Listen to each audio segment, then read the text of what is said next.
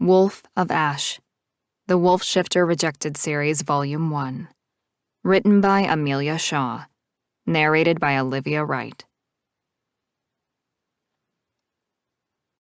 Chapter 1. Talia.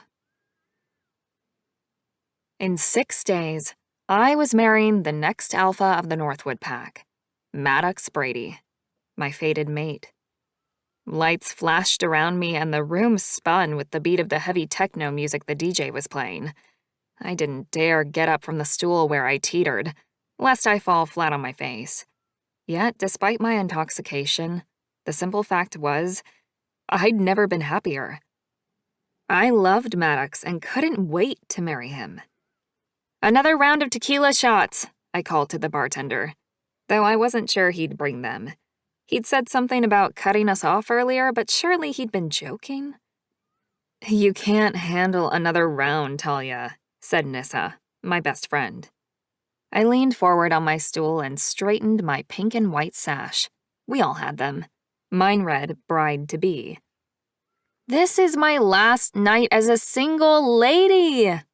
I sang the words, amazed at how loud I could be when the music thumped around me like a drum in my ear. "Gotta make every minute count." Nissa laughed. "The mating ceremony's not for another week, Talia. You've still got time." "Here, I got you another one," Celia whispered, handing me a small glass of clear liquor. My other best friend had come through for me. I took the drink, my hand wobbling as I brought it to my lips. I snorted, then tipped my head back, throwing the shot down my throat. "Wow." I grimaced at the burn and handed Celia back the glass. Then I took a deep breath and focused on the warm feeling of the alcohol spreading through my veins. Oh yeah, that has to be the last one or I'll never make it home. Thank goodness the wedding was next week and not tomorrow. Then again, if it was tomorrow, I would never have gotten this smashed. "Are you excited for the wedding night?" Nissa asked me, wiggling her eyebrows up and down. Celia snickered while I rolled my eyes. They all knew I couldn't wait to finally consummate my relationship with Maddox, my fated mate, my true love, the future alpha of our pack. "Of course she is," Celia answered for me. Celia was my oldest friend. We'd known each other practically from the day we'd been born. Her mom and mine were friends from way back, and we'd been raised together as more sisters than anything else. Celia turned to me with an eyebrow raised. She was by far the most sober of us. "You never told us what the real reason was." I leaned forward on the bar stool, careful not to crush the peanuts lying on the surface of the bar top, then squinted at my friend. "For what?" Celia glared at me. "For waiting this long to have sex with him." I gasped at her forwardness, then put a hand over my mouth and giggled. I shook my head, not wanting to answer. She jabbed me in the arm with her finger and I swayed on my seat. "Whoa! Come on, Talia, you can tell us." Nissa nodded. "Yeah, I want to know why too." I hefted my top for the 10th time, trying to cover up the ridiculous amount of cleavage this outfit showed off to the room, and shrugged. "We just decided to wait." I didn't want to admit it hadn't been my decision. Maddox had been adamant, though. We needed to get married first. Celia pulled another stool over to the bar and huddled closer so she could hear me better. The music was loud, and the people dancing and drinking on this warm summer night were even louder. I closed my eyes, enjoying the heat of the room and the warmth in my blood. As the next alpha's mate, I was watched constantly when we were at home, in the pack, in town, at formal gatherings. I tried to be as perfect as possible, for Maddox, for the current alpha of the Northwood Pack, and also for my dad. But tonight was my bachelorette party. I could finally let down my hair and not worry about anyone else and what they might think of me. The steady beat and thump of one of my favorite songs came through the speakers. I jumped to my unsteady feet, wobbling on the tiny heels Nissa had made me wear. "Let's dance." I pulled my 2 best friends to the dance floor. They were my entire bridal party and all I needed. I began to sway and twerk and giggle away. This wasn't my last night of freedom, of course, but it was one of my last nights as a single woman. Soon I would be a mate, a wife, and the future alpha's mate, with all the responsibilities that came with that position. And I couldn't wait. "Is Maddox doing his bachelor party tonight too?" Celia asked, dancing forward to whisper the question into my ear. I twirled toward her. "Doesn't matter, 'cause I'm here with you." I grabbed her hands and spun around, almost falling on my ass, but managing to stay on my feet. Just. We laughed and danced and drank more, thanks to Celia. Close to dawn, we all caught a cab back to the pack, then staggered into the house I shared with my father. "Your dad doesn't mind if we stay over?" Celia asked, throwing her dress to the floor and crawling into my bed with her underwear still in place. I dragged the curtains shut, blocking out the rising sun. "Course not. You guys are family." The girls smiled as they settled on either side of the bed. I took a drunken moment to appreciate how lucky I was to have these two in my life. As an only child, these girls were the closest thing I had to sisters. I stripped off my own clothes, relieved when my short skirt and too obvious top were in a pile on the floor. I enjoyed being pretty like every other girl, but boobs and legs on show everywhere was not usually my style. "The house is really quiet. So is the rest of the town," Celia whispered, her eyes closing as she nestled into the pillow she'd landed on. I crawled onto the king-sized bed and slid under the covers between my friends. "Dad's out. He said there was some pack business thing they had to do today." Nissa huffed out a laugh as she rolled over. "You're the future alpha's mate and you still don't get told anything, huh?" "Yeah," I lied and closed my eyes. I knew where they'd all gone, which was probably half the reason I'd drunk so much tonight. But we'd gotten on the water around 2 a.m., and now that I was well on the way to sober, thanks to my wolf metabolism, the anxiety had set back in. Maddox, my dad, and the rest of the men in our pack had planned an attack today on a neighboring pack they considered a major threat, the Longclaw pack.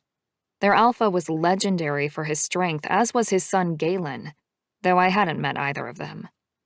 Personally, I hated the wars the wolves fought amongst themselves.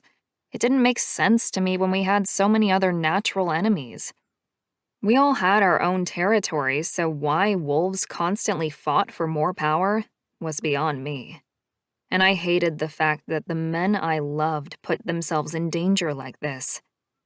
I rolled onto my side and let exhaustion sweep me away. I tried not to dream about the dangers my family were in. After all, my dad and Maddox were my whole world. Galen. My eyes sprung open at the sound of running footsteps thumping through my dad's house. The door to my bedroom flung open and I sat bolt upright in bed. "We're being raided," one of my betas, Tommy, pushed the door wide. "It's those fuckers from the Northwood pack. They're here." I jumped out of bed and rapidly pulled on some old jeans. One of the 50 pairs I kept for moments like this, when I knew I was going to shift and probably destroy the clothing in a split second. "Go," I told Tommy. "I'll be there straight away." Tommy ran out the door again. I didn't bother with a sweatshirt. This was going to be a fight, not a conversation. I didn't need to dress properly. I chased after Tommy, ducking into my dad's room on the way, where he lay in his bed, fast asleep and as pale as the sheets he lay on. He had a light sheen of sweat decorating his brow. Dad hadn't been well for months, so there was no way I was waking him now. If he knew they'd come, he'd want to join the fight, and in his current state, it was highly unlikely he'd survive. He could barely stand, let alone shift and defend our territory against a bunch of strong wolves. I wasn't ready to be alpha of my dad's Longclaw pack. Not yet. And I wasn't ready to live in a world without my dad in it. "Galen," Tommy hissed from the front door. "Come on." I hightailed it out of my dad's room and reached the front door. "What do we know?" The Northwood Pack is about to attack. Our scouts have seen them coming through the woods." "How many are there?" I asked, already mentally preparing for the fight we were about to have. The neighboring pack had always hated our borders, though I wasn't sure why. There was bad blood from way back before I was born, and no one had ever mentioned what happened back then. But why attack? And why now? Had they heard my father was dying and our pack would need to fight without our alpha? That was the most likely explanation for this timing. Assholes. They thought we were weak without my dad. We'd just have to prove them wrong. "At least 30 strong," Tommy said. "Maybe more." I nodded once. They'd brought most of their pack, the men anyway. I hope their alpha is with them. I'd love to take him out, or his pussy of a son Maddox. "Let's go." I was next in line to my father, born from a long line of alphas. I could lead our men in this fight, and victorious or not, I would never abandon them. Tommy and I ran through the town, waking up our fellow packmates and shouting out orders. "Lock the doors. Make sure your families remain safe."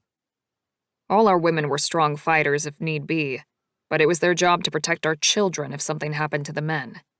It was our role to protect them so that hopefully they never have to fight to save their babies. I called out to my betas. "Let's get to the forest edge." Our town was built well and was only vulnerable from two sides. I had at least 40 men, so I could afford to divide our forces. "Split up. You 5 go to the east." It was unlikely the neighboring pack would attack that way. Their lands lay to the south, but I didn't want to leave any of our borders unmanned just in case. "The rest of you follow me." We ran to the south side, where the forest butted up against the town. My heart pounded like a war drum in my chest. Adrenaline zinged along my veins. The only question in my mind was whether I needed to shift straight away or later. We didn't carry weapons, but my claws were razor sharp, as were my teeth. "There!" someone cried, and I squinted into the darkness of the forest. The sun was only beginning to lift its head.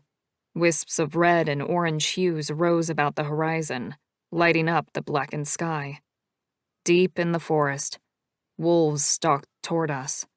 They'd already shifted, their beady yellow eyes standing out against the darkness around them.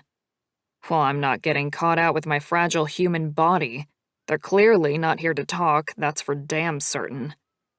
I let go of my humanity. My wolf rose inside me, growling loudly as it took over. I dropped to the ground onto all fours. My whole body vibrated as my skin sprouted fur, and I transformed into the huge beast of my forefathers, my black wolf form. And then it was on. They charged, and every man around me shifted. The dawn filled with the snarls of the wolves from two packs, mine and theirs. There was no warm-up, no formalities as the neighboring pack ran out of the woods toward us. This was going to be a fight to the death, and I damn sure wasn't going down today. Not on my land, not on my father's death watch. I flew at the nearest wolf rushing forward, my mouth open, teeth ready. He snapped in my face, missing his mark as I twisted. I tore around the side of him, ripping my teeth through his fur and tasting blood on my tongue. The wolf yelped and skittered sideways, before teaming up with another gray wolf near him and coming back for a second try. They both faced me, their lips raised in matching snarls. I charged, aiming for the new wolf, and head-butted him, then bared my teeth to the one I'd already injured. He should have run when he had the chance. This time I grabbed him around the throat, my ears burning with his whimper a moment before I tore out his throat. Blood gushed into my mouth. His neck snapped as he fell to the ground, his head tilted at an odd angle, and I turned to growl at the other wolf. They'd come onto my land, into our town to what? Kill us all? Even the women and children? Not today. The other wolf started to back away, before lifting his head and howling. It was a high-pitched sound that set my fur on edge.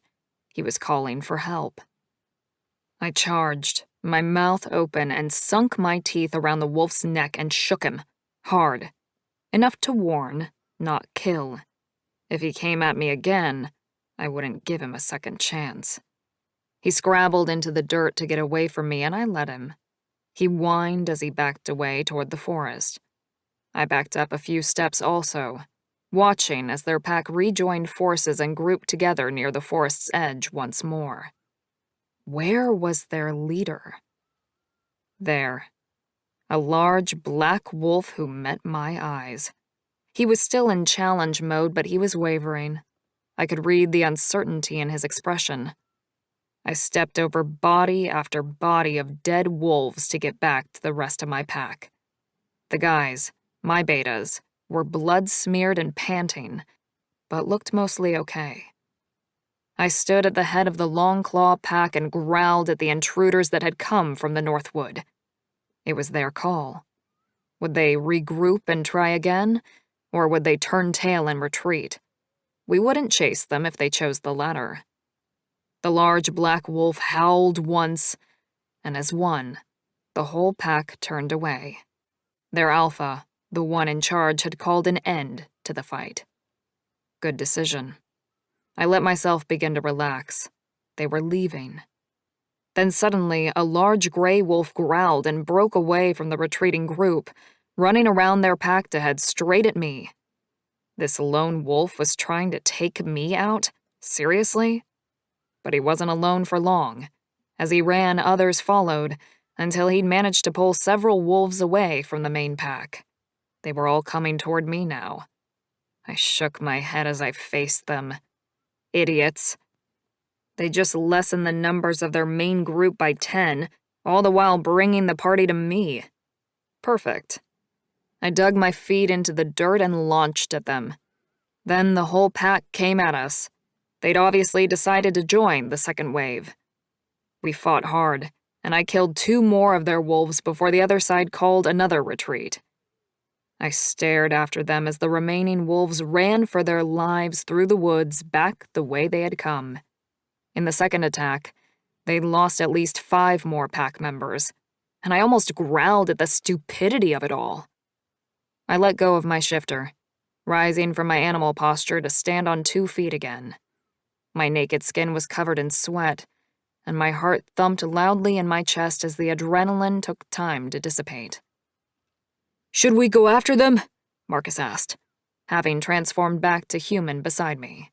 He was huffing and puffing from exertion. Blood poured down his chest from a wound in his shoulder. I shook my head. "We will avenge this attack, but not today. Right now, we patch up our injured and burn the bodies of their fallen." They'd gotten what they deserved, coming onto our land to try and kill us while we slept. They had 12 dead, if I counted correctly, and many others of them had been injured, a huge hit to any pack. They were weaker now. There would be no coming back until they regrouped, which gave me time to plan our attack. I glanced around at my own pack members, several injured and 2 dead. There would be justice. Our pack would have its vengeance. Chapter 2. Talia. My father limped into the house after I'd said goodbye to a still hungover Nissa and Celia. I'd barely slept all morning, worried about my father and Maddox and how they were doing during their attack on the neighboring pack. But even so, I'd not expected them to be back so soon. "Dad!" I ran out to greet him as he practically fell through the front door. "Let me help you." I put my arm around his waist and partly carried him to the couch, where he dropped onto the cushions. He was bleeding from wounds in his leg and chest. Not life-threatening by the looks of them, but not pleasant. "I'll get the first aid kit." "Thanks," he groaned as he hoisted his leg up onto the couch. I grabbed a bottle of water and the box of supplies I kept on hand in the kitchen, then rushed back to my dad. "What happened?" I asked, wincing at the blood gushing onto our couch. "That's gonna need stitches." "Thanks, Talia," he said, lying back and getting comfortable on the cushions behind him. I sighed and pulled up a stool. That meant I needed to do the stitches for him. Dad didn't really like going to the doctor in town. I'd done this before, but I still didn't like it. I threaded the needle and flicked the lighter so I could burn the end to sterilize the metal. With a shifter's metabolism, infections were rare, but for the few seconds it took to do the extra step, I figured it couldn't hurt. I like to be thorough. Can you tell me what happened, Dad? He sighed a heavy, world-weary sigh. I did something stupid. My head flew up and I stared at him. What do you mean? I tried to go for the young alpha. I bent my head to the task carefully, but firmly holding the torn flesh of my dad's leg together so I could slide the needle through. What was the mission exactly? To take out the old alpha and his son Galen if we could. But why? Dad shrugged. Pack politics aren't my thing, Tally, you know that. Let's talk about something else for a minute. You're about to get married. That's the most important thing that can happen in your life. I glanced up. You really think so? The most important? Dad nodded solemnly, then winced as I continued to sew up his leg wound. The chest laceration would be next, but it wasn't bleeding as much. Yes, he said. Everything else is easy to fix if you make a mistake. Wrong house, wrong job. But choosing a mate, or having fate choose one for you, that is the biggest decision of your life. It shapes who you are, who your children will be, and how you live your life. That was the most I'd heard my dad say in one go in a very long time. Is that how you felt about Mom? I asked gently, concentrating on my stitching and not looking up at my dad. He usually didn't like to talk about her, no matter how much I asked. Yes, he said simply. I risked a glance at his face to see a soft smile playing at the edges of his lips. She was incredible, he said with a sigh. The most amazing woman I've ever known. Hot tears gathered in my eyes, and I blinked them away, trying to concentrate on my sewing task. Why don't you ever talk about her? He groaned, shifting slightly in obvious discomfort. I don't know. Too painful, I guess. I sniffed, trying my best to hide the emotions I was feeling and the tears that were still gathering, ready to flow. I coughed to clear my throat and tied off the thread. I was done with my sewing. Because she died? I faced him squarely this time, and my dad stared straight at me. Yeah. I know you never wanted to talk about it before, but how did she die, Dad? Every time I'd brought up the topic, he changed the conversation or flat out refused to talk about it. You almost done? Dad asked, indicating his leg. A punch of disappointment hit me in the chest. I was going to be left wondering again, it seemed. Yeah. I might just wrap it up lightly. And the chest too, hang on. I pressed gauze to the fresh stitches and wrapped tape around the leg wound, then spent a few minutes cleaning and taping the gash on his chest. It was shallow and didn't require stitches the way his leg had. For a human, this quick patch-up job wouldn't be adequate, nowhere near it. Neither would my stitching have been. But my father wasn't human. He was a strong, huge wolf shifter. And as far as I knew, my mother had been the same. Not that I remembered her particularly well. Once I was done, he lifted his leg and swung it off the side of the couch. He panted and cursed a little, but then smiled at me. Thanks. I nodded and made to get up from my stool. Dad reached out for me and grabbed my arm. Can you stay a bit? Sit with me. He had never asked me to do such a thing before. Yeah, of course. Is there something you need to tell me? My heart sickened. Is Maddox okay? He came back from the fight, didn't he? I jumped to my feet and stared out the window, my stomach suddenly churning. Several pack members stood around talking, but no one was coming this way. No one even seemed to be looking at our house. That was a good sign. Maddox is fine. I relaxed slightly at his words. Then he added, He didn't get too close to the front of the action. I couldn't help but notice the disgust in his voice when he said it. Conflicting emotions rose in me, the instant desire to defend my mate, and the knowledge that dodging action in a fight was a cowardly act in shifter terms. It was a cowardly act in any language.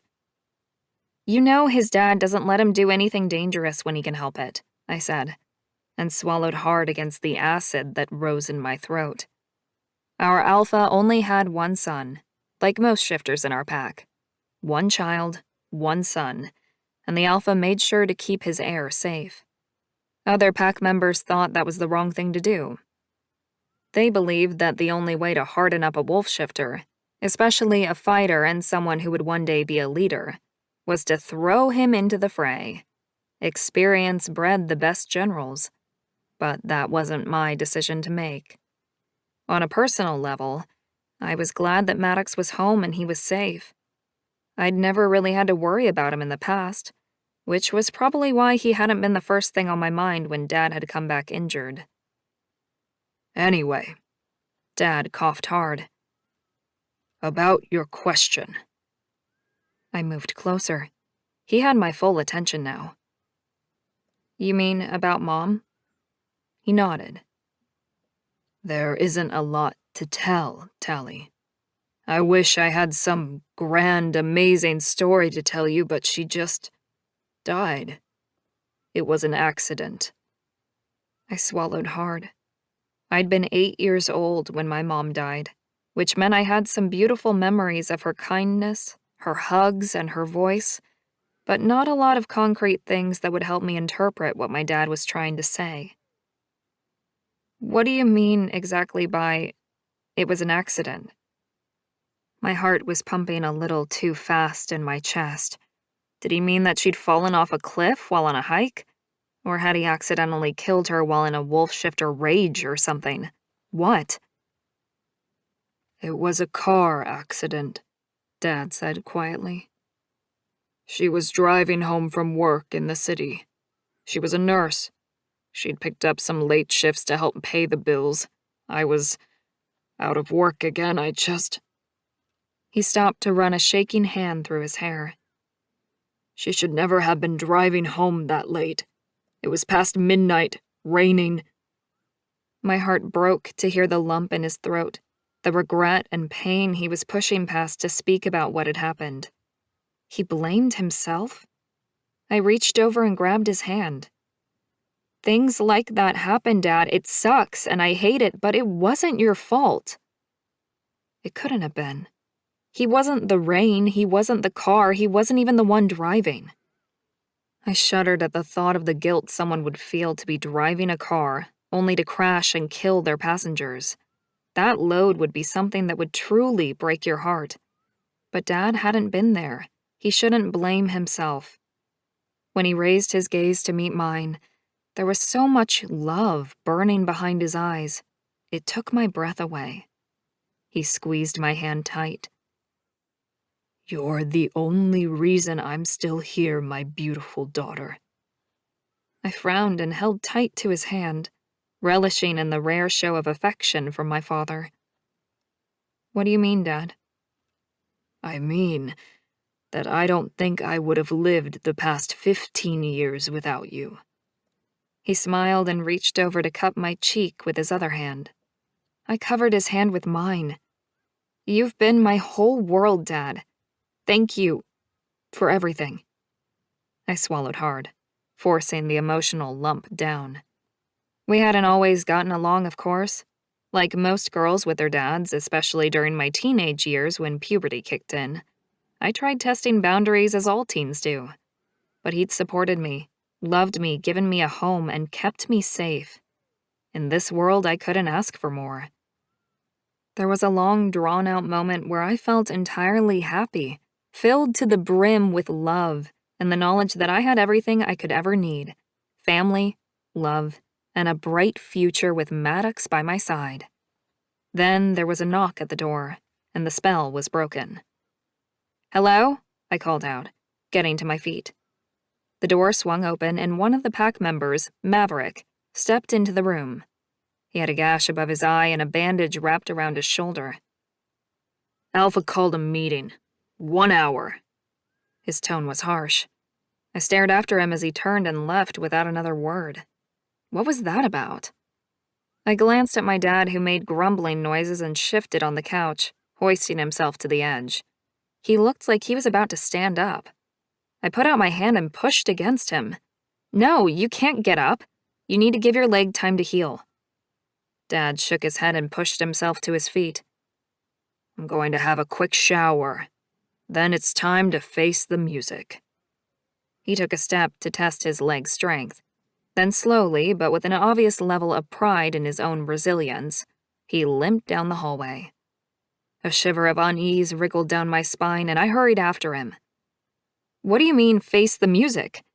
I grabbed his arm and gently spun him around. "What did you do?"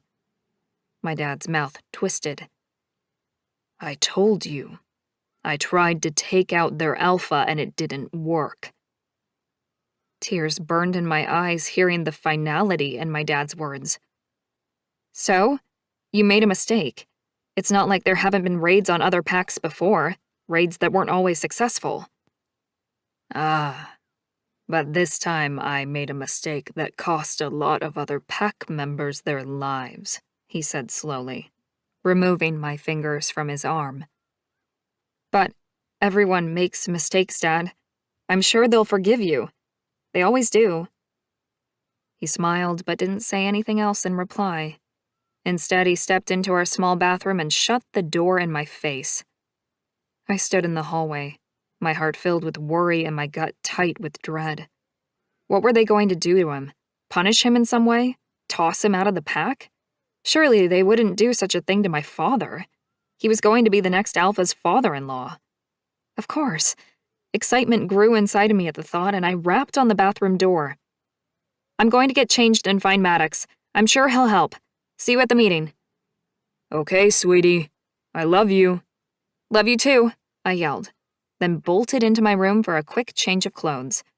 Earlier, I'd just thrown a cotton dress over what I'd slept in last night, but I needed to try a bit harder if I was going to convince Maddox to help me. I had some nearby baby wipes that I used for emergencies, or when the water wasn't running. I did a quick wash of my body, having not showered since last night, and pulled on my black jeans, Maddox's favorite on me, and a tight pink sweater. I took a moment to brush my long hair, because my soon-to-be husband liked it out and flowing down my back. Soft and feminine, he said. I grabbed my house keys and my cell phone, though the coverage out here was terrible, and ran out the door. I had to find Maddox and ask him for support. I had a horrible feeling about what might be about to happen to my dad, and I needed to stop it.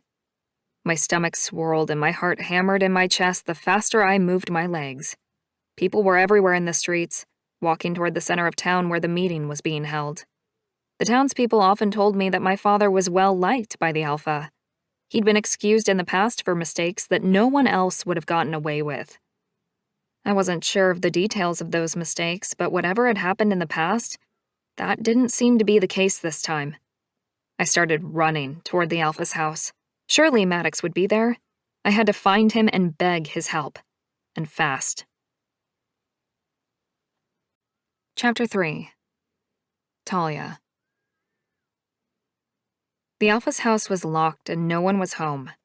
I went to Antony's house, Maddox's beta, but still couldn't find anyone. So I ran about like a mad woman searching every house I had access to. Were they all already at the meeting? Fuck. Then the Alpha's booming voice echoed through town. He was projecting his words through the loudspeaker. Damn it. I was late to the meeting now and I hadn't accomplished what I'd set out to do. I ran toward the center of town. I hadn't kept an eye on the time and I was sweating from the stress. My only hope was that my worries were unfounded. Surely the Alpha would pardon my father. He always did. He was a hard Alpha, but not unkind. Normally. I reached the edge of the gathering and stopped. Taking deep breaths to try and calm myself down, I placed a hand on my heart, feeling the hammering beneath my palm, and took some time to slow my breath. It's okay. It's going to be okay. The attack this morning was a disaster, the Alpha was saying. I peered through the crowd, between the heads of the people in front of me. There was a small stage the council had set up for such meetings. It was only 2 feet off the ground, but it meant that most of us could see whoever was speaking. My gaze slid from the Alpha to Maddox, who stood at his father's right, tall and proud and gorgeous. My heart leapt in my chest at the sight of my mate. Electricity sizzled in my veins and happiness bubbled through me. There was the person I was meant to spend the rest of my life with. My love. My fated mate. I frowned as I stared at him. Something was different.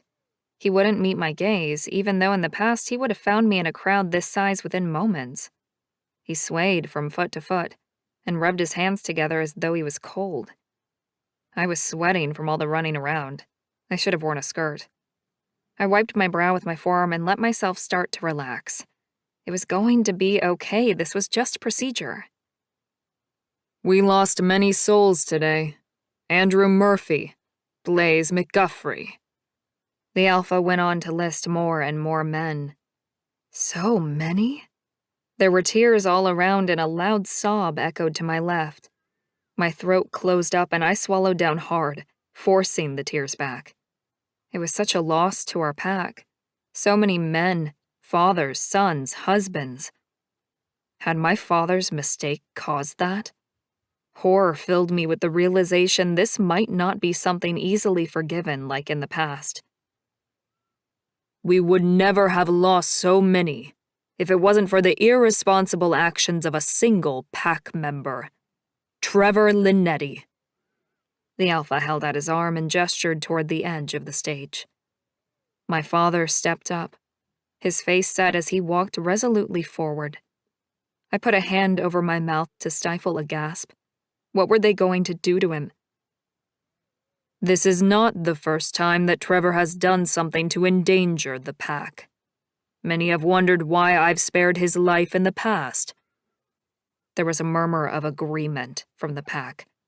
Oh my God, I had to get to my dad. Excuse me. I pushed through the people in front of me and began to work my way through the crowd. I had to beg them to spare him. I wasn't sure what I'd say, but I had to convince the Alpha not to hurt him. I shoved through more people, but I was still 20 feet away. The whole pack had turned out for this. His wife, Margaret, was an exceptional woman, and many of you would know that she brought special gifts to the pack. But she is no longer around, and after Trevor's selfish, despicable actions from this morning, I can no longer shield him from the pack's anger. There was a loud growl and a surge of energy. No! I yelled. And that was when I finally caught my mate's eye. Our gazes connected and I felt the same pull, the same tug of desire and heat that I always did. Maddox! He looked down and away, breaking our eye contact and ignoring my plea. No. Trevor Linetti, the Alpha continued. You are sentenced to death for your crimes against this pack, and your remaining family will be cast out, forbidden from returning on pain of death. Sentenced to death. Oh my God. I desperately looked for Maddox again, but he'd moved out of my sight. I didn't care at this moment. I had to get to my father. I pushed and shoved and ran, stumbling over a woman. I'm sorry, get out of the way, please! I screamed out toward the stage. Dad! He didn't turn. Instead, he dropped to his knees in front of the Alpha. My dad said something I couldn't hear. The Alpha shifted into his massive wolf form in a ripple of light and magic. No! Please, no! I shrieked, throwing myself at the small stage. The people around me jumped back as if not wanting to touch me. I plowed forward, falling to my knees just as there was a collective gasp from the crowd and a muffled scream from a woman behind me. A sickening crunch filled my ears and blood splattered everywhere. Too late. I reached out for the edge of the stage, gripping the wood with my claws as my wolf shifter rose inside of me, struggling to get out. I couldn't see, couldn't hear anything but that crunching sound on repeat, over and over. My fingers slid in the blood, and the tang of it rose to fill my nostrils. I tried not to vomit as I stared at the mangled body on the stage. The alpha had just killed my father, right in front of my eyes. I ran through the woods in my shifter form. How I got here, I had no idea. Trees flew past as images of my father's headless, lifeless body dropping to the stage floor echoed in my mind. It had to be a dream. No, a nightmare. A nightmare to end all nightmares. I couldn't have designed a worse fate for myself. My only living family gone. The man I loved, the man I was mated to, standing by, watching and doing nothing as his father killed mine. Romeo and Juliet had nothing on me. I ran and ran until my legs gave out and I collapsed onto the grass. The sunshine danced in my fur, making a mockery of my sorrow. I was going to be sick. How dare the sun even show its face on a day like today? It was the end of my life as I knew it. Dad was gone, dead, and I was banished from the pack. My own pack, casting me out at the moment I was most in need. And Maddox. My thoughts skittered away. I couldn't bear to think of his betrayal at this moment. I closed my eyes, waves of grief washing over me. The devastation was so complete, my anger couldn't even try to rear its head. My father had done what his alpha had asked of him, and that same alpha had thought it his duty, his right, to end my father's life. What was I going to do now? My ears pricked up at the sound of running. 2 sets of paws hitting the earth if my ears were correct. Was the pack coming for me already? Was I to be put to death as well? The week before my wedding? I didn't even care right now. They could take me and I would join my parents. At least then I wouldn't be alone. I didn't even lift my head, just rolled onto my side and stayed there waiting for fate to deliver the death blow. The running grew closer, followed by the panting breath of 2 wolves. I refused to open my eyes, the pain in my heart making me wish I could crawl into a dark hole and die. Literally. There was a ripple of magic and a shift in the air. Then 2 sets of human hands were on me. "Talia, are you okay?" Nissa asked, pressing a kiss onto the top of my head. "Of course she's not okay, you idiot!" Celia practically yelled at her. "Did you see what the alpha did? Did you hear what he said?" I hadn't realized how much I wanted to cry until this moment. As my sadness became overwhelming, my wolf shifter let go, and my human body returned. The forest was cold, and my friend's hands were warm on my skin. "Oh my God!" I began to sob, letting the tears finally fall. I curled up into a ball and rocked as I vocalized all my pain, while my 2 friends wrapped their arms around me. I screamed and cried and howled, and still they held me. Eventually the tears dried up, and I was left feeling like a husk of a person, unwilling and unable to form a single coherent thought, or feel anything other than darkness. "The pack's isolation cabin is not far from here. Let's go there and get warm," Nissa said softly. I shook my head, not able to answer. "Come on, Talia. Up you get," Celia coaxed, putting one arm around my back and somehow managing to get me onto my feet. My knees gave way. "Grab the other side," Celia called, and Nissa pressed in close. If it had been any other time, I would have remarked on the strangeness of their naked bodies pressed against mine, but this was not the time for light-hearted jests. Instead, their closeness kept my heart from breaking completely. They half carried me through the woods, my feet dragging in the dirt and forest floor debris. "Put me down. Please, I just can't." My voice was hoarse and my stomach was empty. Had I vomited at some stage? I couldn't remember. Everything back at the pack grounds was dark after that moment. No, Celia hissed. We are not staying out here naked and alone. We are getting to the cabin so we can get some clothes and talk about what we're going to do next. The vehemence behind her words bolstered my strength, and I somehow managed to get my feet under me and join them in the awkward stagger to our new destination. Finally, I saw the wooden cabin through the trees. We're almost there, Talia, Nissa said, breathing hard. Almost there. Together, all three of us, like some naked four-legged race, clung to each other as we aimed for the cabin. When we finally staggered up the front steps and stood on the stoop, Nissa pushed open the door and we fell in. Celia groaned as she staggered to a nearby couch, and I hit the deck, crawling over to the bearskin rug in front of the cold fireplace. Give me a minute.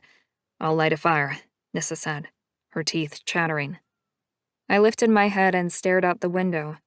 The sun was beginning to fall out of the sky, and shadows crossed the window. Just how long had I been out in the forest alone? Celia grunted as she heaved herself up off the couch. I'm gonna lock the door, then find us some clothes. She slid the large bolt into the deadlock, then started going through the cupboards lining the walls. Got it, Nissa said, and I managed to pull myself up into a sitting position as the first flickers of flame in the cold grate began to burn. I swallowed against the dryness in my throat. I haven't been here in forever. I couldn't even remember the last time I had run as far as this, several years at least. The cabin was a large box with no internal walls. There were beds against one wall, kitchen stuff on the opposite side, and all the living area in the middle where we currently sat. There was a toilet outside, but I wasn't venturing out there right this minute. Yeah, I haven't been here in a while either, Nissa said, settling cross-legged beside me and staring into the flames. The fire was growing by the minute, and my once goosebumped skin was beginning to warm. Here, Celia said, throwing some clothes in our direction. There's sweaters and jeans and a few tops. Not exactly our sizes, but at least we'll be warm. The clothes she'd thrown at me were for a man, 4 times as big as I needed. But I slipped on the huge sweater with relief and tucked my bare legs up inside and laid my head on my knees. There was a long silence before Nissa finally put her hand on my back. What are you going to do, Talia? I sighed. All my tears dried up. I don't know. I really don't know. You're the next alpha's fated mate. Surely they'll take you back, Celia said, coming to sit down next to me on the bearskin rug and stretching out in front of the fire. I squeezed my knees even harder. I hope so. We're fated mates, right? No one rejects their mate. My question was answered by silence, so I finally lifted my head and repeated my question. Right? Chapter 4. Talia. I stared at Celia, the stronger of my 2 friends, the harsher one, the physically bigger one. She'd never shied away from telling it to me straight. Celia? She pressed her lips into a firm line, then nodded. You're right. No one has ever walked away from their mate. You guys are fated. Nothing would mess that up. Nissa shuffled forward, so we were sitting in a sort of triangle, and I could see both of them. How are you feeling about it all, though? Like, Maddox's dad killed your dad. How are you going to get past that? I didn't have an answer to that one. I just want Maddox, I said. I want him to come here and wrap me up in his arms and tell me everything's going to be okay. Celia and Nissa glanced at each other, then converged on me like they had out in the forest, holding me close. I didn't fight them. I allowed them to press even harder into me, closed my eyes and inhaled their mingled earthy scent. We'll never leave you, Nissa said. You're our best friend no matter what. Always, Celia added. You can count on us. We climbed into the bed without dinner and somehow exhaustion took me. We slept through the night. When I woke up in the morning, the birds were singing in the trees surrounding the cabin, and faint rays of sunlight filtered into the room. I pushed the scratchy blanket off me and stretched, my stomach rumbling for food. "Morning," Celia said, though she was a grouch in the morning. "How are you feeling?" Nissa asked, sitting up and staring at me like I would do something stupid if she dared take her eyes off me for a single minute. Hungry," I said, "and ready to go back." I still felt strangely numb in my mind, like someone had slammed down a huge wall between my memories and me. I couldn't feel much except for an aching in my chest, like I had a hole in my ribcage. I lifted my hand and rubbed at the spot over my heart where my father's love used to sit. I need to go back and see what they've done with my dad, and I really need to see Maddox and find out what we're going to do. "Let's get going ASAP then," Celia said. Nissa nodded. "We need food, too." We all took off the clothes we'd borrowed, folded them up, and shut the door to keep the wild animals out of the cabin. "Let's do it," Celia said. It was time to go home, so we shifted back into our wolf forms for traveling. Nissa and Celia were both a nice gray, but I'd always been black, just like my mother. Together, as a small pack of 3 wolves, we ran home. When we hit the main road in our town, we all went our separate ways to find our houses and get clothes. When I reached my home, I shifted as soon as I stepped onto the porch. My heart was in my throat as I opened the door. The words stuck in my head as I fought the desire to call out to my dad, to ask how his night was and tell him about mine. I glanced around the room. It was like nothing had changed, like he wasn't dead. I rushed to my bedroom, running from the memory of what had happened yesterday, a whirlwind of emotion set to chase after me if I dared to think about it too long. They would drag me into the pit of despair if I gave them half a chance. I had the fastest shower on record, but one was needed nonetheless. I was covered in sweat and tears and dirt. I was pretty sure neither Maddox nor the Alpha would be happy about that if I were to turn up on their doorstep unwashed. Then I dressed, not sure if I needed to be getting ready for a funeral or not. So I reached for my most comfortable pair of black leggings, a long dress, and a heavy silver belt.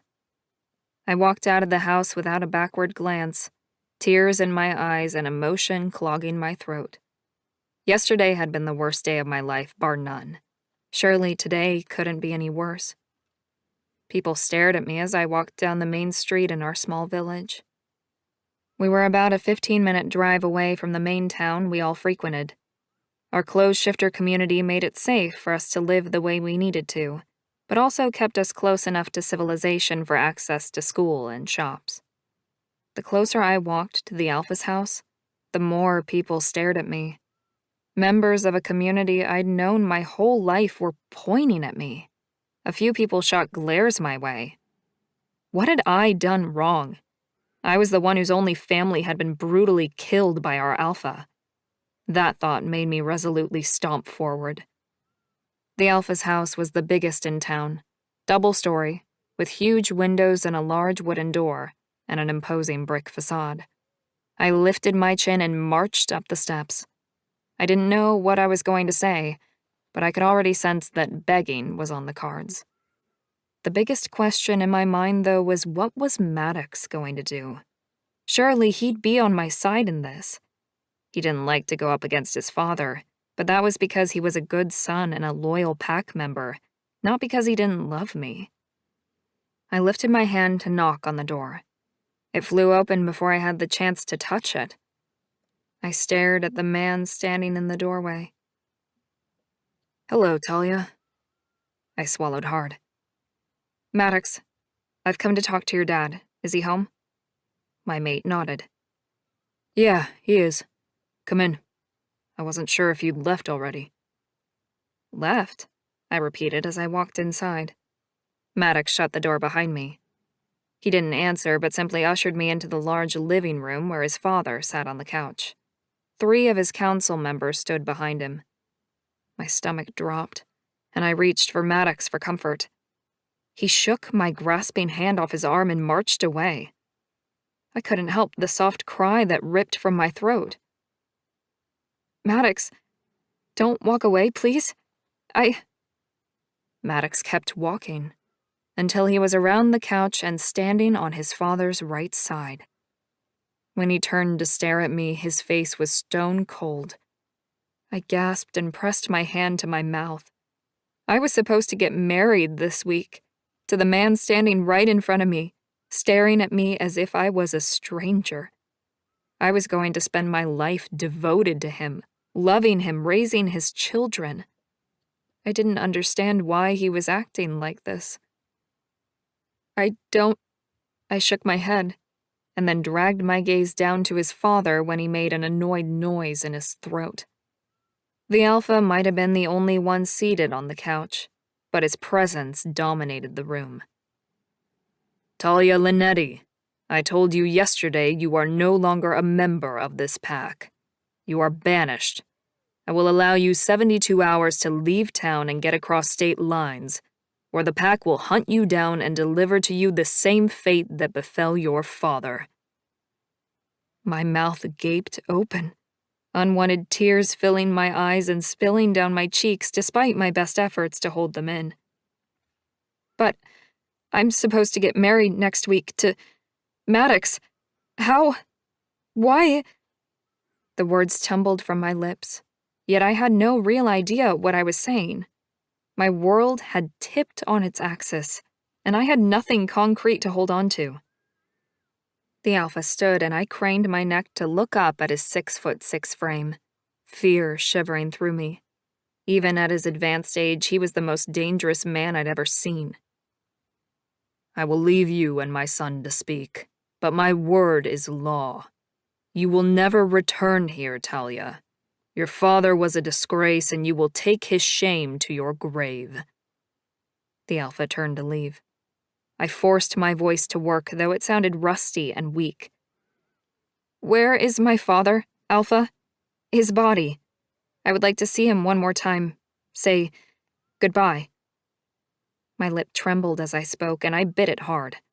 I felt like a pathetic child acting so terrified in this moment. But he was the most powerful man in my pack, and he had just murdered my father. He's been taken to the pack's burial site, the alpha said, and walked out without another look. His betas, the other 3 men in the room, all left with him. As soon as the door shut, I staggered toward my mate. I landed on my knees on the couch, staring directly at Maddox standing behind the furniture. A pained sob wrenched itself from my chest as I stared at my husband-to-be. Tell me I'm dreaming, that I'm in a nightmare and one day I'm going to wake up from this. Maddox, please. I reached out for him once more, for his gorgeous, perfect hands, desperate for comfort from my mate. But he pulled away out of my reach. No, please. Talia, stop. You heard the alpha. Maddox turned his back on me, his ass making his jeans look way sexier than he had any right to at this point in time. But we're fated. I pushed myself to my feet. You and I are meant to be. You've said it 1,000 times. It's why we're getting married. It's why we waited so long. I gulped down the words, bitterness lacing my tongue. What was the reason we'd waited so long? If we were mates. Some mates couldn't wait even a minute to start fucking. They saw each other and that was it. Boom. They were together from that moment on. But Maddox and I had dated for years. He said he'd wanted to wait until our wedding night to finally take me. I'd always thought it was the most romantic thing I'd ever known. A shifter who would fight his most basic instincts to show respect for his partner, to wait until our official mating to impregnate me. But maybe it had been more than that? Maddox shook his head. It doesn't matter. Of course it matters. He stared at the wall opposite him, as if he couldn't bear to look at me anymore. I stumbled around the couch and stood in front of him, forcing his gaze onto me. Maddox, I love you. We have to find a way to change your father's mind. His jaw tightened, and his teeth set in that obstinate way he'd had since we were young. No, Talia. His eyes were cold. Empty. I reject our bond and I reject you. We will never be mated.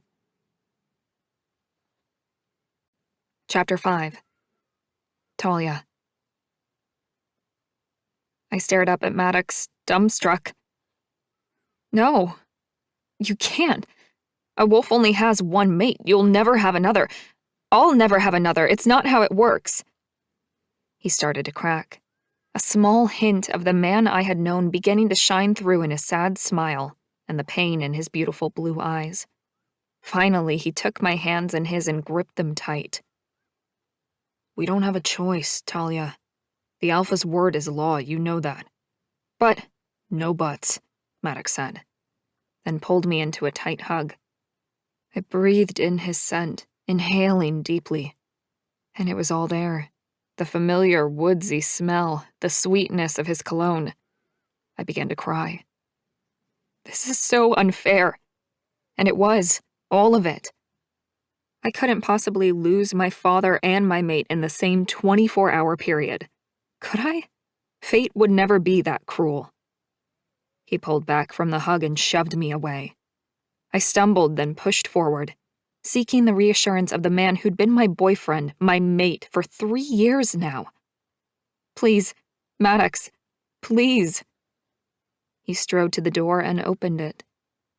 When he glanced back, there was pain and regret written all over his face. I'm so sorry about your dad. I tried to help, but... He shrugged. I nodded. I knew. He was helpless to change his father's mind while his dad was still the Alpha. Go and see your dad, Maddox said quietly. Goodbye, Talia. I raised a hand to beckon him. Mad. The door closed, and I was alone in the room. Rejected. It was unheard of. Impossible. I shook my head and a wave of unexpected pain coursed through me. My head felt like it was about to explode from the stress and grief. I staggered a little from the impact of the sudden headache, clinging to the couch so that I didn't pass out. That was the last thing I needed, to give the Alpha another reason to hate me.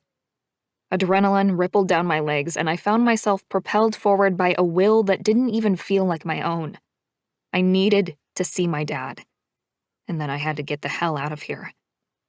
My trembling legs moved me forward, through the town, and toward the cemetery. Where would they have put him? I glanced around, terrified of what I was about to see. How would my father's body look after a night out in the elements? Then I saw it. The newly dug grave in a familiar spot. I stumbled over to the headstone I had knelt at for over 10 years, my mother's final resting place. There, now beside her, was a new burial. The dirt was freshly turned over, and instead of a tombstone, there was a simple wooden cross planted in the ground. No words, no name. He had been buried as a traitor. An angry sob rose in my throat, so I tried to concentrate on the one thing they had managed to get right. He'd been buried beside my mom, his mate, the love of his life. The tears flowed freely again, down my face in hot, wet torrents. I wiped them away with the back of my hand, numb to most of the feelings now. But my tears wouldn't stop. They didn't even let me say a proper goodbye to him. I stayed there, on my knees in the dirt, until my legs ached from the position and my face was finally dry. When I could stand, I pushed myself up and began the slow, painful walk of shame back home. Through the streets of our town, past the homes and judgmental glances of the pack that now shunned me, away from the mate that rejected me. I walked until I fell in my father's front door, and then I simply laid on the floorboards until morning. Galen. I stepped into my father's bedroom and hurried to his bedside. Son, you have news, he asked, pushing himself up and leaning back against the pillows. You don't look well, father. I couldn't help the words. His cheeks were ashen and sunken, his eyes dark holes in his head. He was no longer the strong Alpha I had grown up with, and I had no idea how to stop the decline. "Don't worry about me, Galen," he said, swatting his hand through the air in a dismissive gesture. "I'm stronger than I look. Always have been. Now, tell me what happened this morning." He didn't reprimand me for not waking him, and for that I was grateful. I didn't want to admit the truth, that I hadn't dared wake him because he was so unwell and weak that I didn't want him in the fight. The Northwood pack attacked at sunrise. My father's dark brows lowered. "Bastards. What happened?" I inhaled sharply. I'd spent hours with my men after the fight, assessing their injuries, sitting with them as they were stitched and bandaged, pouring alcohol over wounds and down throats for pain management. Wolf shifters were strong, deadly creatures, but we were still mortal. 3 dead, 10 badly wounded, but we won the fight. My dad's eyes glittered with anger.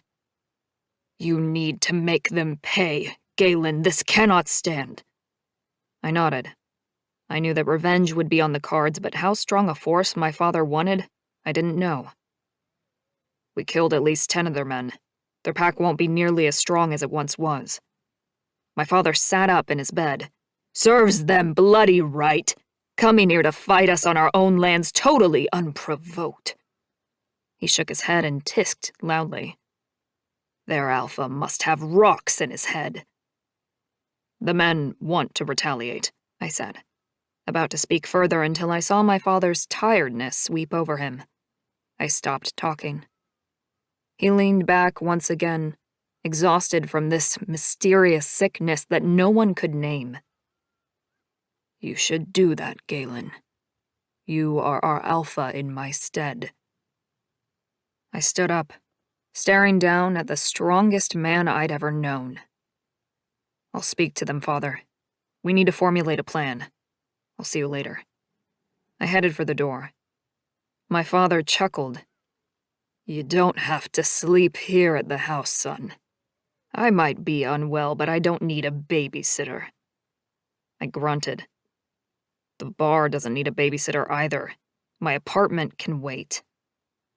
My father closed his eyes and I slid out, shutting the door quietly behind me.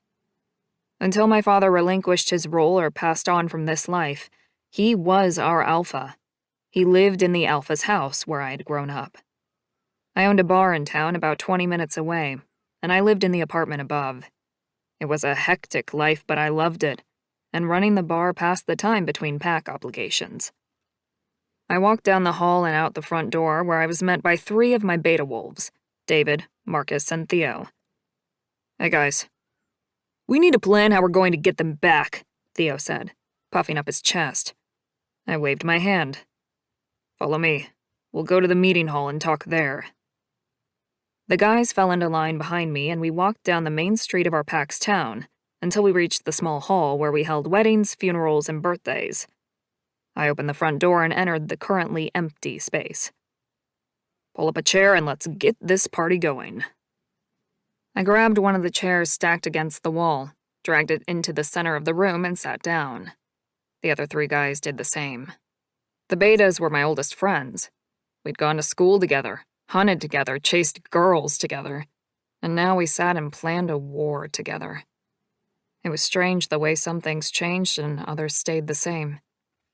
When everyone was settled, I took the opportunity to study them. Most of them were uninjured from this morning's fight, except for Marcus, whose eyebrow was covered in dried blood, and his neck had a neat row of stitches showing above his collarbone. I swallowed hard, an ache forming in my gut. These men would put their lives on the line in a heartbeat to keep our pack safe. I was grateful more of the pack weren't injured, but I dreaded the fights to come. "So," I said, "tell me what you're thinking." The guys glanced at each other, then Theo moved forward, pinning me with an intense stare. "We need to pay them back, like now." I held a hand up to calm him. "We do, and we will. Going right now without a solid plan would not be smart. We killed a lot of their pack, which leaves them vulnerable," David hissed. "We should strike now." I shook my head. my gaze sliding over to Marcus and the way he shifted uncomfortably in his seat. Did he agree with the others? I focused back on David. Our pack has been hurt too. We don't want to go off half-cocked and get more of our friends killed because we didn't wait for them to heal. David lifted his chin in a show of defiance. Wolves heal fast. I sighed. I know. So you don't need to be patient long. A few days, a week maybe, and we'll be back to full force. Except for Damien and Toby, Marcus said quietly. And Rocco, Theo added. Our fallen comrades. We'd been lucky to only lose 3 men, but it was still 3 too many, for a fight we had neither expected nor started. Anger pooled in my gut. We would get vengeance for our men. I leaned back in my chair. God rest their souls. Have their burials been arranged? Marcus nodded. The pack has decided to do 1 funeral a day for the next 3 days, so their families have time to prepare and mourn. That was a good idea, rather than forcing the pack to attend all 3 funerals in 1 day. I clapped my hands together. So we allow ourselves a week to heal and prepare for war. The 3 betas nodded in agreement with my timeline at last. We should increase our security, Theo said, in case they try something again. I shot him an approving look. You're right. We'll double it. 4 men on watch every shift from tonight. That would stretch our numbers a little, but it would just mean covering people in their day jobs when those on watch duty needed to sleep. So, when do we attack? David asked. The bloodthirsty question making me want to roll my eyes. That sort of dumb thinking had gotten the other pack's members killed. We don't, necessarily. We need to be smarter than them. What do you mean? Theo asked. I think we need to do more than just walk onto their land and start another fight, I began. I don't know what exactly, but there has to be a better way to seek vengeance than just copying their own stupid move. If we just do the same as they did, the outcome will be similar, until finally there will be no men left in either pack. Then what do you suggest? Marcus asked. I spread my hands wide. I don't know yet, but there's gotta be a better way. Throw any ideas at me that you have. There was a long moment of silence, and I could almost hear the cogs in their brains turning. What about kidnapping the son of the Alpha? Theo said. He's a wanker. I've seen him in town, big guy but weak. He's a coward. Really? Tell me more. We spent the rest of the afternoon throwing ideas around. By the time the sun was setting over the forest, we were finally done and had a few ideas on how we might be able to cripple the pack nearest us. I'd always hoped the war we'd fought on this soil for generations would end with me. But here I was, not even in the shoes of the Alpha yet, and I was planning my first attack. I didn't like the idea of it, but this pack meant everything to me, and I would defend all our pack members with my life, even if it meant going on the offensive. I lumbered back to the Alpha's house, unwilling to leave my dad and go home to my apartment just yet. He seemed weaker every time I saw him, which was so frustrating. It was unusual, almost unheard of, for a wolf to die of sickness, especially an Alpha. We died of heartbreak, or injury sustained while fighting, or an accident like my mother. Simple old age was the most common, when our hearts gave out, but wolf shifters lived far longer than humans. We did not die from some strange, unidentifiable disease in our 50s. My father hadn't seen me mated, hadn't met his grandchildren. It was unfathomable to me that at 30 years old, I may lose my remaining parent, our Alpha, who was supposed to be the strongest of us all. I crept into the house and checked out the fridge. It was stocked full of ready-made meals, and I smiled. Our pack looked after one another.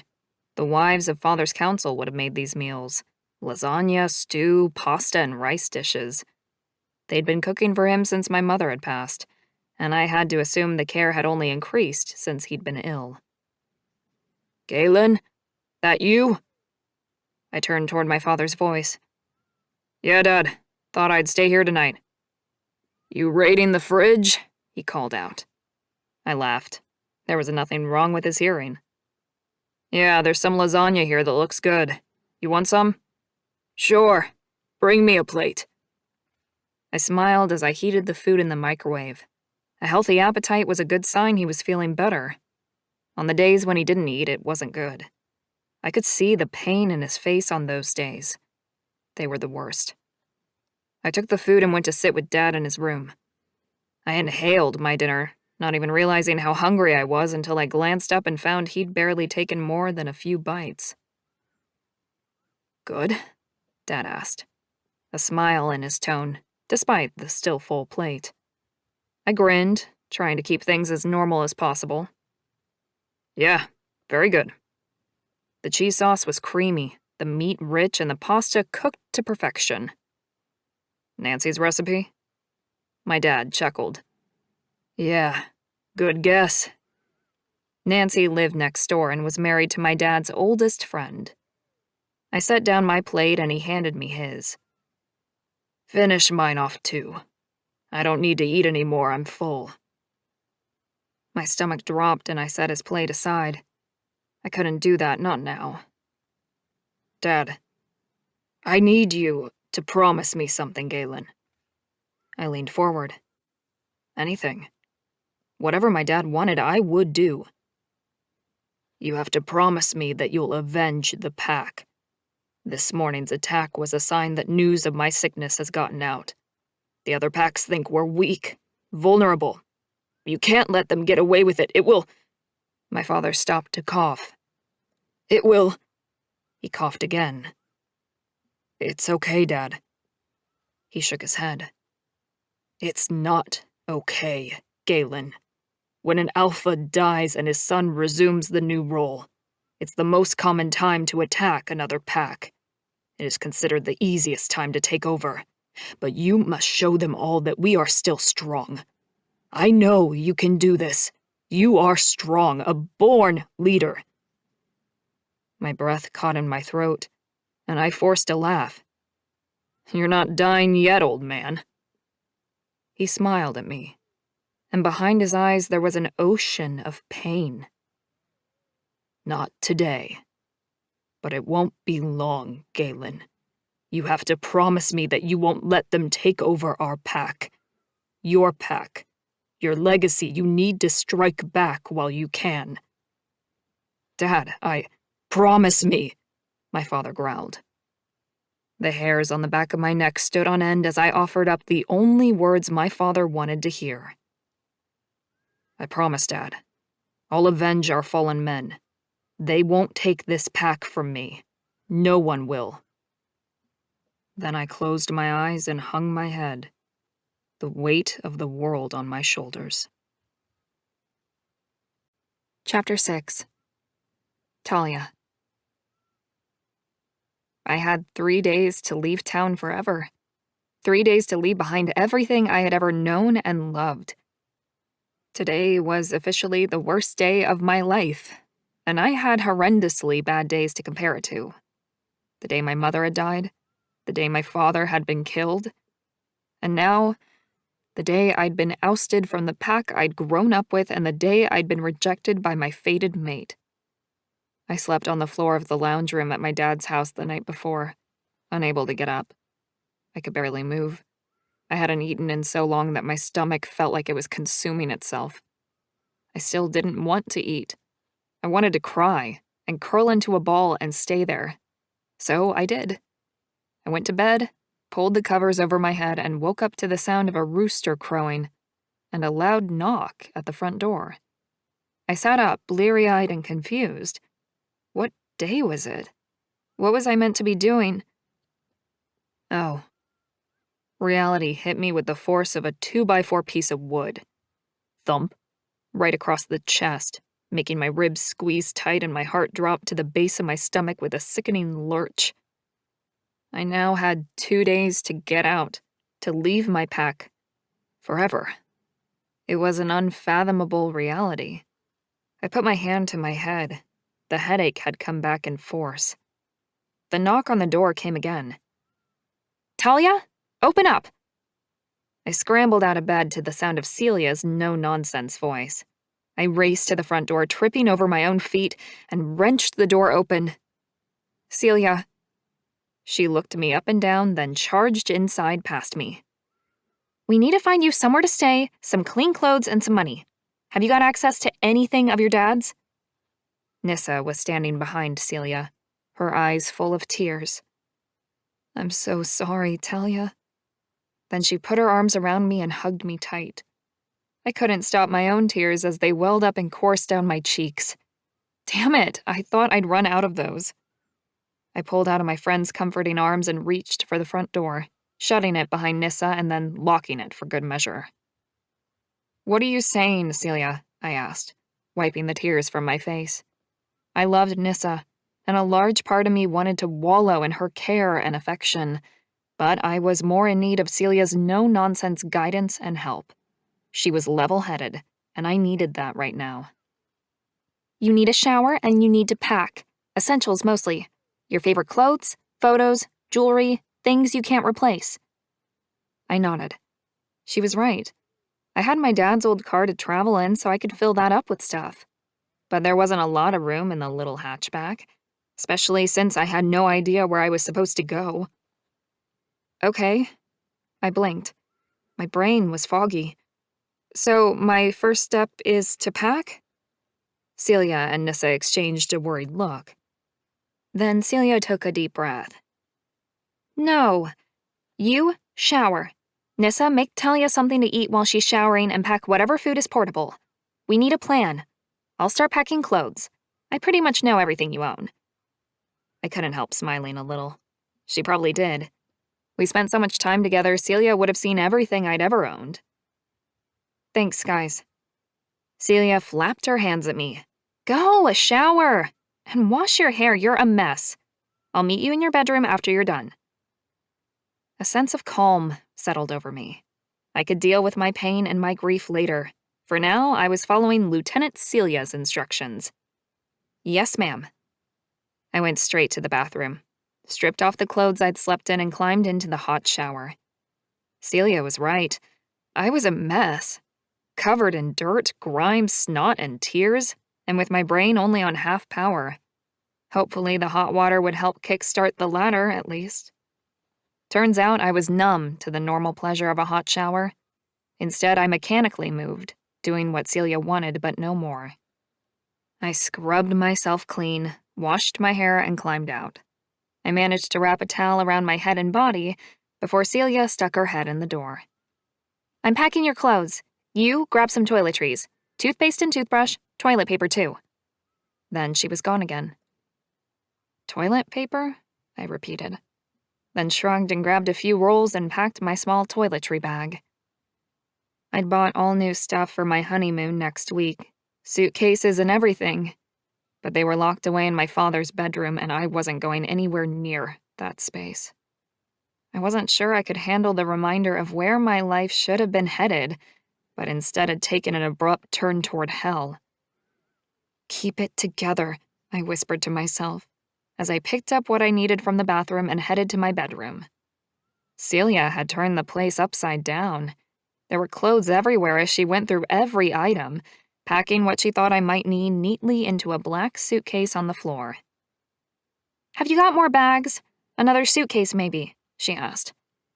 I have a backpack or two, I think. Get them. I grabbed what she wanted from the cupboard, then moved over to my clothes and stared at the pile. What to wear on the day I escaped my pack?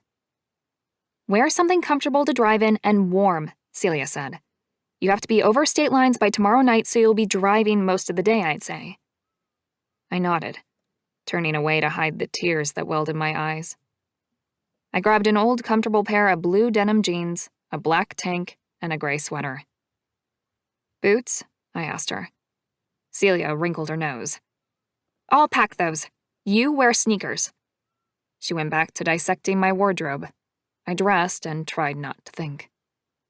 Talia, Nissa called from the kitchen. Come eat. I glanced at Celia, who waved me away. Go, we're on the clock here. I groaned and trudged to the kitchen. My heart was beginning to pump a little harder, a little faster now. It hadn't given up on me, which was a good thing, I think. There wasn't a lot in here, Nissa said, placing a plate down in front of me loaded with toast, scrambled eggs, bacon, and tomatoes. Despite her apology, the plate looked like more than enough to me. I was still struggling to get my stomach working again. It was full of anxiety and grief, and there wasn't much room for food. I did the best I could, she added, and I sent her a grateful smile. Thank you, Nissa. She nodded at me, her eyes filling with tears before she turned away to the pantry. I found a box in the recycling, and I'm going to fill it with food you can eat while driving, and some canned goods and stuff. And I'll make you some sandwiches as well, 'cause I know you forget to feed yourself when there's no one else to cook for. I shrugged. It's better when there are others to feed. Makes it worthwhile. She glanced over her shoulder and grinned at me. I agree, so eat. I picked up my fork and knife and slowly began to consume what she'd put on my plate. On a normal day, I would have devoured the whole lot, but my stomach ached after the first few bites. I forced myself to keep going. I hadn't eaten at all yesterday, and I needed my strength if I was going to get out of here alive. I shoved more food down my throat until I was almost gagging on the bacon. Thank you, I said, pushing the half-empty plate toward Nissa.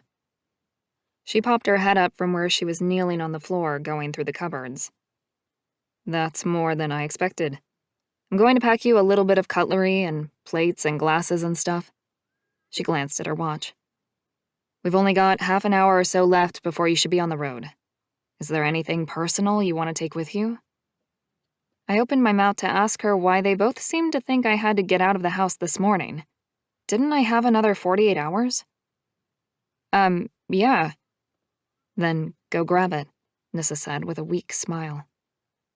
I took a steadying breath and headed to my father's bedroom, where my mother's jewelry was stored along with the photo albums my father had kept close to him. I ran my hand over my parents' wedding bed. I'd always thought I'd live in this town with my pack until the day I died. I couldn't believe I was being forced out, through no fault of my own, and that my father was no longer with me in this life. A pang shot through my heart, and I bowed my head to hide the rush of emotion. Do you need a bag to put those things in? Nissa called. I snapped out of my fog and turned toward the door. No, I'll take Dad's suitcase with me, it's all good. It wasn't, but I was trying to keep my head above water, lest the depression drown me.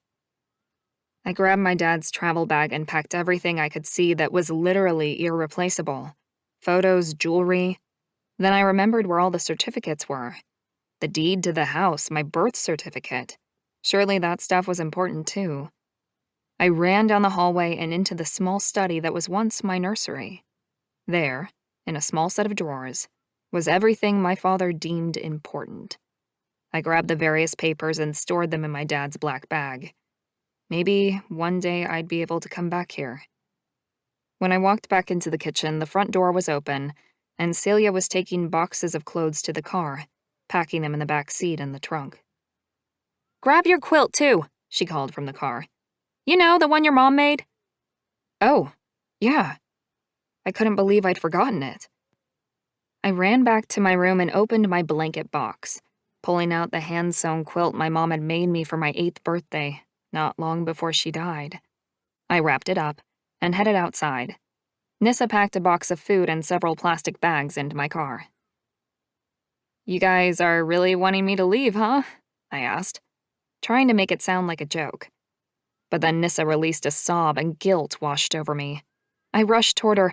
I didn't mean it like that. She wrapped her arms around me and I squeezed her tight, feeling like for the first time, I was having to comfort her instead of the other way around. I'm going to miss you so much, she said.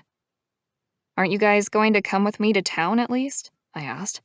We could have a farewell lunch, or... Nissa pulled out of my arms and took a step back towards Celia. They looked at each other and Nissa said, We can't. Celia handed me the car keys, then took out her wallet. I've scrounged up everything I could find for you. She pulled out a wad of cash. I put my hands up and refused to take it. I don't need that. I can get a job, work my way across the state. She moved closer, folded the cash over, and pushed it into my jeans pocket. You're gonna need gas and food and a place to stay. The money was meant to be a wedding present, so... Yeah. Celia stepped back, thrust her hands into her jean pockets, and pressed her lips into a thin line. Tears welled in her eyes, and I bit down on the inside of my cheek to stop from crying. Why can't you come with me? I wasn't sure I wanted the answer, but I also needed to know for sure. The Alpha, Nissa said quietly. We've been banned from helping you, and we're under orders to hunt you down if you're not gone by sunrise on Thursday. I shivered at the threat behind the words. The Alpha's, not Nissa's. But you already did help me. I gestured to the house. You packed me up and... I trailed off. They were helping to get rid of me. Oh, you were just making sure I was away on time. Nissa shook her head. It's not like that. We convinced the Alpha to let us help you pack up. We told him we could make you leave faster, but that's not why we did it. We don't want you hurt, Talia. You're our best friend. We wanted to help you and send you on your way with the knowledge that we love and care for you. Nissa's voice broke on the last word, and Celia wrapped an arm around her. I nodded once, appreciating their motives, but it was time to go. Okay, I'll call you when I arrive, wherever I'm going. Celia opened the car door for me. There's more money in the glove compartment, she whispered. I actually managed to laugh, the sound rusty and painful in my throat as I slid into the driver's seat. Laughing was far better than crying, and I'd already done so much of that in the past couple of days. I'll see you guys later, I guess. The girls smiled as they shut the car door. I started the engine. I had no idea where I was going, but I put the car into gear and drove away. Away from the only family and the only home I'd ever known. Chapter 7. Talia. I only had one human friend in town, Kylie.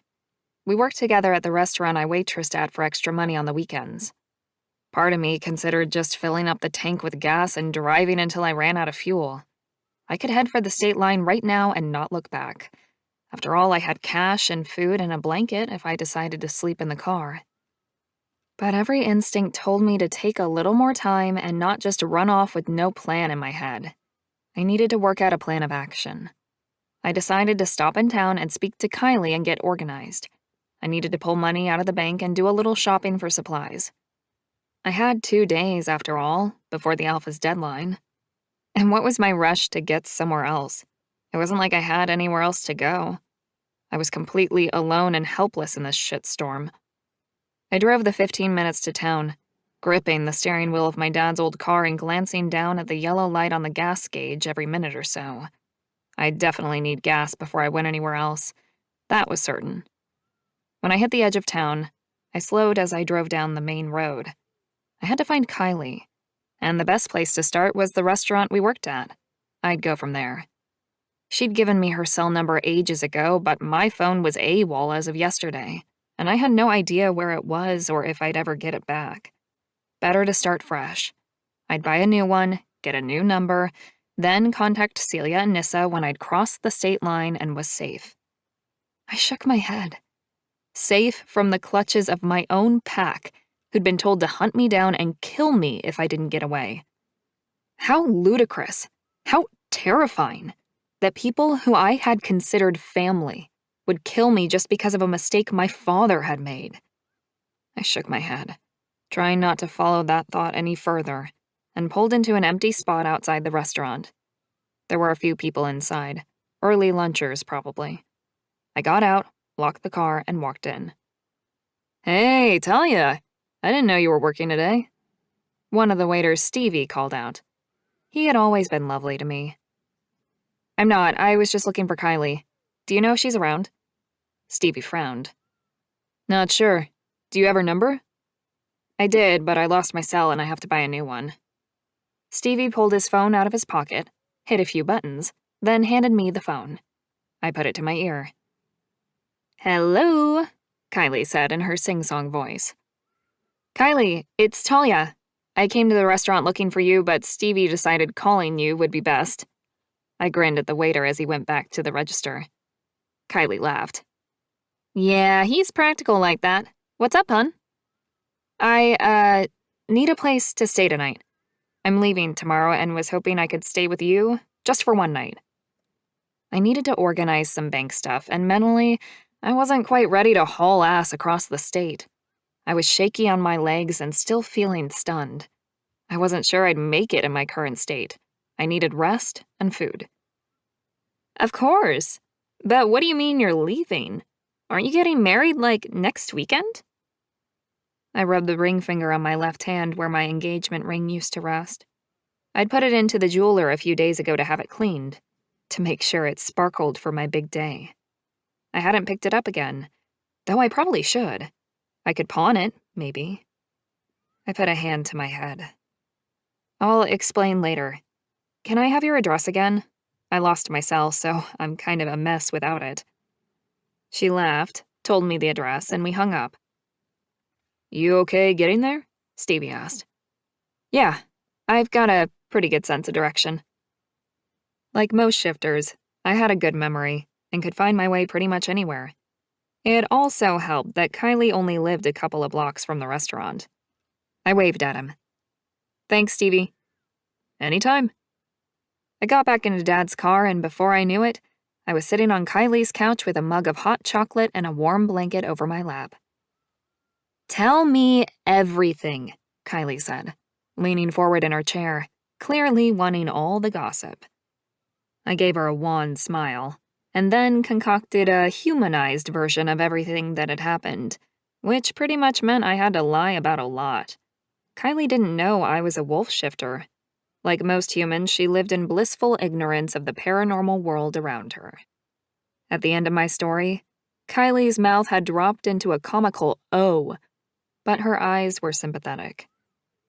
"I'm so sorry to hear your dad passed, Talia. You must be devastated. Did you know he had heart issues?" I shook my head, feeling slightly guilty about the lie. "It was sudden and unexpected." "And then Maddox dropping you like a hot potato at the same time? Oh, honey, I can't even imagine what you've been through. I'm so sorry." Her supportive words almost started another flood of tears, but I swallowed down the grief and concentrated hard to avoid crying. If I began again, I likely wouldn't be able to stop. "You said that Maddox and you were, like, meant to be. Arranged since birth, yeah?" I nodded. There was no such thing as fated mates in the human world, so I'd explained to Kylie that Maddox and I were in an arranged marriage. My town was closed to outsiders, like most wolf shifter towns. Kylie had never been there, and she had often expressed the thought, in an almost joking sort of way, that we were some sort of cult or something. I shrugged. "It's all forfeited now. His family told me to get out of the state or else." Kylie frowned at me. "What do you mean, or else? They wouldn't hurt you or anything, would they?" "Of course they would." "No, I don't think so," I lied. "But rules are rules and I have to go." Kylie bit her lip. "Where to?" I took a sip of the hot chocolate, grateful for the sweetness that washed away the bitter taste in my mouth. "I don't actually know." "Do you have any family? Any friends? Anyone you could turn to?" I thought about it for a minute, then realized there was one family member still living, and I hadn't even thought of her. "There is, actually. A distant aunt. My mom's auntie, I think. She lives in Kansas. Wichita, I think?" Kylie whistled. "That's about a 10-hour drive from here." I nodded. "I can do that in a day. If I left by lunchtime tomorrow and didn't stop much, I'd be over the border in 5 hours or so, and another 5 hours to Wichita. That left me about 12 hours of wiggle room or more. "Do you have her number?" Kylie asked, grabbing her cell phone and sliding it over to me. "I don't have it on me, but give me a sec. It could be in the car. I grabbed an address book before I left." I ran outside, grabbed the box of things I'd gotten from Dad's room, and walked back inside. As suspected, there was his old-fashioned address book, among the other documents and personal effects. I flicked through the black leather book and found Aunt Sylvia's details. "Thank God for my parents being the type of people who wrote everything down," I joked. Kylie handed me her phone. "Yeah, I'd be screwed without my cell." I moved into another room and called Sylvia. I hadn't seen her since I was very young, and in fact could barely remember her, to be honest. Our chat was brief, but it gave me hope. She was happy to help, and said I could live with her for as long as I wanted. Relief swept through me. I had a place to run to, where before I had nothing, and now I could begin to make plans for the future.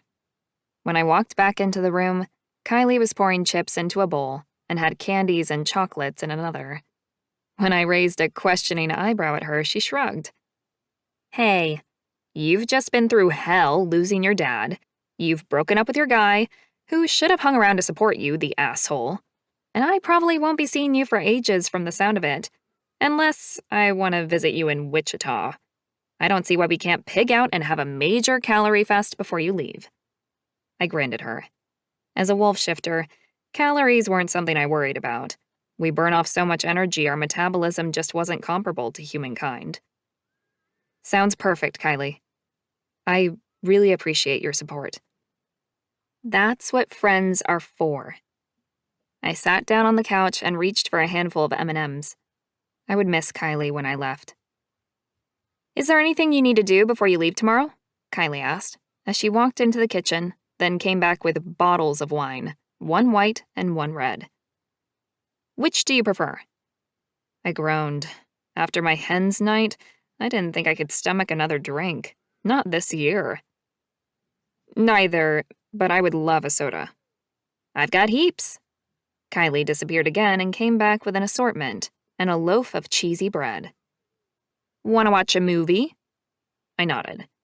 "Sure." Anything that would take my mind off what had happened would be a blessing. She found a chick flick that I knew would make me cry, and I shook my head. "Actually, can we do something with action? Not sure I can cope with a romantic comedy." Kylie grinned, turned on Kill Bill, and we settled into the couch. I stared at the screen. Perfect. Blood and guts and revenge. At least I wouldn't cry. "Oh, you didn't answer me before. Is there anything you need to do before you leave?" I shrugged, picking up the bowl of chips and plonking it in my lap. I was going to eat until I was sick. "I don't know. Maybe organize some money. Bank stuff." I had savings, and Dad did too. He'd linked our accounts years ago. He had said it was to help me with money management, but looking back, he'd obviously thought ahead, especially since he'd given me access to his accounts. Had he known something like this might happen one day? Had he suspected that I would be kicked out of the pack altogether for his transgression? "Do you need clothes? Food? Anything like that?" I shook my head. "Nope. All good in that regard. I think." She nodded. "Then we relax here for the rest of the day, get an early night, and head to the shops in the morning." I sighed. That sounds like a great plan. "I've got a huge bathtub here too if you want to soak. That always makes me feel better after a bad day." I glanced over at my only human friend and sent up prayers of thanks for her. That's exactly what I need. Thank you. I spent the rest of the day eating myself into a food coma and fighting off the ebbs and flows of depression that ate at my resolve. I had a long, hot bubble bath, then crawled into the bed in Kylie's guest bedroom.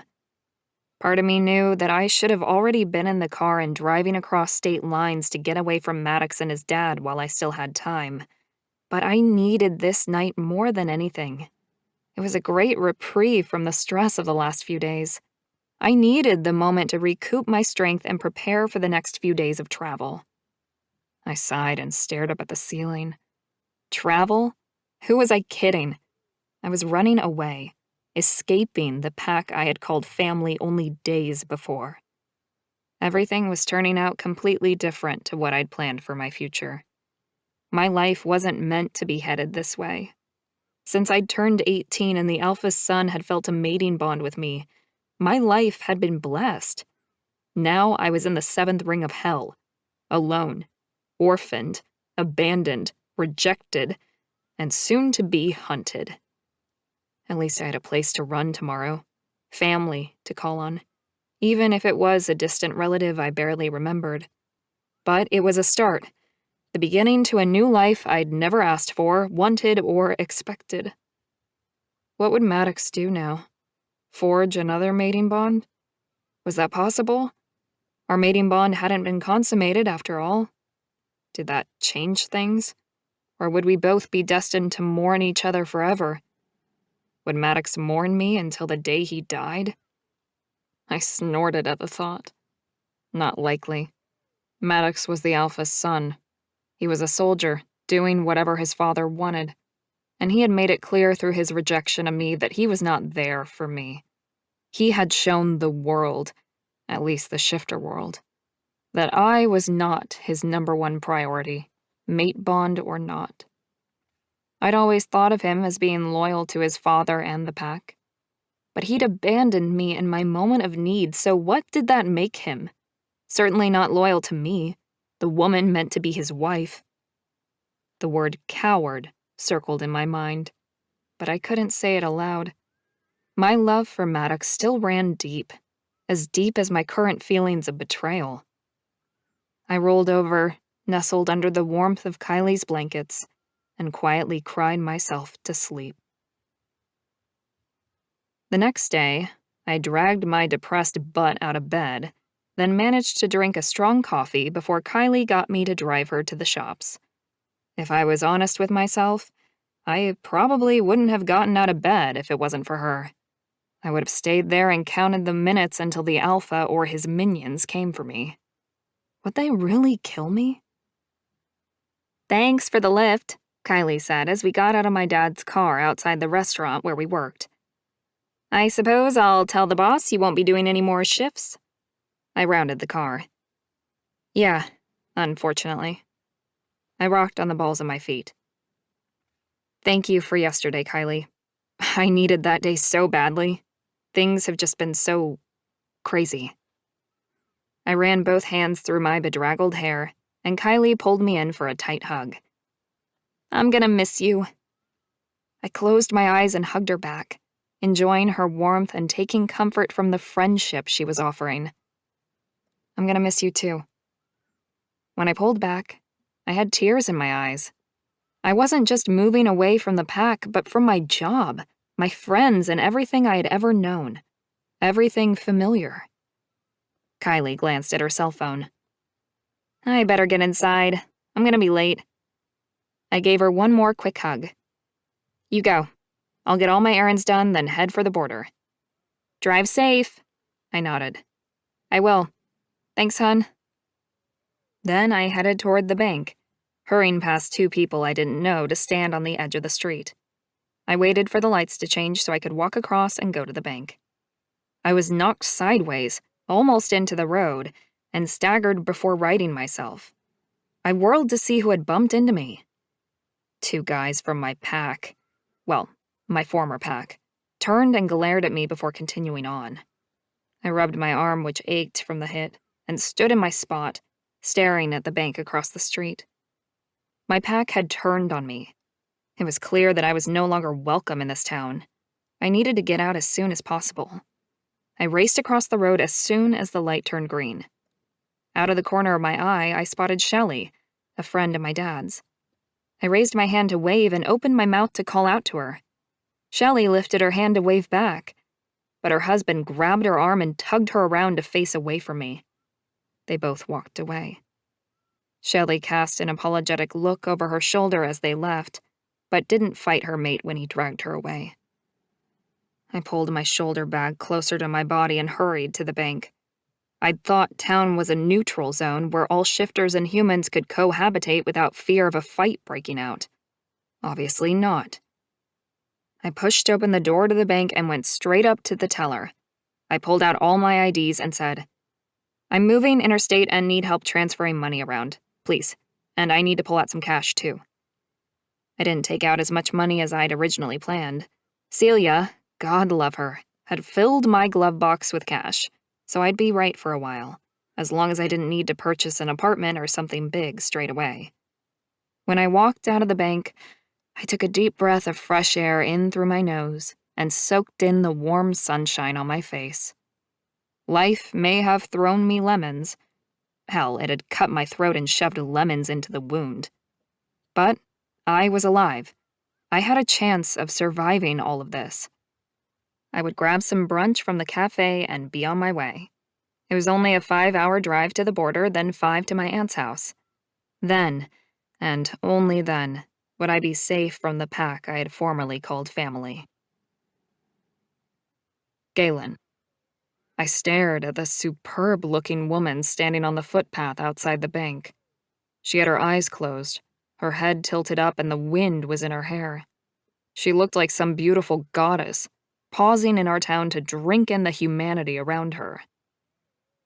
"Is that who I think it is?" I asked Tommy, staring at the woman across the street. When she opened her eyes and a small, almost wistful smile lifted her lips, I almost sucked in a breath. That smile only made her more beautiful. Lust kicked me in the groin, and I clenched my teeth in annoyance at my lack of self-control. Get it together. Tommy sidled up next to me. "Who? That chick over there? The blonde one?"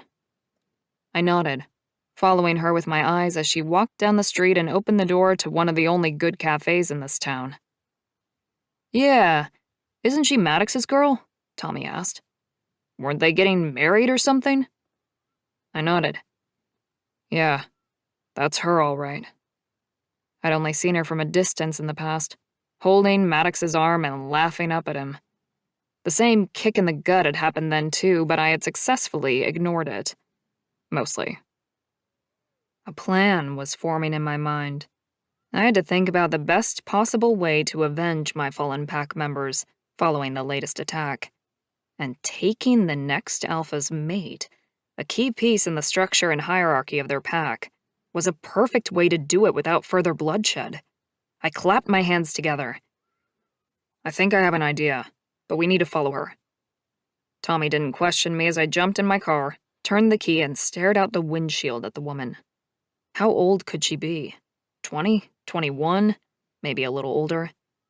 Something twanged in my chest as I watched her look left and right, then run across the road to jump into an old car. I rubbed the spot on my ribs that ached in a foreign way, then pulled my car out of its park and followed her at a distance. What was that strange feeling in my chest? Jealousy? It couldn't be. There's no way I would ever be jealous of that coward Maddox. I glanced across the car at Tommy, who always kept his ear to the ground and knew more about the packs around us than anyone. "How much do you know about this chick in the next alpha? Is it a love match or a power match?" Sometimes wolf packs did their version of an arranged marriage, putting the alpha with the strongest or most powerful of the women. The girl I was following looked quiet and not at all tough, but looks were often deceiving. "They say it's a love match," Noah said from the back seat, and my stomach dipped again. "Fated mates, actually, if what I heard in the pub last week was right." She was fated to that loser? This time, the burning in my chest was unmistakable. Yep, jealous as a wolf watching the full moon rise through the thick glass of a cage. I wanted a mate, a wife, a woman who I could come home to, love, and protect, who'd have my babies and guard them with the fierceness of a wolf-shifting mother.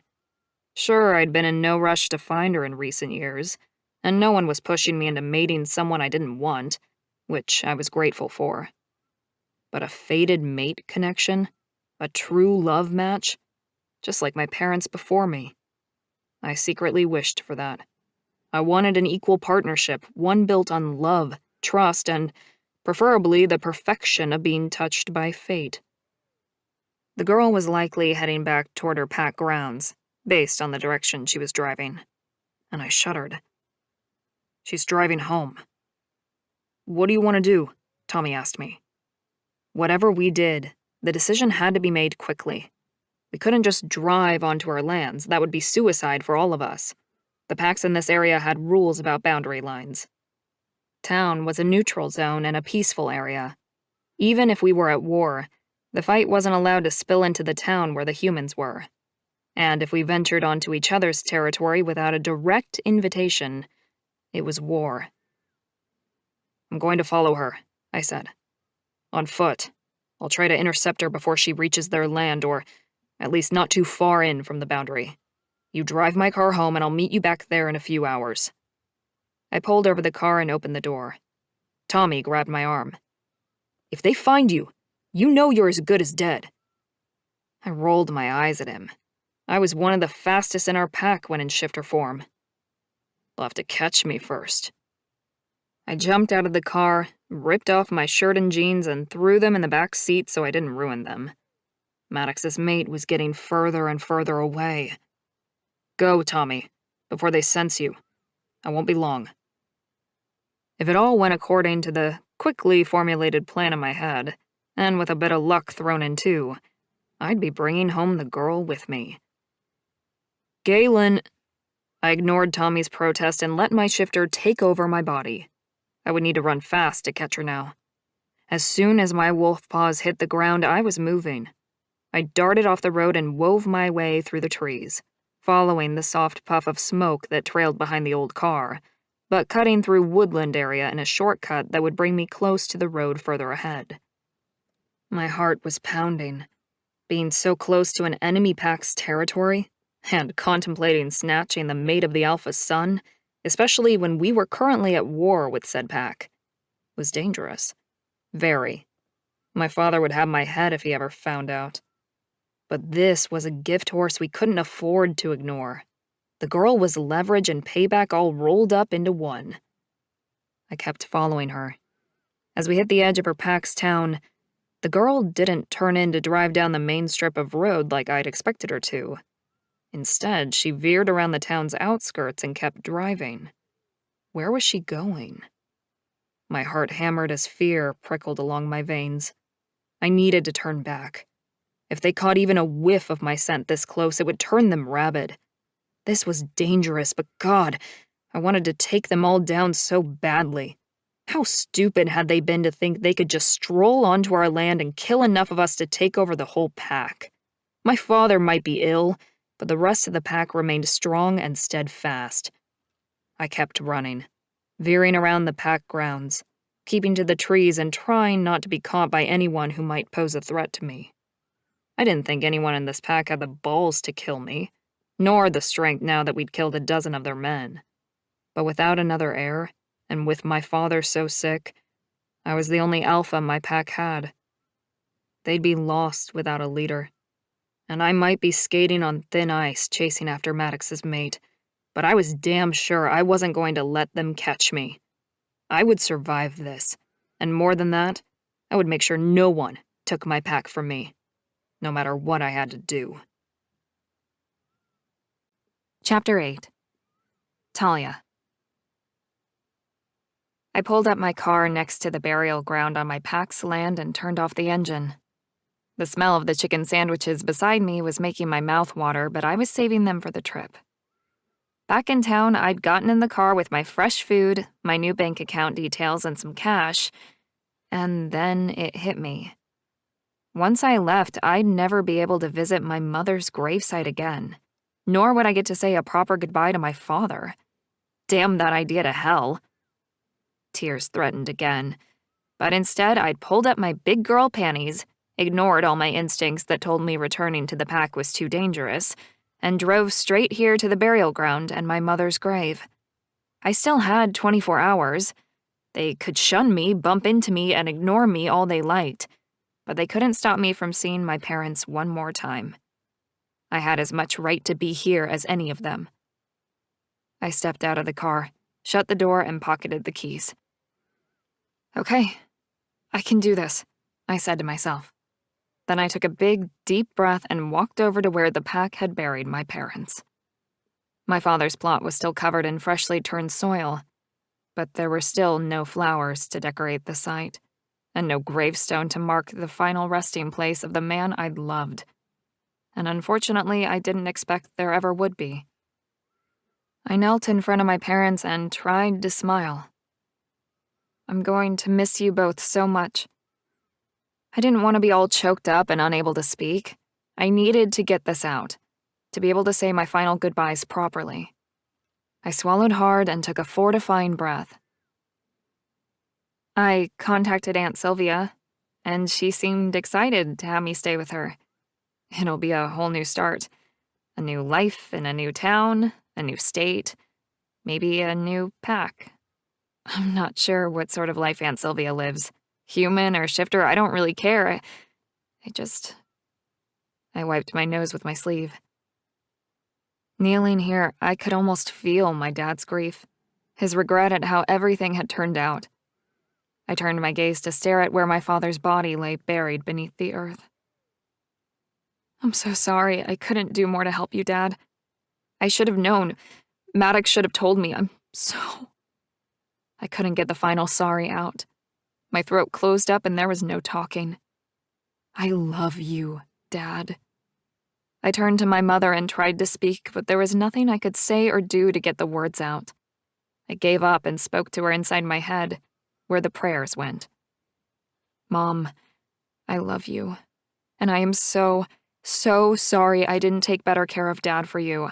I tried, I promise I tried. But I wasn't good enough to keep him from this. I began to sob as the thoughts poured through me. And even though part of me wanted to stay there forever, I knew I couldn't. I pushed my hands into the cold earth and staggered to my unsteady feet. I glanced up at the clear blue sky and blinked rapidly. I need to go. The pack have orders to hunt me down if I'm still here come morning, so I'd better. I motioned to the old car that stood behind me. I hope I get to come back one day, but who knows? I clenched my hands into tight fists and willed the despair away. This was my last chance to say what I needed to. I just had to concentrate hard enough to stop sobbing. I took several breaths, in and out, forcing the tears back and the bile down. Finally, I opened my eyes and stared at the place where my parents both rested. I love you both so much. Thank you for being my parents. I promise to try and make you proud. Bye for now. And with my head held high, I managed to walk away without shedding another tear. I wasn't staying here to be killed like my father had been. I'd lost my parents, my husband, and the man who had been my mate. But I hadn't lost my life. Not yet, anyway. I got back in the car and wiped my hands off on a wipe, then reached for my chicken sandwich. The first bite was pure bliss and the second was better. By the third, I was feeling a little more normal. My stomach was growling, but there was now a sense of peace in my body. My shoulders relaxed, crawling down from the place up near my ears. I glanced out my windshield at the clear sky and open landscape. I was about to drive across the state line for the first time ever. The unknown awaited. I quickly ate the rest of my sandwich and turned the key. Shit, I needed gas, and then I could leave. There was a gas station on the highway between the two packs' lands. As far as I knew, it was a neutral zone. Maddox had never let me visit there, but he wasn't running my life anymore. I could do anything I wanted. It was such a strange feeling. I drove to the small station, filled up my dad's car, and set off. It was 200 miles to the border. I should make it on this tank, but if I didn't, surely there'd be another place to get gas somewhere on the highway. The fact that I didn't know that kind of thing freaked me out. I hadn't realized how sheltered a life I had led, being looked after by Dad and managed by Maddox. But I was too far gone now to turn around. I took a backtrack and turned onto a dirt road, looking for signs to the highway, slowing down to peer out the window. I slammed on the brakes as a huge black wolf jumped onto the road in front of me. My car fishtailed and swerved. Panic wove through me as the car stalled. Come on, come on! I twisted the key over and over, but the car wouldn't turn over. Then the black wolf transformed into a huge man with long hair down to his shoulders, and the largest body I'd ever seen. Huge, hulking shoulders, massive thighs. He skulked toward me, ripped open my car door, and reached over me to unfasten my seatbelt, all before I had moved a muscle. I was frozen in place, shocked into silence by his sudden appearance, and by the sheer enormity of his superbly proportioned body. He grabbed me by the wrists and wrenched me out of the car. "What are you doing?" I choked out the words as I stared up into his dark eyes. He still looked feral, which some men did after shifting back from their wolf forms. The animal was still inside him, larger than life and pushing hard to get out. "You're Maddox's mate." The words were hard to make out around the sharp teeth still present in his mouth. How did he know who I was? As far as I knew, I had never seen this man before. He shook me, and my teeth practically rattled in my head.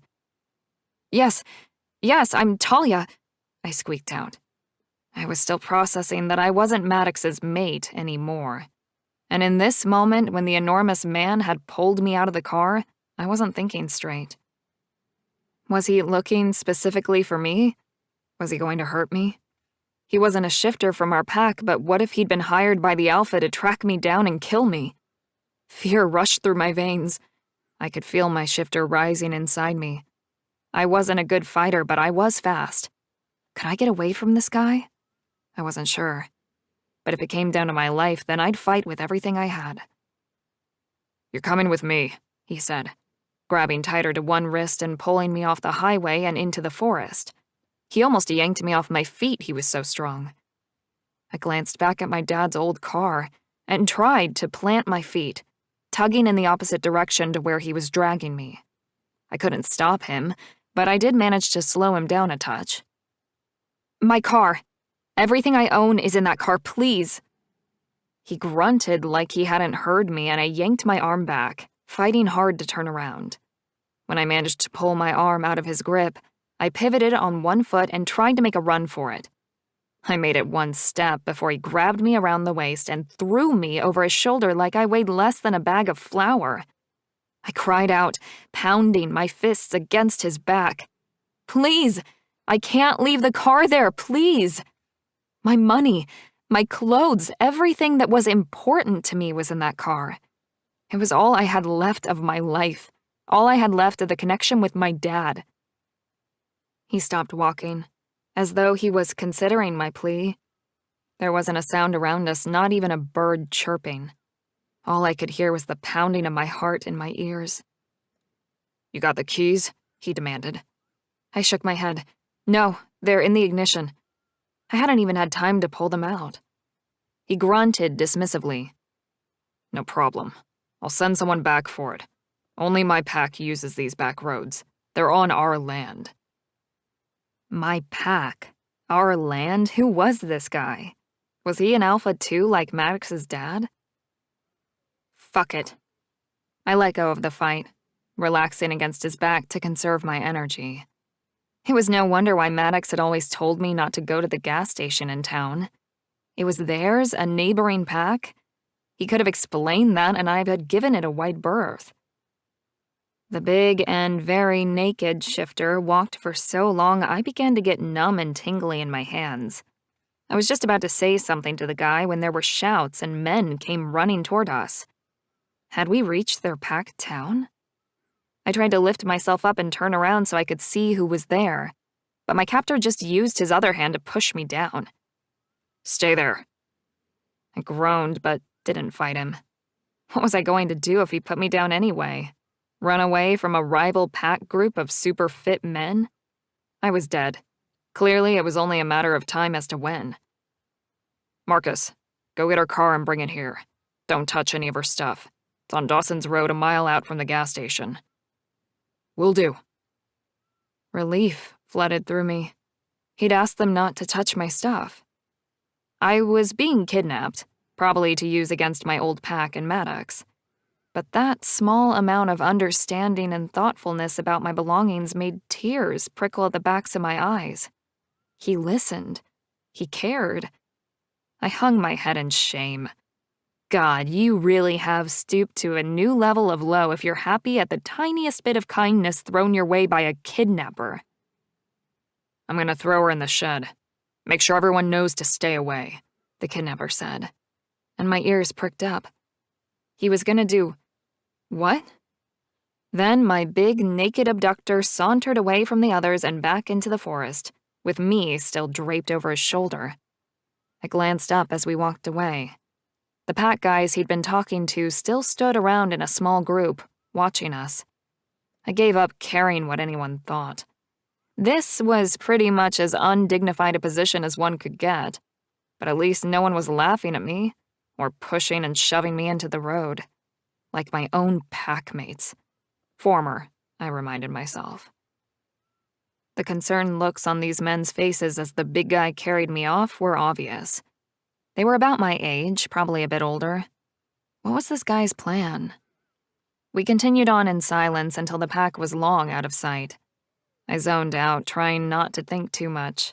There wasn't much I could do like this. Eventually, my captor lowered his shoulder, and I fell onto my ass on a hard wood patio. Ow, I said, rubbing my tingling hands and staring up at the still naked man before me. Holy shit, he was big. Everywhere. I averted my gaze from the part that was just about eye height right now. Get inside, he demanded, and I shivered at the sound of his voice. Damn, if he's not an alpha, I'll bite my own ass. He must be the alpha of this pack, whatever it was. But what the hell was an alpha doing kidnapping me? I pushed myself to my feet, my legs trembling. What are you going to do with me? He grinned, as though he had all the time in the world, and crossed his beefy arms over his even beefier chest. I don't know yet, but I can tell you that you better get that ass inside or... I was running for the log cabin before he even finished the sentence. As a virgin, I had an insane amount of fear wrapped around the first time I would have sex. I'd always assumed it would be with Maddox on our wedding night. That dream was now in tatters, but that didn't mean I had to submit to the nightmare of being taken by force by a stranger who would never understand how terrified I was. I pulled open the door and raced over the threshold, a tingle of awareness shooting up my spine as I stumbled into the house. Oh no. I knew that feeling. Magic. The place must be warded. I stumbled around, crashing into a bookcase, then a couch, before finally falling to my knees on a worn rug. The magic was knocking me out. I lifted my head and stared at the naked alpha looming over me. Dark spots danced at the edge of my sight, and my brain was beginning to shut down. Please, don't hurt me, I whispered, fighting against the magic of whatever sort of spell had been woven into the door of this place. He frowned, as though he didn't understand why I was struggling. Could he not feel it? The magic was strong, so strong, but I needed to be clear with my words so there would be no mistake. I'm a virgin. Please, don't... I couldn't fight the effect of the magic anymore. I fell toward the floor and everything went black. Chapter 9. Galen. She was a virgin? God, no. I dove forward to catch her before her head smashed against the ground, tangling my fingers in the long red and gold strands of her hair just in time. Fucking hell, I muttered, as I lowered her unconscious form to the rug, then gathered her up again in my arms. What sort of alpha would leave a woman like this, his mate, untouched? A fucking idiot, that's who. I answered my own question. I walked the rival alpha's soon-to-be wife into the bedroom and placed her gently on the bed. Untouched. Fuck. It was unheard of in this part of the woods. We took what was ours and it was given willingly. I shook my head and walked away, wishing I'd been able to tell the girl before she fainted that no one in this pack was going to rape her. Not unless they wanted their head placed on a fucking pike out the front. This woman, who was barely more than a girl, had nothing to do with the fight I was having with her pack. I would keep her as a bargaining tool, sure, but I wouldn't hurt her, and neither would any of my men. "Hey, Galen," someone called from outside. But I found myself unwilling to leave her, which was insane. She wasn't mine to protect. She was my prisoner, the mate of the rival pack's next alpha, and nothing to me. Then why was it so hard to walk out the front door and greet my betas as if nothing was amiss? I stared at the excited faces of David, Marcus, and Theo. "Did you do it? Did you really do it?" Theo asked, jumping up and down like a puppy. I growled at him to calm down as I prowled off the step. I needed some clothes, but I didn't want to leave this place to go get them. "You guys brought spare jeans with you?" They shook their heads. Then Marcus said, "I'll go get you some." He trotted off. "Be quick," I called, and watched him speed up. He'd read me well, and that was something I needed in my lead beta. I hadn't formally chosen my men yet, or the council members I wanted to add from my generation when my father's time came to an end. But I was always on the lookout for people who were loyal, clever, and good fighters, all of which Marcus was. "So?" Theo asked again. "Is she here? Did you really kidnap their next alpha's mate?" I nodded. "I did. Her name is Talia, and none of you are to touch her, do you understand?" Theo frowned. "Why would we?" David crossed his arms over his chest like he was offended. As if. I shook my head, trying to drag myself back to a base level of calm. She'd thrown me off, that girl. Maybe I shouldn't hang around until she woke up. I needed to get away from her, run off this tension. I looked at David. "Because she's young and scared, and she's not to be hurt. Can I leave you in charge of her while I go check on my dad?" David walked up the steps that led into the cabin. "Yeah, you can trust us." I nodded, fighting the need to growl at them the closer they got to her. "Let me know when she's awake." Theo frowned at me. "She's asleep? Seriously? Wow, she must have been pretty tired." "Yeah, magical sleep. I had one of the local witches put up wards around the cabin. If anyone that isn't from our pack steps over the threshold, they pass out. I hadn't expected it to work quite so well or so quickly." I frowned at the window that was off the bedroom I'd left Talia in. Hopefully she'd be okay. "Clever," Theo said. "Great place to keep prisoners and ensure they remained under control." I didn't really want to think about how many people we may need to hole up there in the next few weeks, months, or years, nor the fact that it would likely be me making those decisions in the future rather than my dad. So I ignored his comment and turned to take the jeans from Marcus, who had returned quickly as I requested. "Thanks," I said, pulling them on, then took the gray tank from him with a grateful smile. "That's great." I tugged on the shirt and clapped Marcus on the back. "I'm going over to speak to Dad, then to the bar afterward if anyone needs me." That should help me lose this strange feeling about the girl. The virgin. No, Maddox's girl, I reminded myself. Off limits for about 1,000 different reasons. I trotted down the hill and jogged through our town, my heart rate higher than it should be. I moved faster, wanting to burn off whatever excess energy this was. I ran the length of the pack grounds, then circled back, watching as Tommy drove Talia's old car through town, then parked it outside my dad's place. I jogged up to him, a nice sweat covering my skin and cooling me down. "Thanks for doing that, Tommy." He nodded at me. "Anytime." He threw the keys at me and frowned. "What's up?" I asked. He shook his head. "I don't know. Something's weird about this. It looks like she's packed up to move away or something. There's pillows, clothes, blankets, photos, even cash in there. You sure she's the Alpha's mate you think she is?" She had confirmed it, and I was sure I'd seen her that one time hanging off Maddox's arm. But why she'd packed up her car for that sort of trip, I didn't know. I shrugged. No idea. I'll ask her when she wakes up. I headed inside my dad's house.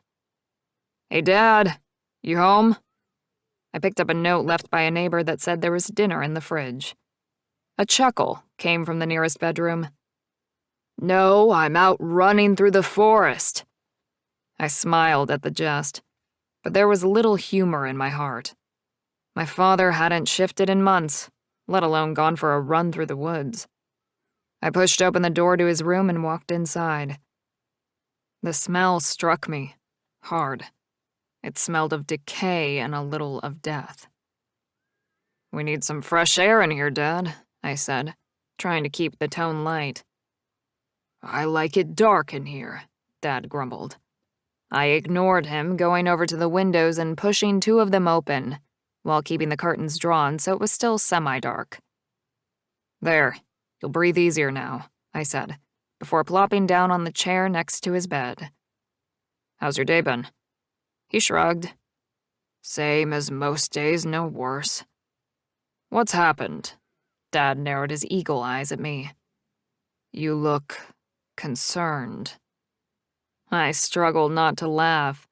That was my dad's word for worried and excited at the same time. I am concerned, I said.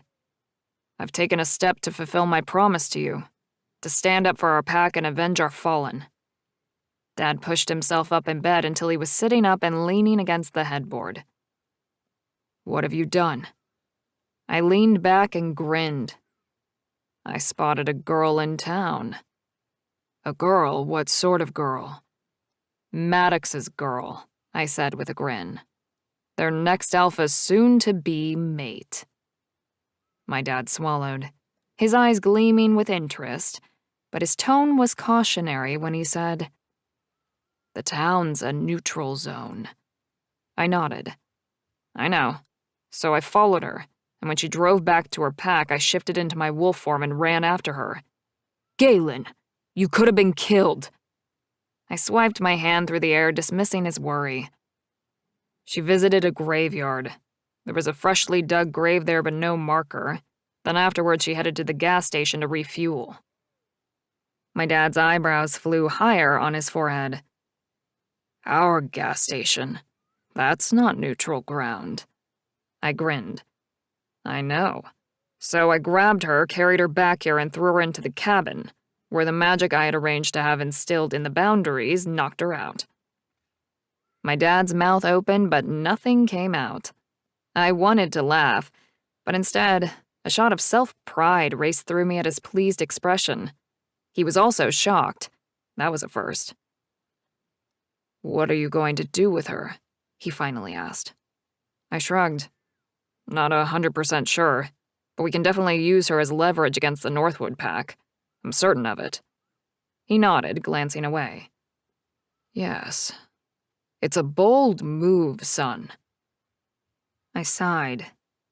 I know, but I don't want any more blood spilt if we can stop the war now.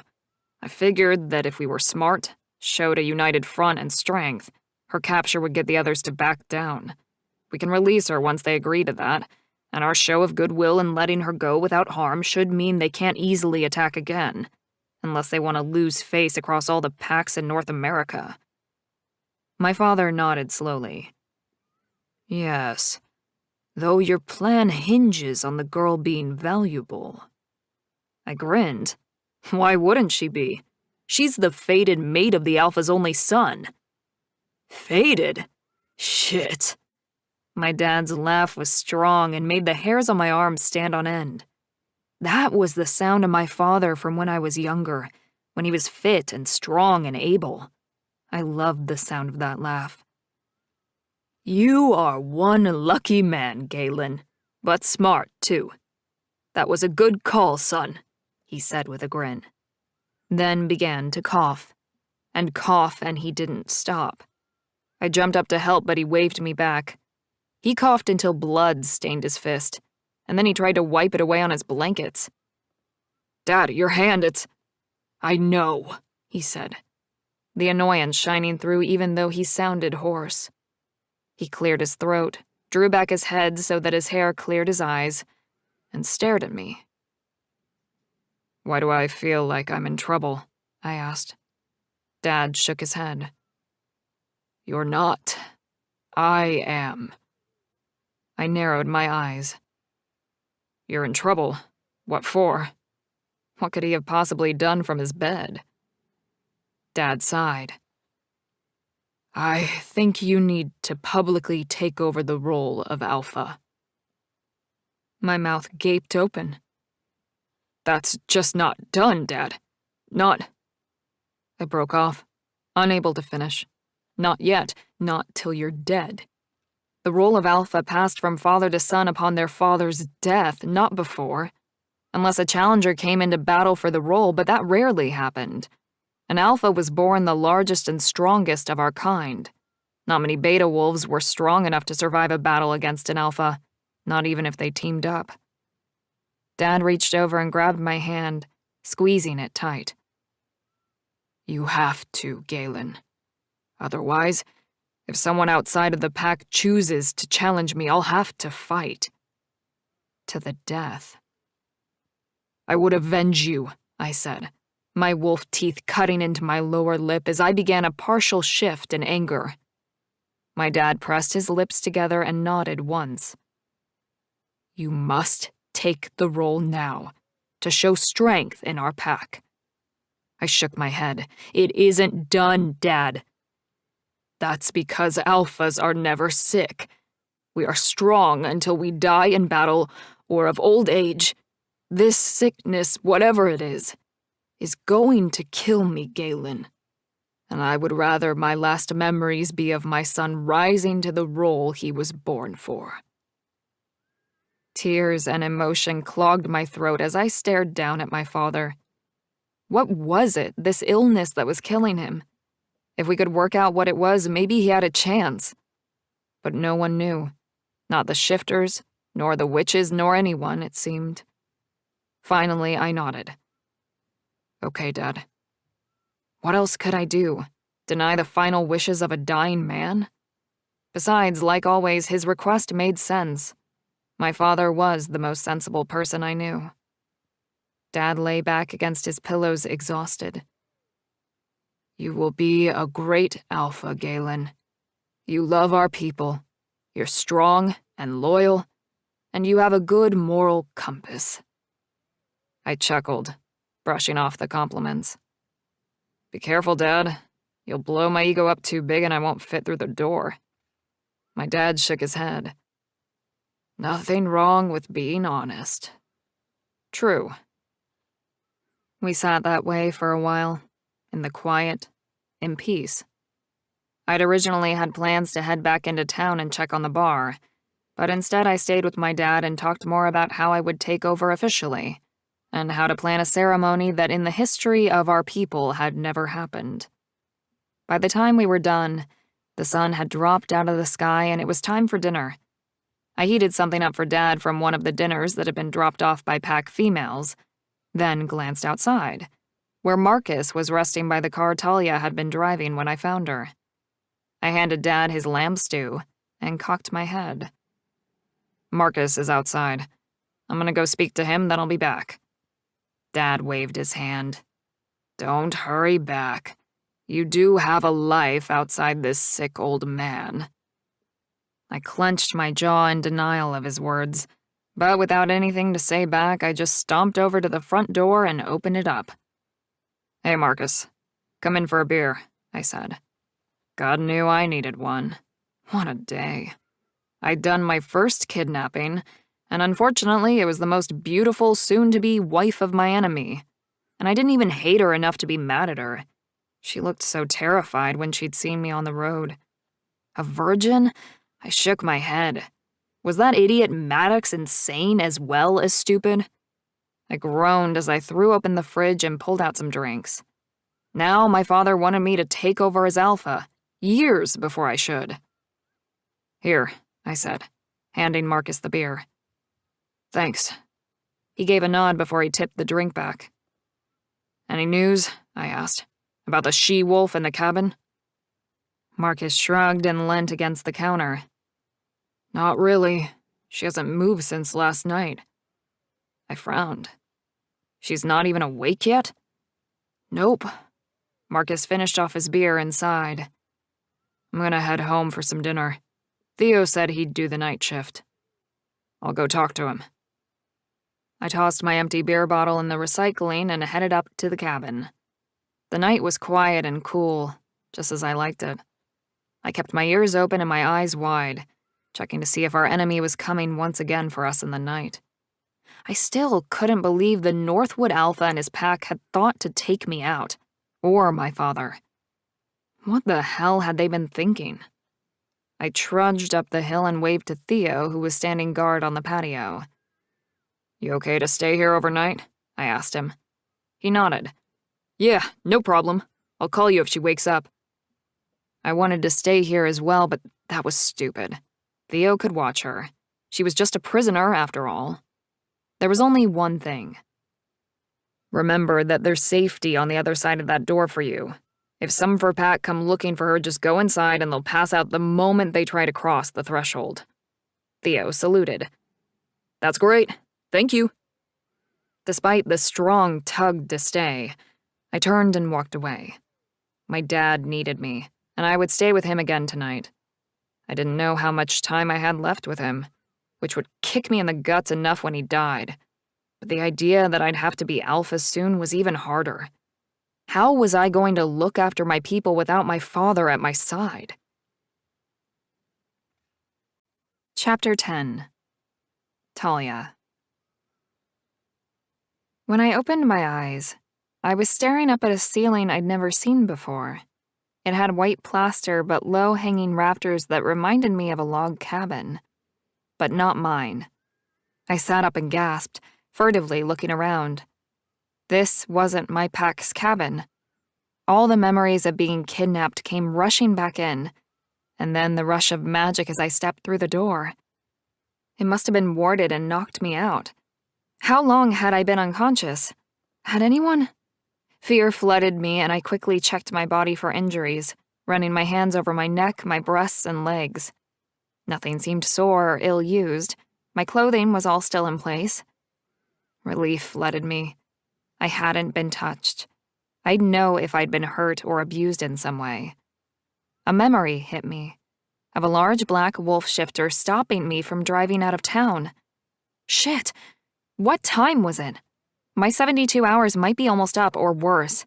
I may have already run out of time altogether. I jumped off the comfortable bed and raced to the window. I threw back the gray curtains and was blasted with sunshine. Judging by the position of the sun, it was at least the next day. I raised my hand to shield my eyes. "Crap," I said out loud. "I'll never make it over the state line now." I had to try, though. What else could I do? I raced to the bedroom door and pulled it open. The front door wasn't far. I stumbled over my feet trying to get there, another memory rising and confronting me. The shifter, the man, had carried me here. He'd promised he wouldn't hurt me. Despite his size and intimidating aura, he'd been kind for a kidnapper. He'd obviously been true to his word and not hurt me, so far. But if I didn't get out of here soon, the kidnapper and his pack would be the least of my worries.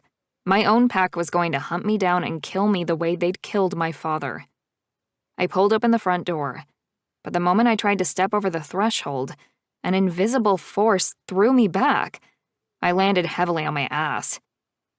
Damn it. The ward was still in place, and it worked both ways in and out of this cabin. I rolled to the side to rub the offended spot on my rear. A huge man with blonde, scruffy hair blocked the doorway. "You're finally awake." He growled at me as though I'd done something wrong, like I was lying about sleeping in and being lazy, even though I was the one being held prisoner and had no choice about whether or not I was awake. I jumped to my feet, my wolf shifter rising within me. "Why can't I get out of this cabin?" The guy, who seemed younger than I first thought now that I was looking at him properly, quirked a smile at me. "It's warded. You can't get through." "Well, obviously it's warded, but I have to leave. You don't understand." He frowned at me. "Why? Worried your boyfriend will miss you?" I opened my mouth to tell him the truth, and then realized the only reason they'd captured and not killed me was probably because they thought I was still Maddox's bride-to-be. Tears clouded my vision and I blinked them away. I opened my mouth to respond and the guy, who couldn't be much older than me, backed away. "You just stay there. I'll go get Galen." Before I could reply, he hurried away. I clenched my hands into fists and strode forward, bouncing back off the invisible shield again, like I'd smacked into something solid. Fuck! I ran my hands through my hair, frazzled at the entrapment. What the hell was I going to do now? How would I ever manage to get away from this pack? Or my pack? It felt like the whole world was about to be on my tail even if I did manage to run. On the other side of the living room, a huge window let in the morning sun. I bolted over to the window, threw open the pane, and felt a moment's excitement before I was forcefully pushed back against my will once more. The windows, too? Shit. There was a knock at the open door, and a blonde guy slid 2 plates along the floor toward me. Food. I walked back over to where the same young guy with tousled hair and the beginnings of a beard was staring at me like he'd never seen a girl before. "What's your name?" I asked him, as I picked up the plate with my sandwich on it, the same one I'd bought yesterday and taken a few bites out of. I was so hungry I didn't care. The sandwich was stone cold now, but it was still delicious. "Galen's on his way," he said, not answering my question. He disappeared from view by walking along the patio so I could no longer see him. Galen. Was that the name of the alpha who grabbed me yesterday? I took another bite, chewing and swallowing despite the goosebumps of fear that covered my skin, and the tumultuous feelings rolling around in my belly. I was starving. How long had I been out for? Was it more than a day? "Who's Galen?" I called out in between bites. The guy stepped back into my line of view. "He's our alpha's son." I rolled my eyes. Of course he was. I seemed to attract those assholes. Great. The kid disappeared again, and I took my plate of sandwiches and the extra plate of cookies he'd pushed into the room, over to the couch and sat down. It was obvious I was in enemy pack land, being held captive. Although I could easily have let fear consume me at this point, I didn't have a whole lot to lose. They were feeding me and keeping me safe overall, which was more than I could say for my own pack. But if I could convince the alpha's son to let me go, I would jump in my car and hightail it straight over the border. I finished my sandwich but couldn't bring myself to eat one of their cookies, even though they looked homemade and delicious, with little chocolate chips throughout. I swallowed hard, my throat beginning to ache. I needed a drink. I wandered over to the small kitchen, found a glass in one of the cupboards, and turned on the faucet. Clean water flowed out, and I smiled as I filled my glass. So they weren't complete barbarians after all. "Making yourself at home?" a deep voice asked from behind me. I sprayed a mouthful of the water I'd been drinking all over the cupboards in front of me, then slapped a hand over my mouth, trying to stop the rest coming out. I swallowed hard and spun around to confront my kidnapper. "Don't sneak up on me like that." His eyebrows flicked up, and I got my first good look at his face. I was sure I'd seen him in town at least once. Who could miss a guy towering over 6'6" and as big as a fridge? He had an air about him, too, that drew the eye and held it. He looked like he came from alpha blood. There was something robust about him, beyond his size, that gave the distinct impression he was a leader of men. But despite that air and the hard set of his jaw, his eyes seemed kind.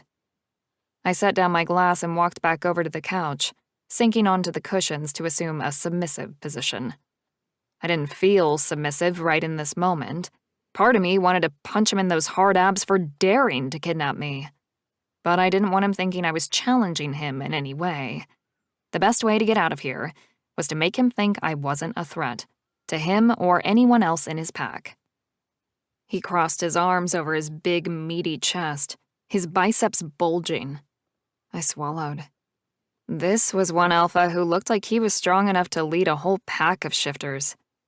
I couldn't help the quick thought that flickered into my head, comparing him to my now ex-fiancé.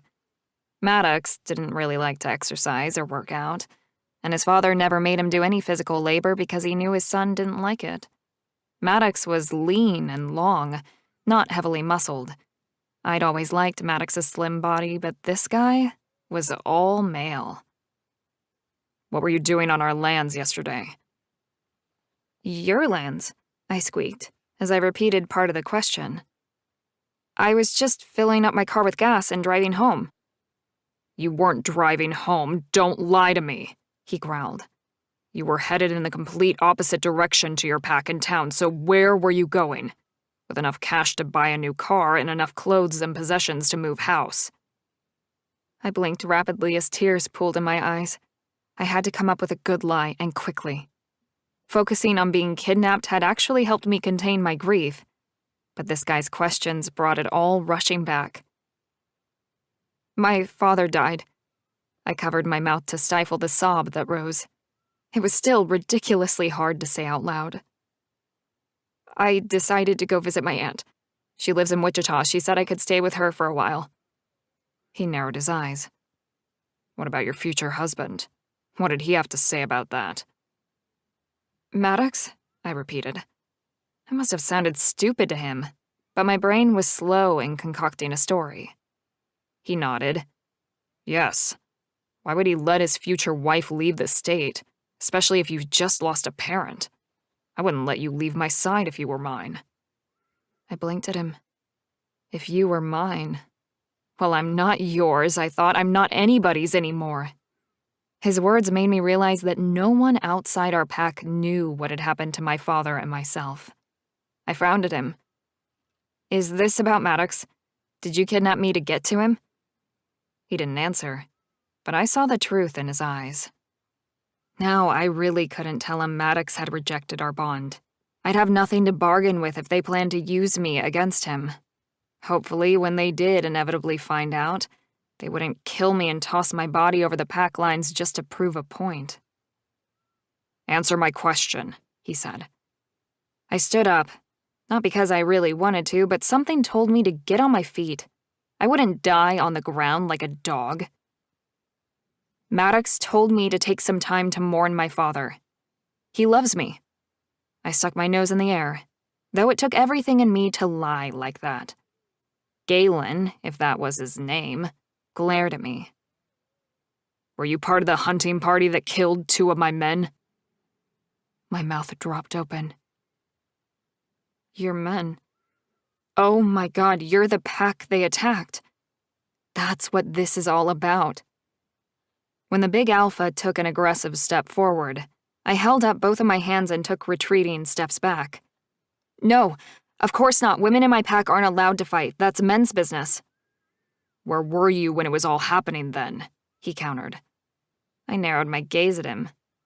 "If you really must know, I was in bed with a hangover from my bachelorette party the night before." His mouth practically fell open before he turned and marched away. He obviously hadn't been expecting that response.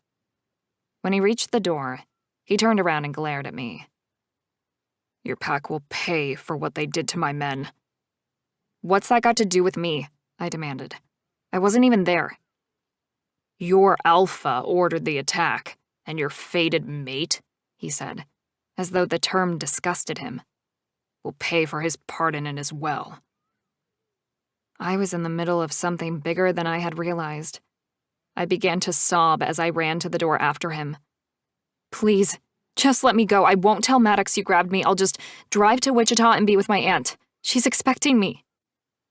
He turned to look at me from the fresh air outside the cabin. "You'll stay my prisoner until I've come up with a plan to use you against your pack." "But—" He waited, but I didn't have anything else to say. How could I tell him that it wouldn't work, that my pack didn't want me anymore? In fact, if he killed me, he'd be doing them a favor. They had orders to kill me on sight. "Please." Another guy came running up, bounced up the stairs and whispered in the alpha's ear before bounding off again. Galen speared me with a wordless look, one I couldn't read, and then without saying another thing, the huge shifter man turned and ran after the other man, disappearing from sight. Chapter 11. Galen. Fucking hell. Dad had been taken to hospital in town, which could only mean one thing. He'd gotten so bad one of his neighbors must have called the paramedics. That wasn't a good sign. I ran until I reached my truck, which was parked outside Dad's place, jumped in and took off. Damn it, I fumed out loud, even though there was no one to hear me. He was okay last night. I'd been working out when they came to tell me Talia was awake this morning. I'd been out for over an hour and hadn't thought to check on Dad before I went to the cabin to see Talia. He'd still been asleep when I got up. I drove way over the speed limit and didn't care, reaching the small hospital in less than 10 minutes. I swung my vehicle into the closest parking spot and ran inside.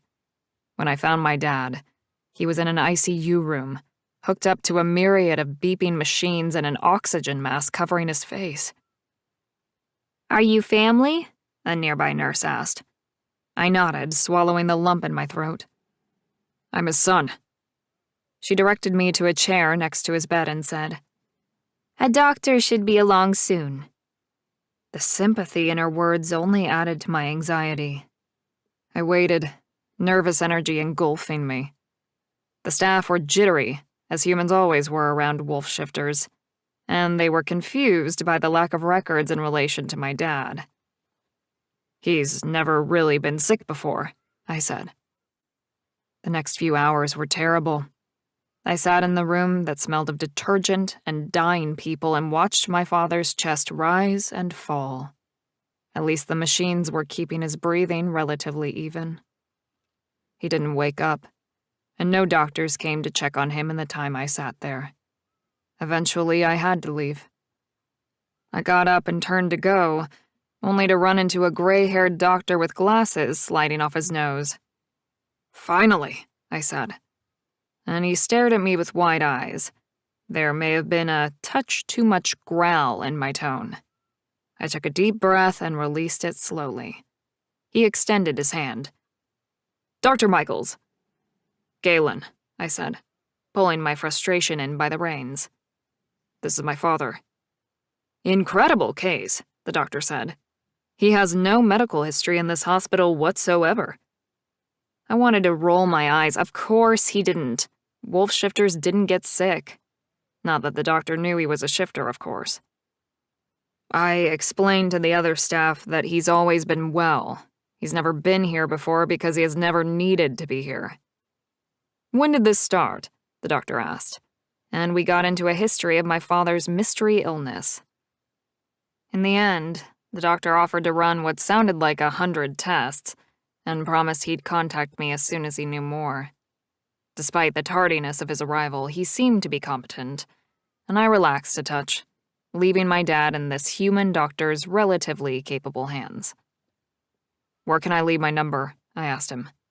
The doctor directed me back to the nurse's station. I wrote down my details on the papers they shoved at me.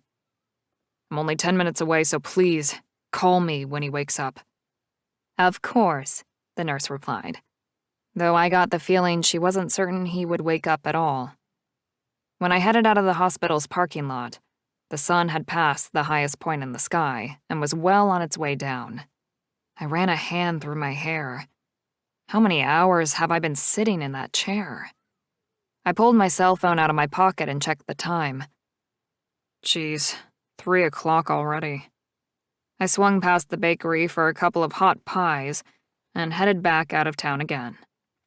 I didn't see any of the enemy pack members in town, but the situation with Dad occupied my mind, so I wasn't really looking. It was the one great thing about the treaty we all held tight to: safety within town. Our own pack borders couldn't be crossed without outright war, but the main town was a green zone. Had we gotten into fights over the years? Hell yes. At my bar, often. But no one had been killed in town in my lifetime, and I hoped it never got to that. There were laws that all shifters abided by when it came to humans, and leaving them to their ignorance was one of them. If we turned our quiet little town into an all-out turf war, there would be hell to pay. I drove straight back to the cabin where Talia was being kept. I wanted to make sure the wards still held and that she wasn't making a nuisance of herself. I pulled up in front of the cabin and got out of the truck. I had competent staff looking after the bar for me at the moment, so I planned to drive back into town after this and sleep in my own bed rather than head back to work. I was closer to the hospital that way. Marcus was sitting on the porch, his eyes closed, his arms crossed over his chest. I stomped up the steps. He came awake on a start, jumping to his feet, then swaying with fatigue. "You okay?" I asked him, grabbing for his arm to steady him. He nodded. "Yeah, I'm just tired. Did the night guard last night." Which meant the poor guy had been awake all night running the perimeter and had probably only got a few hours of sleep before he was needed for something else. "I'll take over. You go home to bed." "I've got night run on again tonight," he said. I checked my cell phone for the time. "You can go home and get a few hours sleep before then." Marcus sighed. "Thanks, Galen." "Anytime," I said, patting him on the back. I watched him walk away, then turned to stare through the door of the cabin. Talia was sitting on the couch, cross-legged, not doing anything, just staring at me.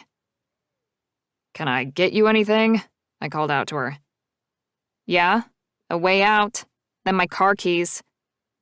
I laughed. I couldn't help it. "Anything else?"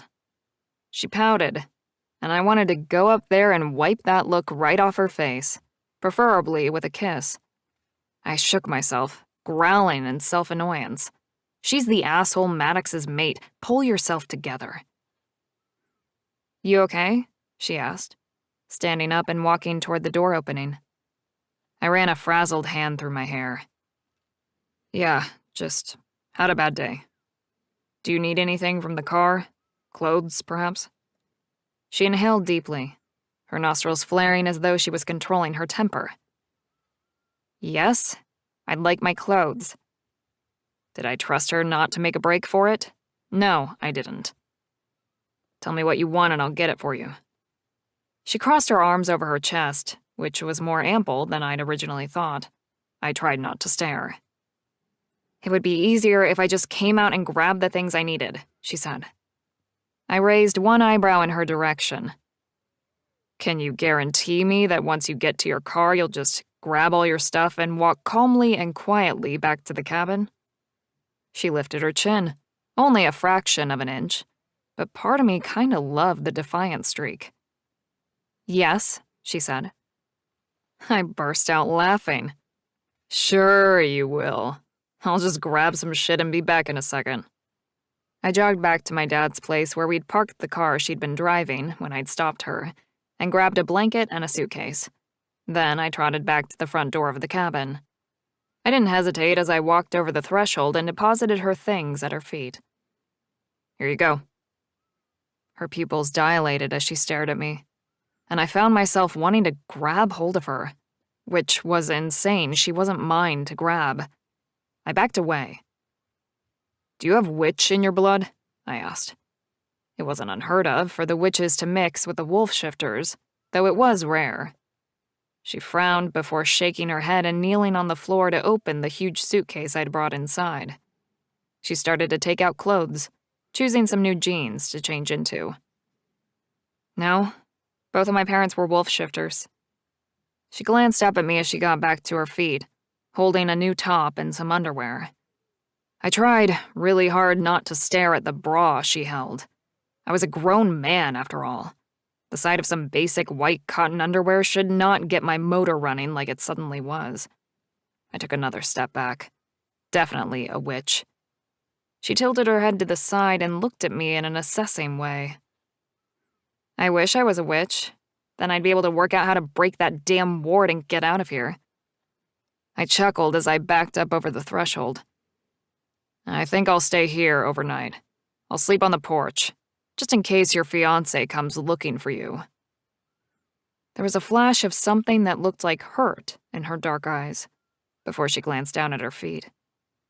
I wasn't sure what it was, but it certainly looked like she was upset at the mention of her fated mate. Maybe she was disappointed he hadn't started looking for her yet? In fact, why hadn't he? If she was my mate, I'd have raised half the county to find her and get her back.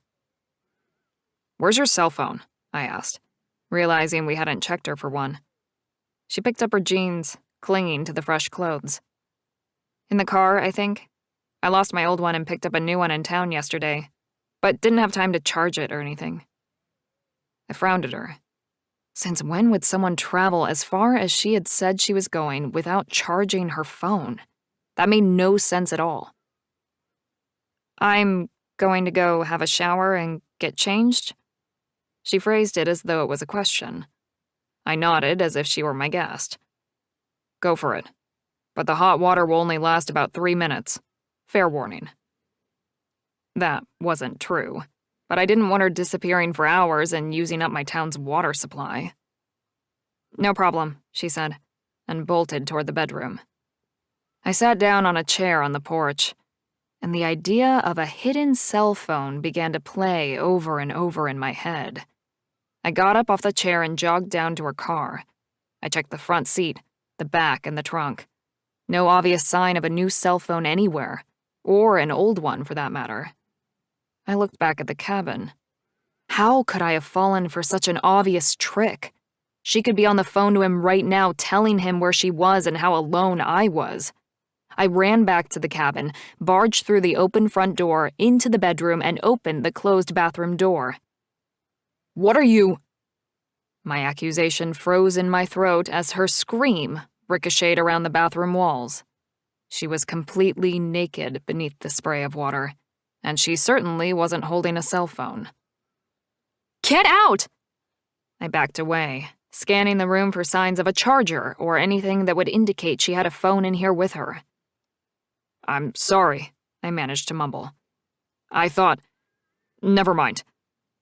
I bolted out of the room and slammed shut the door. Now that was an image that was seared onto my brain. How would I put that aside? I huffed a breath and began to look around the bedroom for anywhere she might have plugged in a phone, on the dresser, under the bed, and beneath the pillows. But there wasn't a cell or device to be seen. I grabbed my head with both hands and squeezed, trying to get the sight of Talia's gorgeous ass, perky breasts, perfect nipples, virgin body out of my head. Damn it. I shook my head and bolted out of the cabin. Did I trust myself to sleep here with her within arm's reach all night? I growled at myself. Of course I did. I'd never taken a woman against her will in my life. Never would. But damn, she was hot. Curved thighs, tiny waist, dark pink nipples. I'd only gotten a flash of the front of her before she turned her back and curled up against the tiles, showing me her perfectly rounded ass. My God, she was beautiful. Maddox was an idiot for not turning up the second she went missing. Damn it all to hell. She was an alpha's mate, and I could see why. Just not this alpha's mate. And that fact was going to drive me insane until I had her. Or she escaped. Whichever came first. Chapter 12. Talia. I'd never been so mortified in my life or embarrassed than when the alpha Galen walked in on me, naked. No man had ever seen me like that, not even Maddox. I felt violated. But in the strangest way, I also felt safe. The embarrassment in his eyes, as his gaze raked my body, had matched mine, I suspected. Whatever he had rushed into the bathroom to do, it hadn't been to ravish me either with my permission or against my will.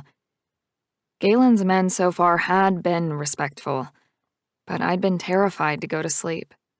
I'd imagined waking up to one of them in my bed, on top of me, hurting me in the most basic, horrible way.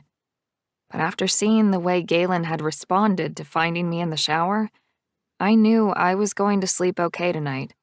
He'd been so embarrassed, his cheeks had flushed red, and he'd bolted out of the bathroom so fast, there had been a trail of smoke behind him.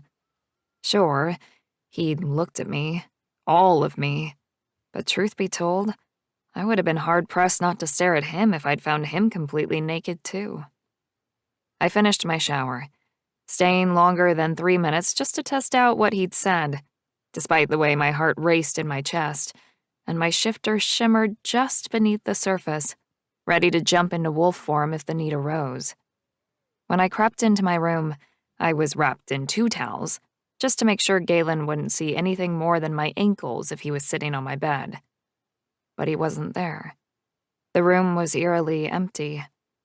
I dried myself and changed into a casual top and a pair of jeans from my suitcase, wishing I'd brought my slippers with me, and my dressing gown. But I hadn't exactly known what to pack for this trip, not to mention the fact that I'd been so out of it after Dad's death, my best friends had packed for me.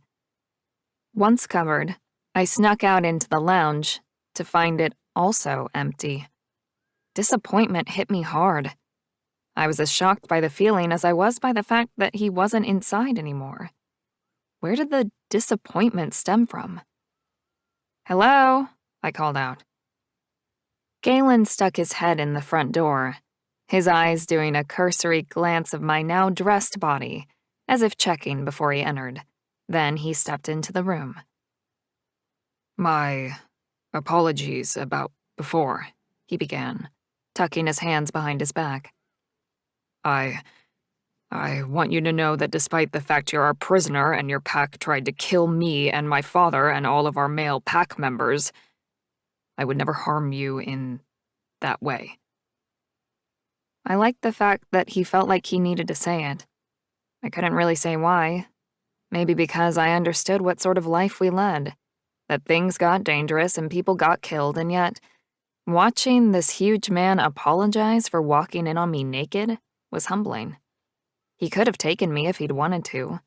He still could. He was far stronger than me, and there was no one here to stop him. I had the distinct impression he was pretty much the boss around here, even if there was an alpha father somewhere in the background of the pack. He cut me off by lifting his hand and taking another step forward. "I swore to you yesterday that no one would hurt you, and I mean it.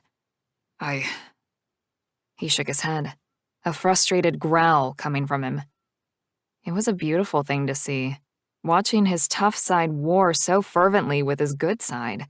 He was an alpha who would protect his women and children. I liked that in a man. Unlike Maddox, a traitorous voice said in my head. He didn't even try to protect his woman from the sentence of death. I bit the inside of my lip to punish myself for even thinking such nice things about my captor and such bad things about my ex-mate. What was wrong with me? "All good. No harm done," I said. "Is there any food? I'm kind of starving." He nodded, nipped out of the cabin, then a little while later brought back into the room a huge plate covered with meat, bread, and potatoes. My stomach growled at the smell of garlic and butter. "Here you go." I rushed toward him, taking the plate gratefully, though there wasn't a utensil to be seen. I didn't care. "Thank you." I hurried back to the couch and began making myself a lamb or beef sandwich. I wasn't sure which one it was, and I didn't care. It smelled delicious. "I'll stay tonight," Galen said, although he'd already told me that. I nodded and mumbled, "Okay." He made it sound like he was protecting me instead of what he was really doing, which was making sure I didn't escape. The potatoes were warm and crisp, and even as I picked one up and bit into it, I moaned. Wow, that was awesome. Salty, just how I liked them. Galen didn't leave. Instead, he wandered to the end of the couch and sat down and watched me eat. Strangely, I didn't get self-conscious. I figured he had to deal with the sight of my hunger since he was the reason I was so starving. I ate all the meat, half the potatoes, and most of the bread, too. "Is this bread homemade?" I asked, staring down at a crust dripping with butter. It didn't look like something bought from a shop. "Yes," he said, smiling softly. "My dad's next-door neighbor is a great cook. She brings food over all the time." I chewed on the end of the bread. "Where's your mom?" I was pretty sure I knew the answer, but part of me wanted the personal conversation, wanted the connection in this lonely, devastating time. I shouldn't feel that way about Galen, of course. He was the enemy. But since Maddox had thrown me out so spectacularly, I found myself yearning for any type of contact, even with a kidnapper. Galen sighed. She died about 10 years ago. I bit my lip and mimicked his sigh, leaning back against the couch. Mine too. And now that Dad's gone, I suppose I'm an orphan. Galen didn't respond, so I took the platter to the sink and did a quick wash. Then I lay it on the couch cushion next to him. When he didn't move, I sat back down in my original spot. The room was still warm, despite the fact it was dark outside now. "Where's your dad?" I asked, wondering where the true alpha was in all of this. Most wolf packs, like the one I'd grown up in, only had one leader, and he stayed the alpha until the day he died or someone came in and took the title from him. Maddox had said something about Galen's dad being sick. Maybe? I couldn't really remember now. The last week had turned into an absolute blur of a mess in my head. I still couldn't remember why my pack had attacked Galen's in the first place, let alone everything that had followed. He's, Galen faltered, sliding a hand over his neck and tugging at his hair as though frustrated. "Is he okay?" I asked, pulling my legs up and wrapping my arms around them. I was feeling sleepy now. My belly was full, and after the rush of adrenaline from the shower mishap, I was coming down and wanting to rest. I laid my head on the tops of my knees and stared at the big shifter, who was so much more attractive than I'd first thought. He had hair that curled down to his jawline, and his eyes were so intense. When he finally turned to look at me, his jaw was tight, his teeth clenched. He looked angry, but I could already tell it wasn't at me. "My dad's sick. He got taken to hospital this morning. That's why I've been gone all day. I was with him." I sat up, slipping my legs down. "Oh, I'm so sorry. That must be strange. I mean, for an alpha to get sick, it's unusual, isn't it?" Galen nodded, swallowing so hard his Adam's apple bobbed up and down. "Yeah, it is. And no one can work out what's wrong with him. It's just..." He tapped his heels on the ground a few times. "It's not good." Then his gaze slid to me, and this time I could see the anger banked inside his dark eyes. "I believe that's why your pack attacked us. They think with my dad sick that we're weak, that we don't have an alpha at the helm any longer, but they're wrong. We do." He stood up, and sudden fear quickened my bloodstream. His hands were clenched, and the set of his jaw told me how upset he was about everything that had happened. "I'm sorry," I said, though I wasn't sure how I could have changed either scenario. Galen walked toward the door, then doubled back and paced along the wall behind the couch. "I know it's not your fault. It's obvious your pack keeps you in the dark about these things. But you need to know we're not weak. We killed at least 10 of your men, and you only got 3 of ours, and we weren't expecting it." Pain and tears clogged my throat. "I'm sorry for your loss. I promise I didn't know anything about the attack. And I lost my father that day too." Galen stopped pacing. "My pack killed your father?" "No, he made it back to the pack." How did I say this without outright lying? "But he died shortly after. I know it's not your fault, so please don't blame me for what happened either." I wrapped my arms around myself and squeezed tight. "I lost so much that day, and because I'm just a girl, they didn't tell me anything. I couldn't prepare myself. I didn't know." The sobs began to rise in my throat, and I couldn't stop them this time. Galen strode across the room, yanked me to my feet, and held me in his arms.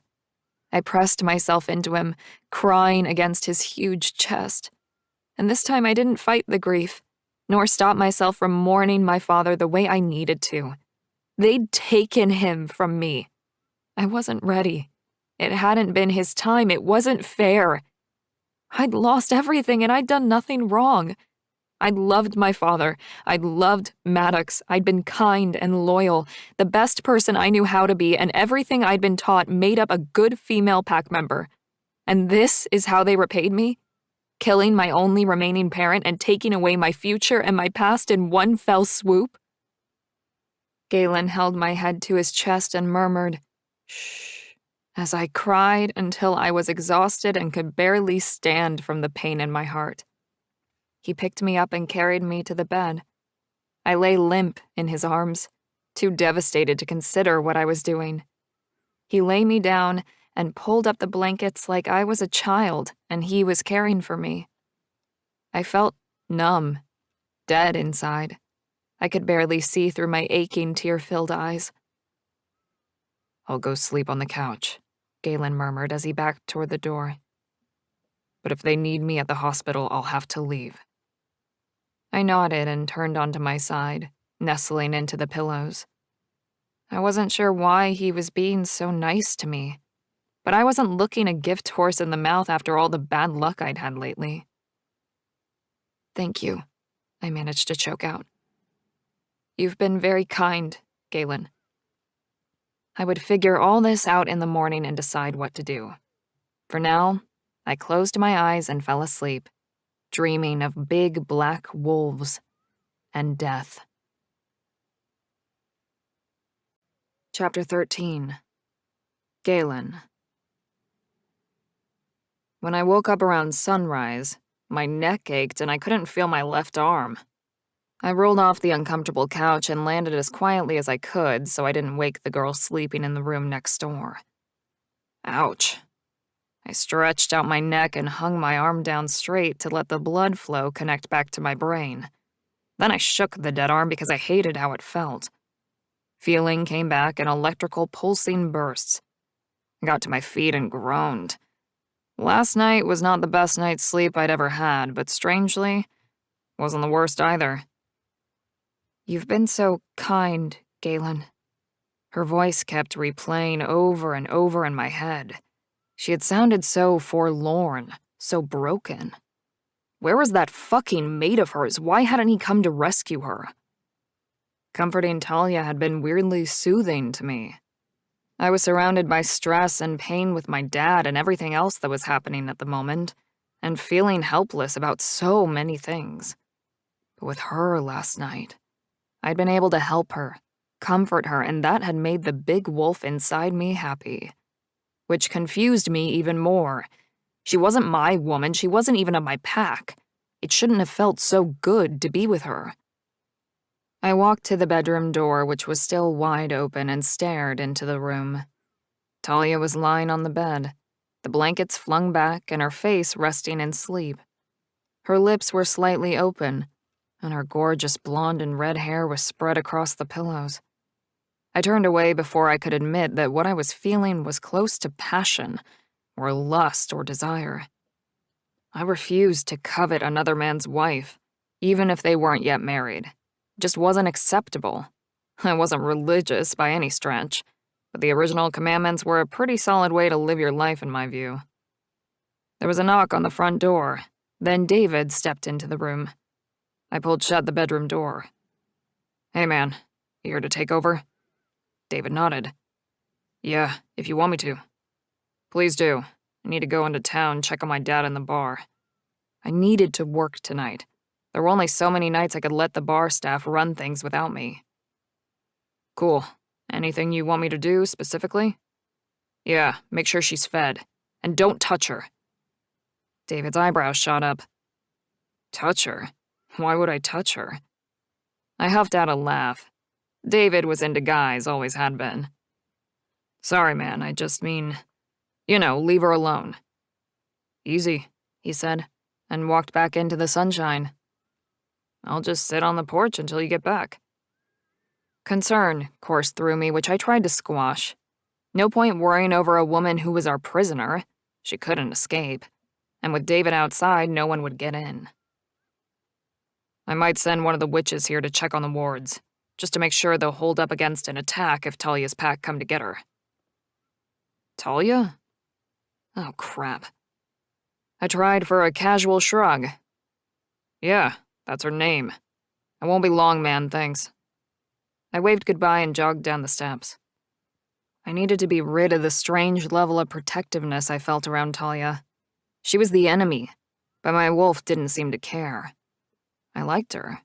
She seemed sweet, and bright, and loyal to a fault. Great qualities in a mate. Oh, shut up, I growled at myself.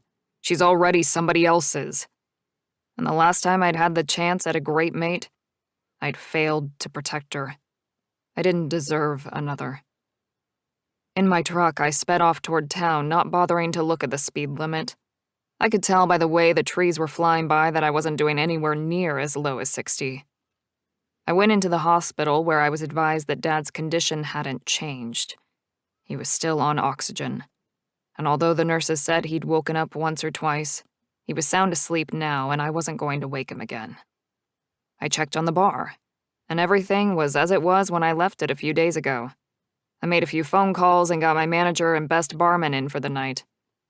I'd open, but I wouldn't necessarily be there for the whole time. I'd trained some good staff, mostly humans from town, and some shifters from my pack. The bar ran like a well-oiled machine, with or without me at the helm. I had just gotten the bar in order when someone knocked on the locked front door. I yanked open the door and startled. "Maybell," I said, greeting the witch who had always been a friend of our pack. "I was thinking of calling you this morning." I held open the door and she drifted in. "I know. I could sense your need of me." She glanced around the room, narrowing her eyes as though looking for a problem. "How can I help you?" I grinned at the powerful mage. We paid her well, in money, liquor, whatever she wanted, and she had helped us out with her magic skills a number of times over the years. "I have a prisoner from a neighboring pack that I'm keeping in the cabin. I wanted to make sure the wards you set up last year are still holding strong." Maybell sniffed the air, then slid toward me. "You smell different." I crossed my arms over my chest. "Yeah, sorry, I'll have a shower as soon as I can." "No, it's not that. I can smell another shifter on you and she's odd." I frowned at the witch. "What do you mean?" Maybell took another sniff. "I mean, she's not a normal shifter." "I don't understand." I frowned. As far as I could tell, Talia was perfect. Maybell stepped away, her eyes swirling with the purple of her magic. "I don't understand either. I would like to meet her." "Yes, please. I need you to check the cabin also. I want to know that if her pack tries to rescue her, they won't be able to pass the threshold." Maybell nodded. "I can do that, but perhaps tomorrow." I didn't question her. She was an odd creature and did things at her own pace. If she didn't think there was any urgency to the situation with Talia, I trusted her judgment. "Thank you, Maybell." She stepped toward the door, then glanced back at me.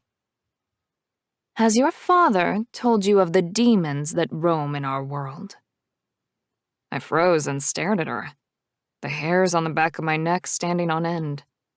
Was this one of her weird premonition things? Another spanner in the works was the last thing we needed right now. Yes. He has, though I've never seen one." Demons were evil. Everyone agreed on that, at least. They were part of the paranormal world, of course, but unlike the rest of us, demons worshipped only darkness. Maybell stared into my eyes. "You will.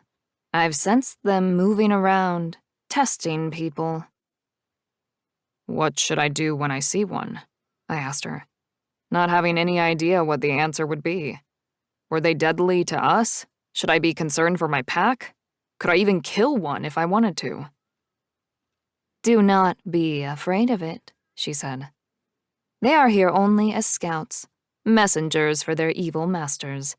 They won't hurt one such as you." Then she swept out of the room without another backwards glance. I sighed.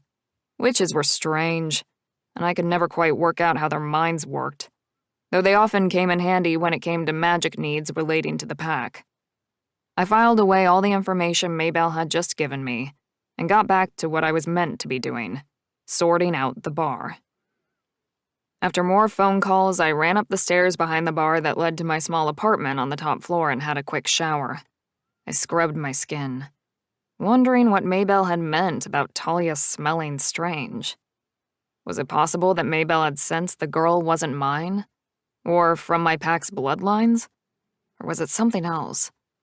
I didn't try to guess further and pushed the questions to the back of my mind. Too many other things to question, and the way of the witches wasn't mine to question. I put on a fresh change of clothes, packed up some boxes of whiskey and bourbon, and got in the car. I was strangely excited to be going back to the pack, though it annoyed me that part of the reason was because I wanted to see Talia so much. It was wrong. She was taken, mated, and not to me. When I arrived home, a guy was sitting on the steps of my father's house. I'd never seen him before. He wore a black leather jacket and had a buzz cut, which made his dark eyes stand out even more. I smelt the shifter on him, but like Talia, he wasn't one of mine. A lone wolf, a shifter, and, I had the feeling, a dangerous being. I parked the truck and got out. Hey. No one usually visited our pack unless they were family members, and if they were family, they wouldn't be sitting on the Alpha's front step waiting for who knows what. The guy got to his feet. He was a good 6 feet tall and built well, like many of my betas. He didn't seem to be an alpha, but he wasn't necessarily a follower either. "Can I help you?" I asked, walking right up to him and looking down from my 6'6" height in obvious challenge. He grinned up at me, as if aware of my ploy and not fazed. "I'm Darius. I came to speak to the Alpha about joining your pack." "Well, my father's not here at the moment, so you've got me in his stead." I narrowed my eyes at him. "Any reason you want to join our pack?" Darius nodded. "I've been traveling across the state, but I'm sick and tired of the constant moving. Always looking out with no one to watch my back. I need to set down some roots, and I heard good things about your pack." My brows rose. I didn't necessarily believe or disbelieve him. It could be the truth. But a grain of skepticism was always healthy. "And the reason you can't go home?" I drilled. His smile faltered. "Well, my mate died last year, in childbirth. I can't go back. Too many memories." His words sliced across my heart with the keen sharpness of a knife. I dropped my arms down and cleared my throat with a rough cough. "Sorry to hear about that." He shrugged. "Thanks." I glanced around, still suspicious about his timing. "Any reason you chose our pack over the other 3 in the area?" Darius didn't seem to miss a beat. "I did speak to one other pack before coming here, but they're in a bit of a messy state, and I don't want to join anyone else's drama. Plus, I'd rather be on the winning side." I raised an eyebrow. "Because you need protecting?" Darius laughed. "Nah, I like a good fight." He looked like he could handle himself, too. Despite the baggy leather jacket, I could see the strength in his legs and in his core. This guy knew his way around a gym, or he'd done some serious outdoor work over a long period of time. "Okay, I'll give you a week to prove you're not going to be a nuisance and you can bunk in with some of the other bachelors in town. My beta Marcus has a spare room at his place." Darius grinned. "I appreciate the opportunity." "Is there any other reason you chose our pack?" I asked, still worried about this stranger's reason for coming here right now. "Well, 2, actually. Heard you run a bar in town, and I know my way around a drink pourer and a hot grill. That was good to know. And the second reason? Well, I had some news I wanted to share with you, though I didn't want to just come out with it at the start. You'd think I was some sort of snitch. I crossed my arms over my chest and narrowed my eyes. I wanted to convey my thoughts about snitches, though at the same time I wasn't going to ignore Darius if he knew something I needed to know too. The pack came before my pride. I've already said you can stay, so if you want to tell me something extra, now's the time. He shrugged off his jacket and pulled out a packet of cigarettes. You mind? I shook my head. It's your life. He huffed out a laugh, then lit his cigarette. You're right. He inhaled deeply, then blew out the smoke in the opposite direction to where I was standing. He was definitely fit and strong, but it would take me at least a week to determine his character. For all I knew, he was a pack member of our nearby enemies. I didn't know all of them by sight.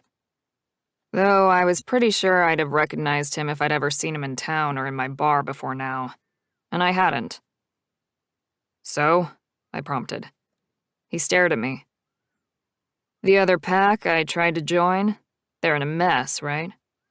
Yeah, I said, assuming he meant our lovely neighbors, Talia's pack. They attacked us and we fought back.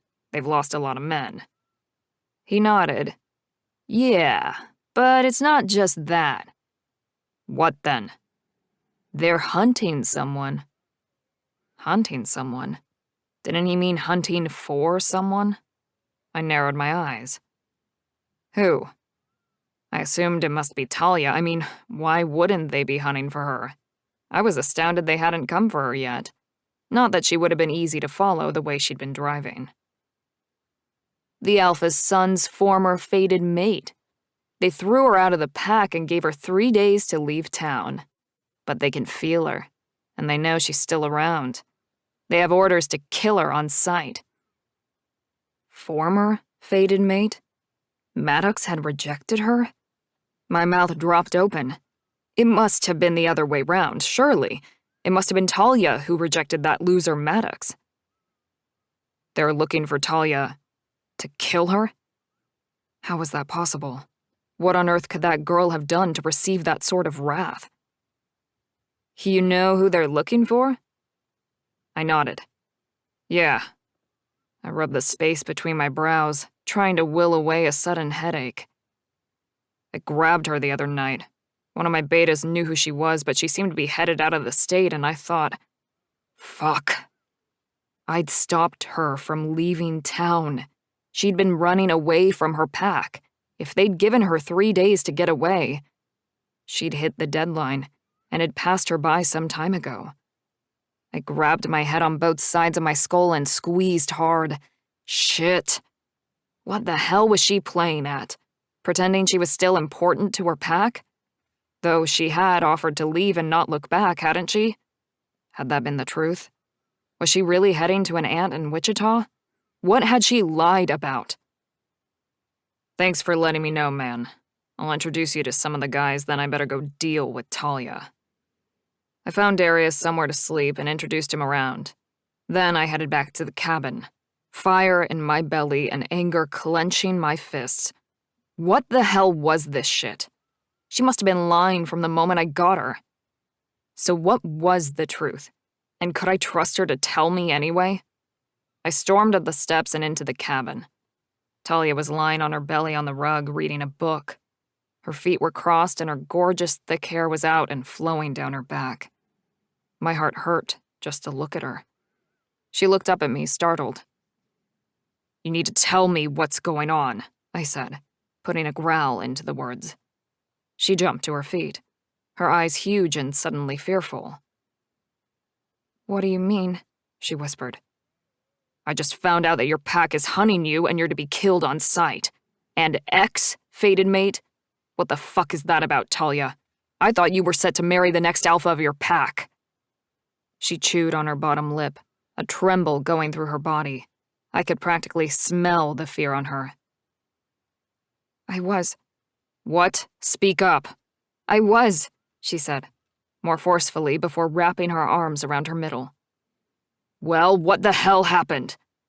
This was a fucking mess. Here I was trying to avenge my pack and fulfill a promise to my father without killing more people, and the plan had gone up in smoke. Worse than that, I'd stopped her from escaping their clutches, and most likely signed her death warrant, so I'd truly screwed up on that front too. He... Spit it out. She jumped. She stopped, swallowing, and I couldn't take any more. Ugh, I'm going for a run, I said, unable to get a hold of my temper. It was all too much, too many mistakes, some of them fair and square in my court. I ripped off my shirt, noting the way her pupils dilated when she saw me half naked. Another thing to be pissed about. All this time she was available and I hadn't even known it. Fated mate be damned. She was a rejected mate. And now she was in danger. This was a lethal combination for the protector and me. I'll be back later. I ran out the door and leapt off the patio, shifting halfway through the air, and landed with my paws on the dirt. I took off. What a fucking mess this was. Chapter 14. Talia. Oh my God. He looks so furious. He's going to kill me when he gets back. The only thing that had been keeping me alive was the fact that I was Maddox's mate and therefore useful to Galen. And now he had somehow found out the truth. I paced up and down the room, my book and my relaxed mood now totally forgotten. I wasn't safe anymore, and thanks to the witches' wards, I was still trapped. My wolf rose up within me, and for the first time, I didn't try and stop my shifter from bursting through. My jeans and tank top shredded as my black wolf emerged. My heart was pounding so fast I was shaking. What the? One of Galen's betas stepped over the threshold, and I saw my opportunity to escape. I hadn't been able to get past the threshold last time, but with one of their pack short-circuiting the magic, and with me in wolf form, I had a chance. I ran for the door. The guy tried to stop me, putting his arms out holding tight to the doorframe. Perfect. Thank you. I leapt through the air, pushing my two front paws into the guy's chest, and both of us sailed through the door and onto the ground. I shook myself, looking around the area for a way out. I'd made it out of the cabin, but I had to go. I had to leave everything behind. My life was at stake now, not just from my pack, but from Galen's as well. 2 wolf shifter packs would be after me. What chance did I have to survive even a few hours, let alone through the night? I turned toward town and started running. My old pack would get me if I went anywhere near the forest, but the town provided a neutral zone for all the packs. My only chance at this point was to reach neutral ground. Maybe Kylie would hide me again until things died down a little. At this point, I didn't know, and I didn't care. All I knew was I had to get away from Galen and his pack right now. I ran down the road, dodging people and traffic, my heart pounding like a steam engine. I ended up at a fork in the road that I didn't recognize. Both road signs said they led to town, but which way would keep me safe from Maddox's pack? A commotion came from behind me, from the direction of the cabin I'd been staying in. I could hear fighting and yelling. Then the howl of a wolf sounded, long and mournful. The sound called to my essence, my blood. I almost turned and ran back to greet the caller, having to use all my willpower to stop. Fuck. I shivered. Galen knew I was gone. I had to keep running and not into town. I needed to put distance between me and the Alpha's son, both of the Alpha heirs. I ran through the forest and away from the town, in the opposite direction of Galen's pack. Oh shit. They caught up to me before I had gone anywhere near far enough. I didn't know whose land I was on, Galen's, Maddox's, or the neutral zone. But it didn't matter. I was surrounded. I was going to die. 3 white wolves came at me from all sides. I panted, backing up. From their scent, I could tell without even looking at their familiar wolf forms that 2 of them were Maddox's betas, Young guys I'd known my whole life. How did they justify chasing me, let alone getting ready to kill me? We had been friends in the past. I couldn't fathom trying to kill a friend. I whined to show them I was scared, that I was defenseless. We'd never been taught to fight in my pack. The women didn't do that. Instead of showing any care or compassion, they snarled back at me and I yelped. Panic set in. They were serious. They were really going to follow the Alpha's decree. Where could I go? The largest wolf showed me his teeth. I turned tail and ran. They caught me easily and knocked me down into the dirt. I growled and turned, but one of them grabbed my back leg, biting into the flesh and hauling me along the ground. I cried out at the pain, kicking my other leg in an attempt to be free. A third wolf stalked over to me. He was older and huge, one of the Alpha's council members by the looks of him. I stared up at him and whined. He growled, his lip quivering as he showed me his white, sharp teeth. There would be no mercy. I was going to die today at the hands or teeth and claws of my own pack, and I had no one to blame except myself. They had given me time to escape, and I'd squandered much of it before being stupid enough to be captured by Galen and his men. A loud, threatening growl rolled over me like thunder in the distance. The white wolves looked up. The large beta was hit in the chest by a huge black wolf and rolled backwards, knocked off his feet. The possible reprieve gave me added strength, and I fought with the wolf holding my leg, snapping my jaws at him until he let go. I jumped to my feet and growled, watching in awe as the black wolf took on all three of the smaller white wolves at once. He headbutted them and snapped his jaws, biting at their necks with his razor-sharp teeth. The two smaller wolves were bleeding and limping, but the larger one recovered more quickly and stalked toward the black wolf that I had to assume was Galen. He was magnificent and terrifying. Galen charged and grabbed the largest beta around the throat, lifting him high. He shook him like a rag doll and dropped him. With a snarl, he tore the beta's throat out with a vicious tug and snap of his neck. It was over, just like that. He threw back his head and howled, his jaws soaked with blood, and I gaped at the scene before me. Blood and guts everywhere, and the triumphant black wolf in the middle of it all, breathing hard. The large beta was obviously dead, his chest no longer rising and falling. Only then did Galen shift back. I couldn't help but stare at him. He was dripping with sweat, naked and shaking with adrenaline. He was a warrior, standing over the fallen body of his enemy on a battlefield. I let go of my wolf, even though all my instincts told me not to, and shifted back to human, naked and vulnerable, and crouched on the ground at Galen's feet, but no longer afraid.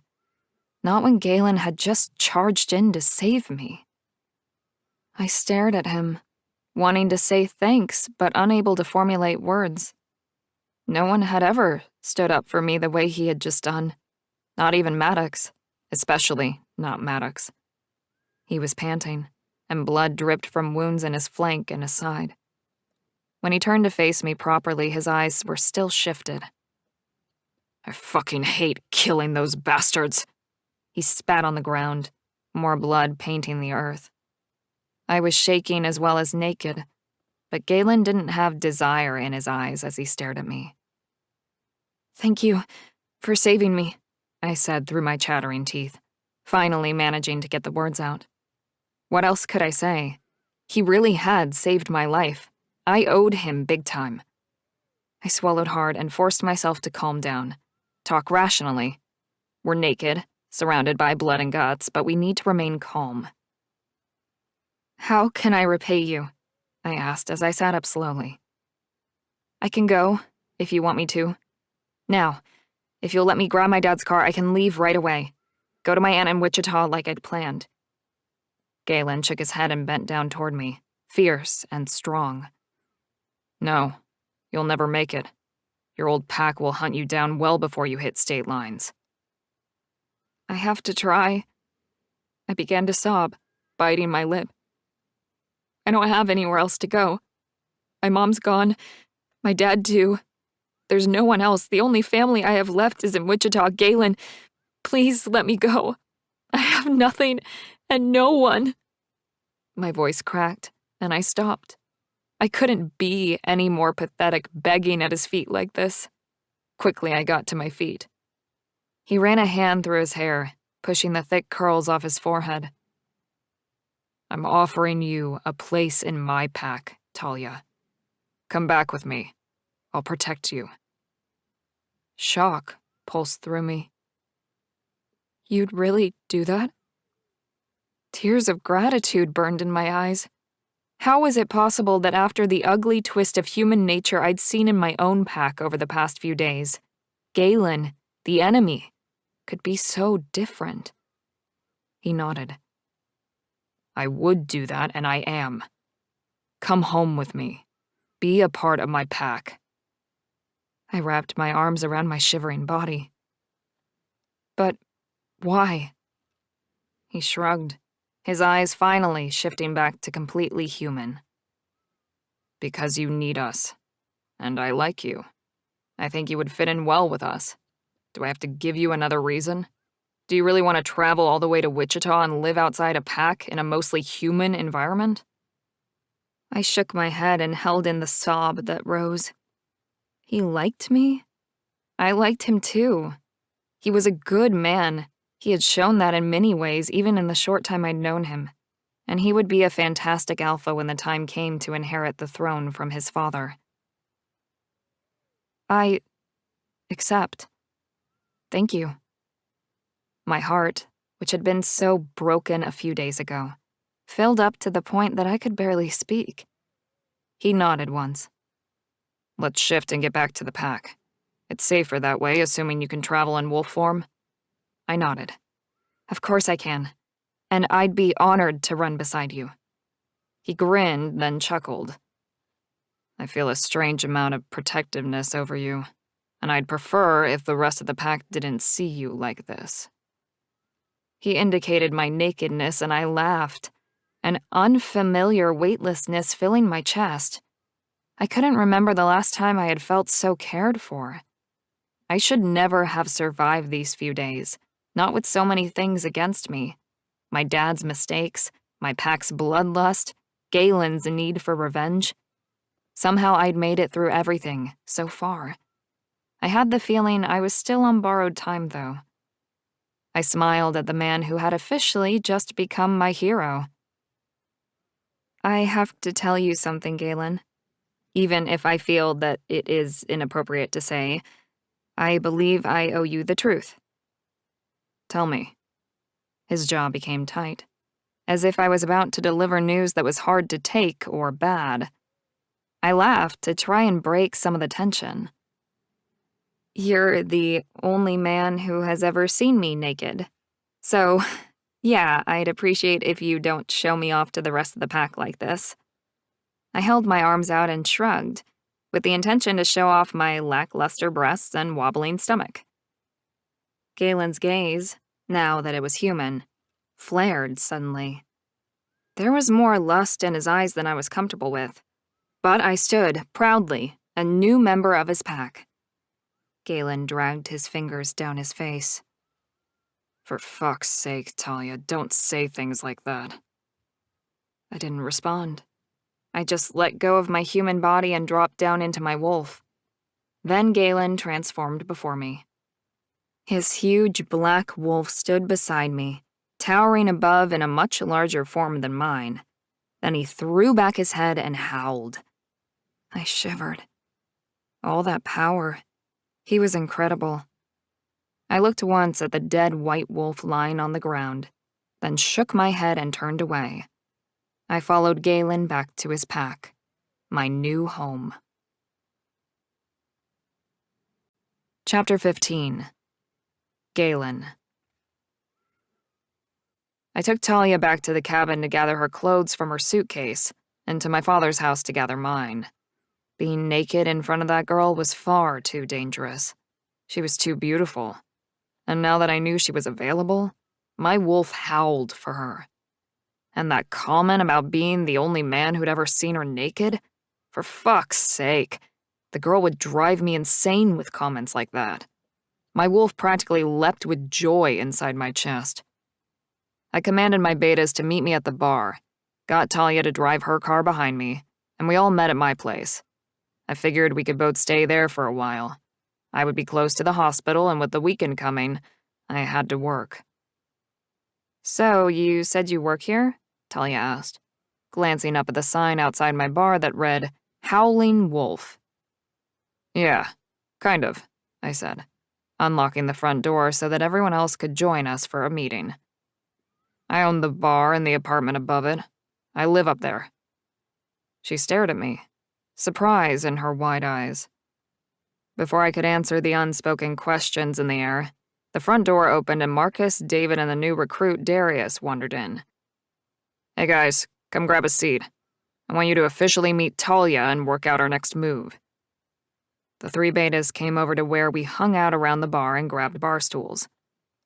"Hey," David said, lifting his chin in greeting to Talia. She jumped up and sat on the bar top, her legs dangling like a kid sitting on a ledge. "Hi." I shook my head. She seemed to effortlessly manage a fantastic combination of naivety and sensual allure. I turned away from her so that I could focus on what I needed to say. "Guys, this is Talia.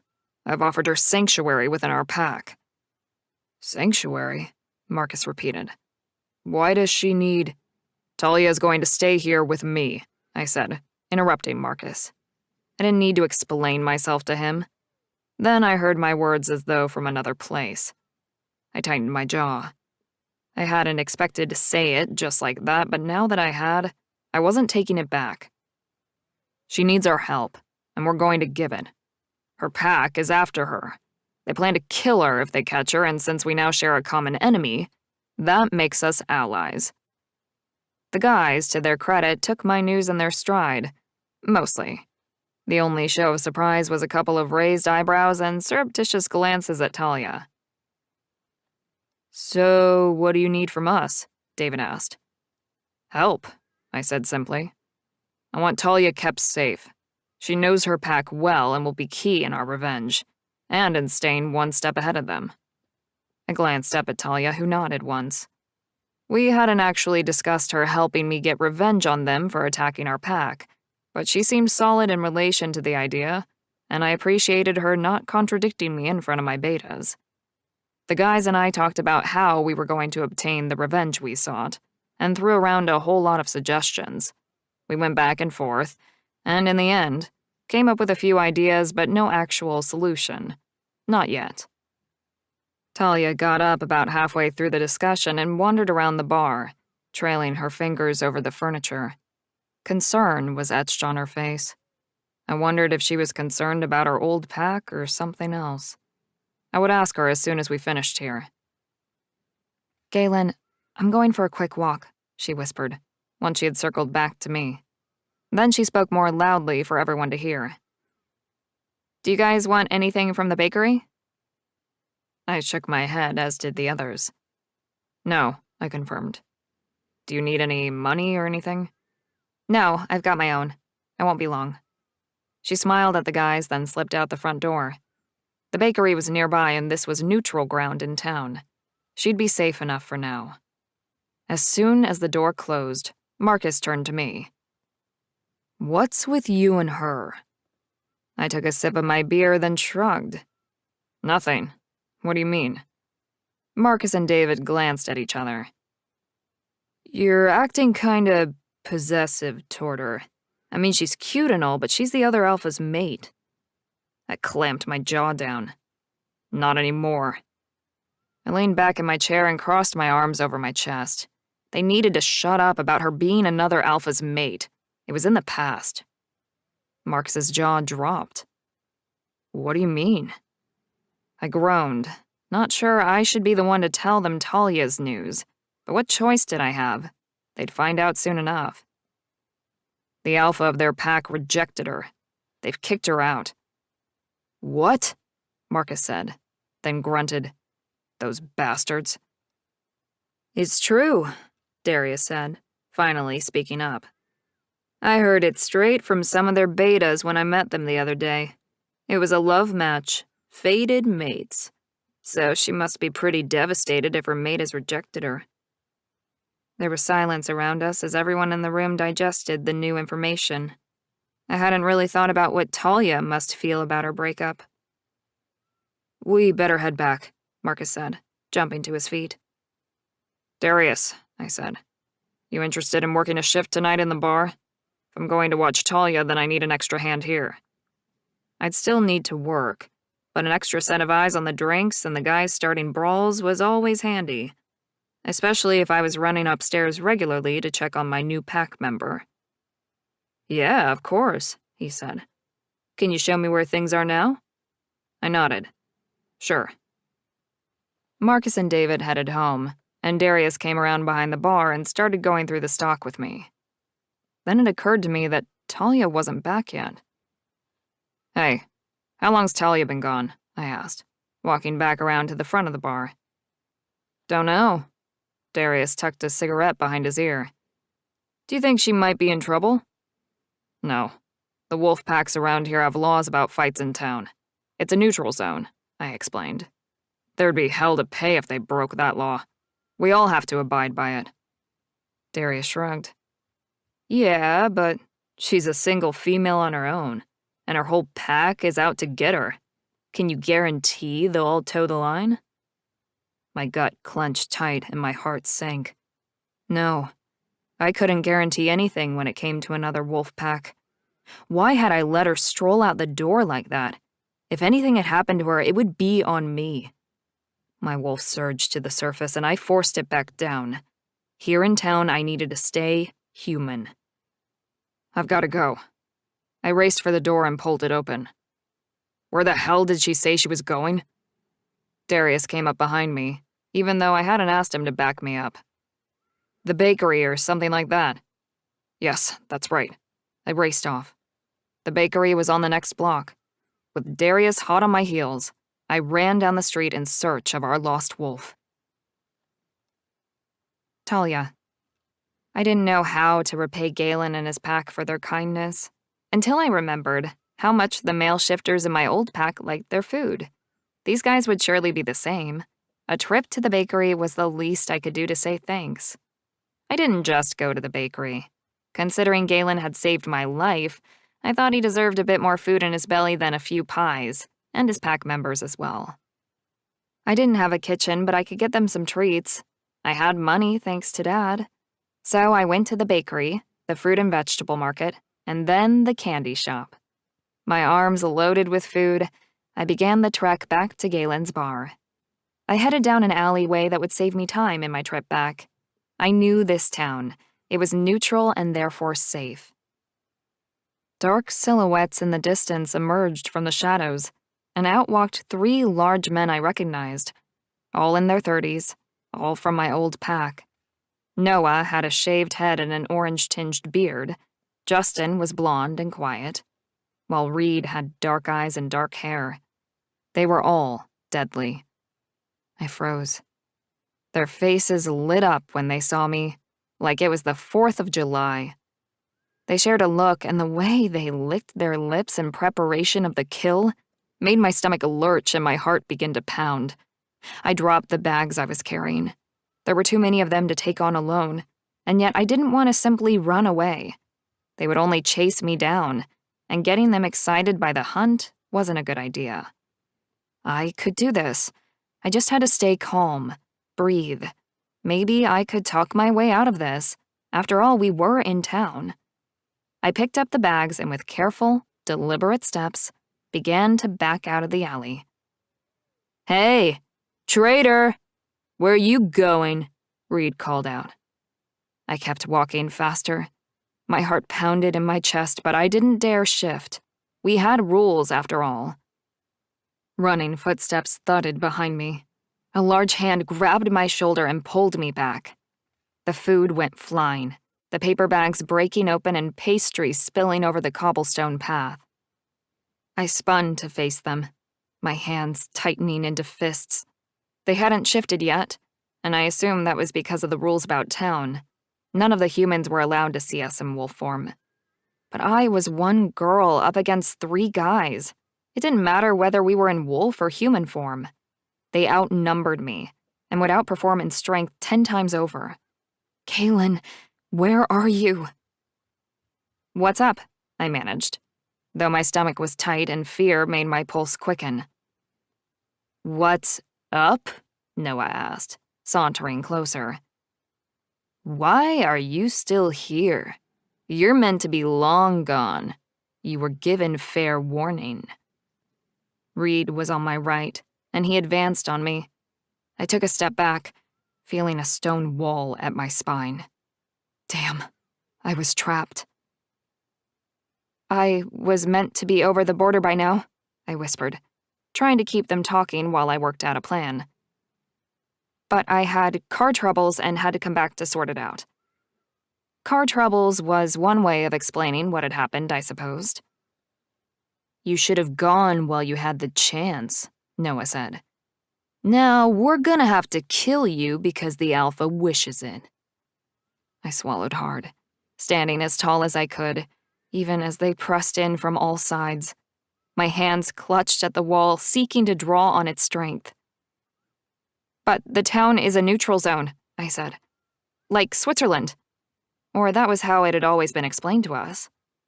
Justin took a couple of steps back. She's right, guys. Yeah, but who's gonna know? Reed said, his nasty face twisting up into a scowl. The Alpha wants her dead and his word is law. But, I began. Noah whacked me across the face. I staggered sideways, my eye exploding with pain.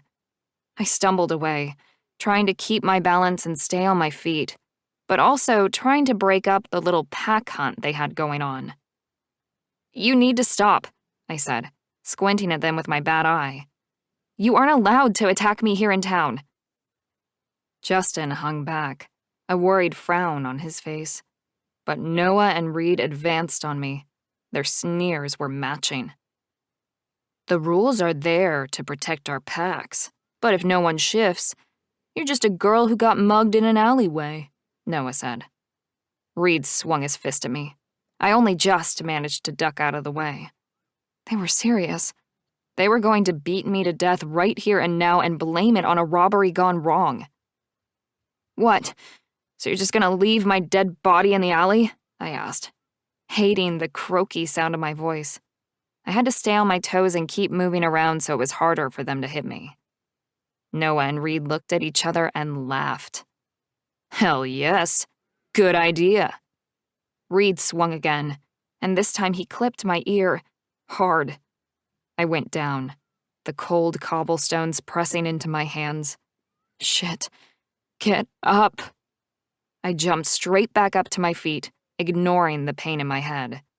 I tightened my hands into fists and punched Reed in the gut as hard as I possibly could. He grunted and fell back a few paces, but laughed at the same time.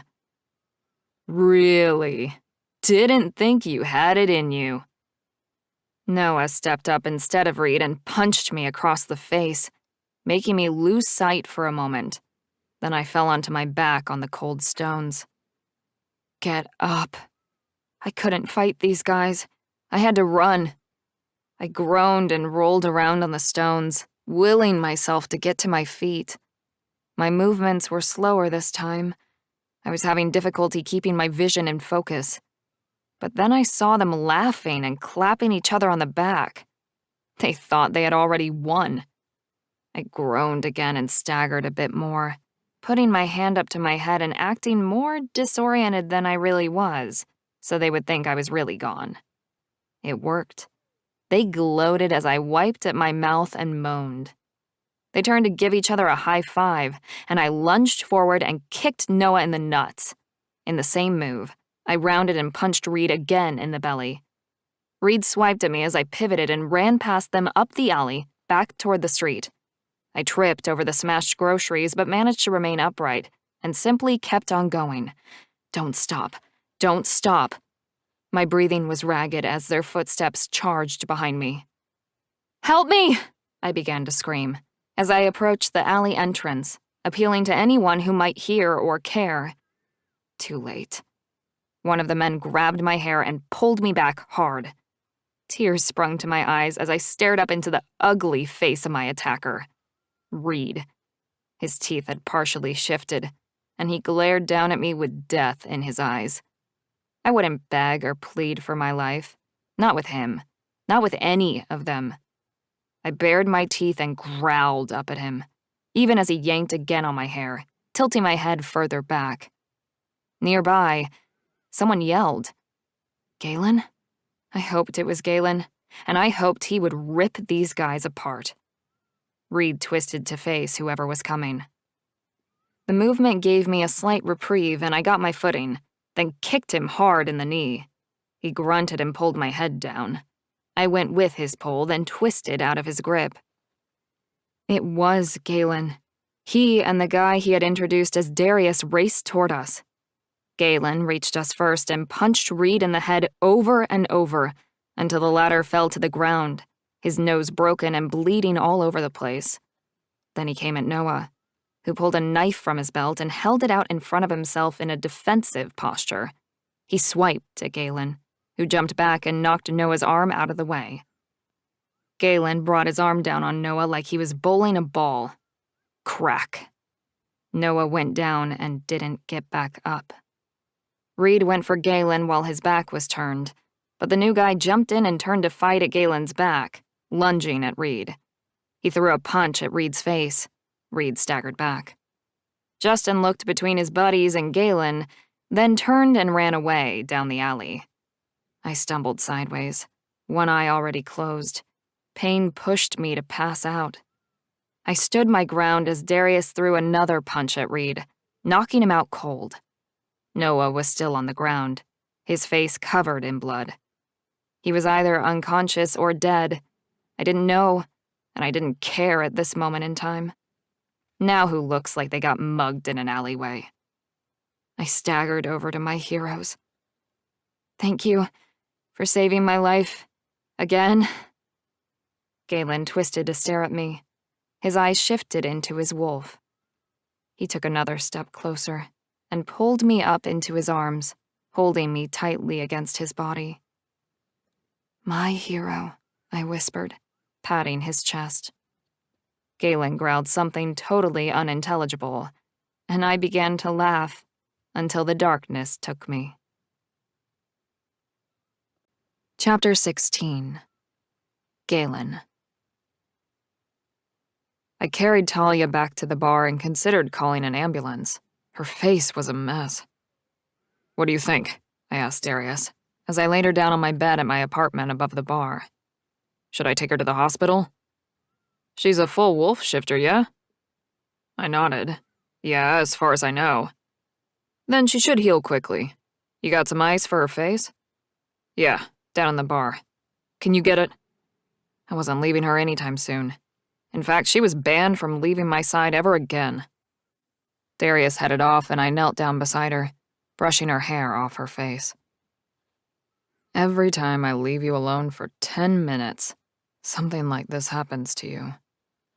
Darius came back with multiple small plastic bags of ice and several dry dishcloths. Great idea, I said, taking the little bags and placing them on her swollen lip and cheek.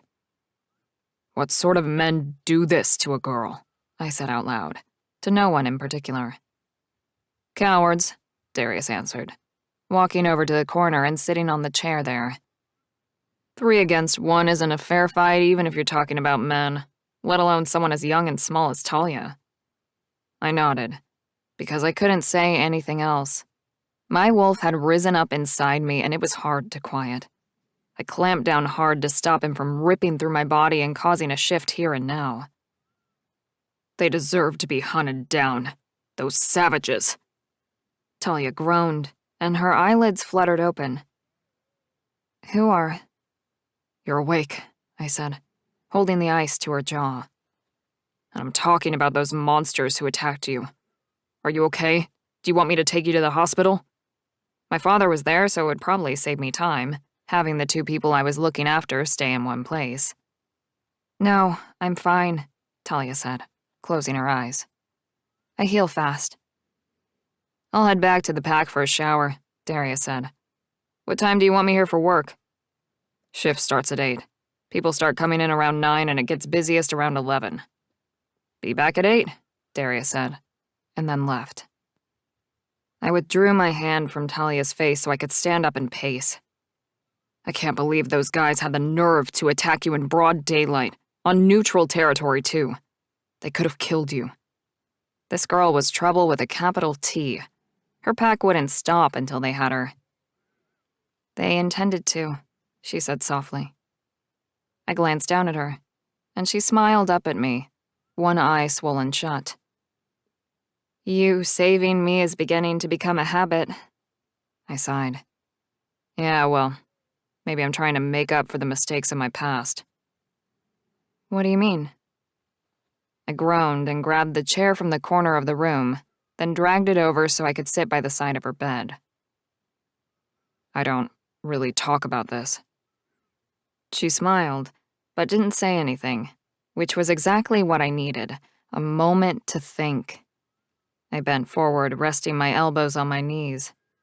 I couldn't believe I was even contemplating sharing this information, but somehow the words tumbled out of my mouth.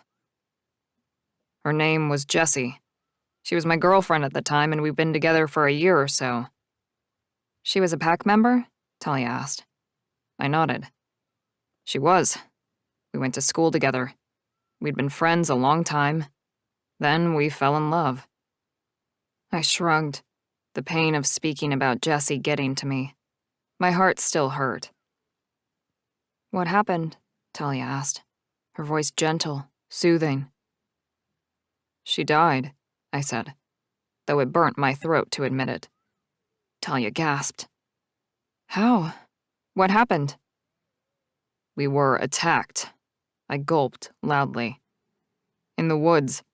I don't remember it very well. Maybe 10 people jumped us. All men. I fought them off as best I could. I told her to run." I shook my head, staring at the wooden floor beneath my feet. I was beaten unconscious, and when I woke up, she was dead, lying a few feet away from me. A head wound so bad she wasn't able to heal. I swallowed hard, the pain of Jessie's death still haunting me. The failure. "It wasn't your fault," Talia said, hefting herself up to stare at me. I lifted my gaze to look at her. "I know that." "I don't think you do. You're blaming yourself when you didn't hurt her. I bet you got really hurt too.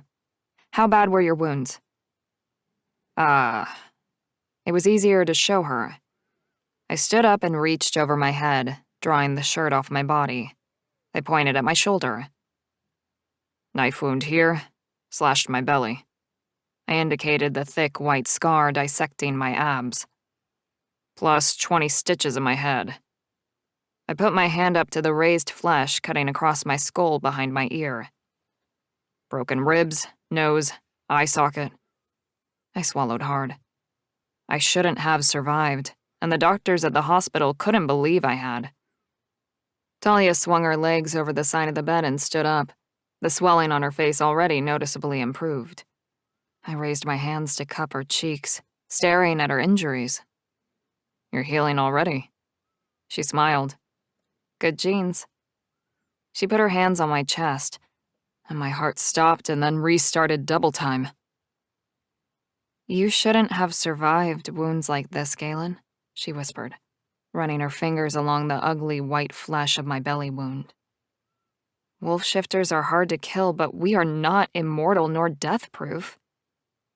"Yeah, think, idiot." The doctors didn't believe I'd make it, especially after I carried Jessie all that way. Her gaze flicked up to mine. "You what?" I shrugged. "We were in the middle of nowhere and I had to get back to the pack. I couldn't carry her body in wolf form, so I just carried her. And God, that had hurt. I'd passed out once on the way home, woken up and kept going. The blood loss had been the hardest to deal with. though the shoulder wound especially had been deep. Talia trailed her fingers up my chest, bypassing my sensitive nipples and going to my shoulder. I can't believe you lived through that. You're incredible. So strong. I held her fingers against my shoulder, enjoying the warmth of her. Then I took a step away, breaking contact. I'm not incredible. I failed the woman who could have been my mate, my wife. It was my weakness that cost her her life. No, Talia said, strong and sure. It was the evil of those other men, whoever they were. I nodded once, reaching for a clean black tank from a drawer next to my bed. It certainly was. She wrapped her arms around herself. I am so grateful for everything you've done for me. But what am I going to do now? I don't want to endanger you or your pack. I pulled on the shirt, stretching it over my body and covering myself up once more. I want you to stay, I said. If I thought I could get you out of the state without them catching you, I would. But I don't think it's safe to attempt yet. Talia nodded, then sighed. Yeah, you're probably right. I glanced toward the door to the bedroom. Look, I need to get the bar ready for the night. I won't leave, don't worry. I'll get some food delivered and it's gonna be loud, but hopefully you can get some rest. She bit her lip and climbed back onto the bed. Thanks. I went out of the bedroom and shut the door that connected the stairs from the apartment down to the bar. I'd get her some food, work all night, and make sure no one came near her. Then I'd sleep on the couch and hopefully get a good night's sleep myself. It was beginning to niggle at me that I'd shared so much of myself with a girl I'd only known a few days. And for most of those days, I'd considered her a bargaining tool. I had to reconsider my whole position on Talia, and how I was going to use the information she gave me to do as my father had asked, and avenge our pack. Talia. I closed my eyes and listened to the intense beat of the music rising up from below. My belly was full thanks to Galen, and I was warm and dry. Also, thanks to him, I was lying in a comfortable, clean bed, safe from the pack that hunted me. I still couldn't believe I'd almost died today. Twice. Galen had been my knight in shining armor, or fur in our case. He was so much stronger and more truly alpha than any man I'd ever known. I couldn't even begin to compare him with Maddox. There was no alpha in Maddox. I could see that now. When it came to Galen, not only was he huge and strong and powerful, he was thoughtful, understanding, empathetic. When he told me about his girlfriend dying in a brutal attack that almost killed them both, my heart had broken for him. He must have blamed himself for such a long time after, and it seemed to me like he still did. Survivor's guilt must have been the absolute worst. It was similar in some ways to my father. I turned onto my side. The sounds of the music in the club beneath me should have kept me awake. Instead, I found the constant noise soothing. I knew Galen was down there, watching out for me. I trusted him. He wanted me to be a part of his pack, and he'd proven twice now that he was willing to kill to save me. Maddox had never done such a thing. If anything, in truth, he'd thrown me out. His father had wanted me gone, and despite him being my fated mate, he hadn't stood up for me. What did that say about our relationship? About Maddox himself? I moaned softly, burying my head in the pillow. My head ached, but thanks to the medication Galen had given me after dinner, I was beginning to drift off. Sleep tugged at me, pulling me down into the darkness.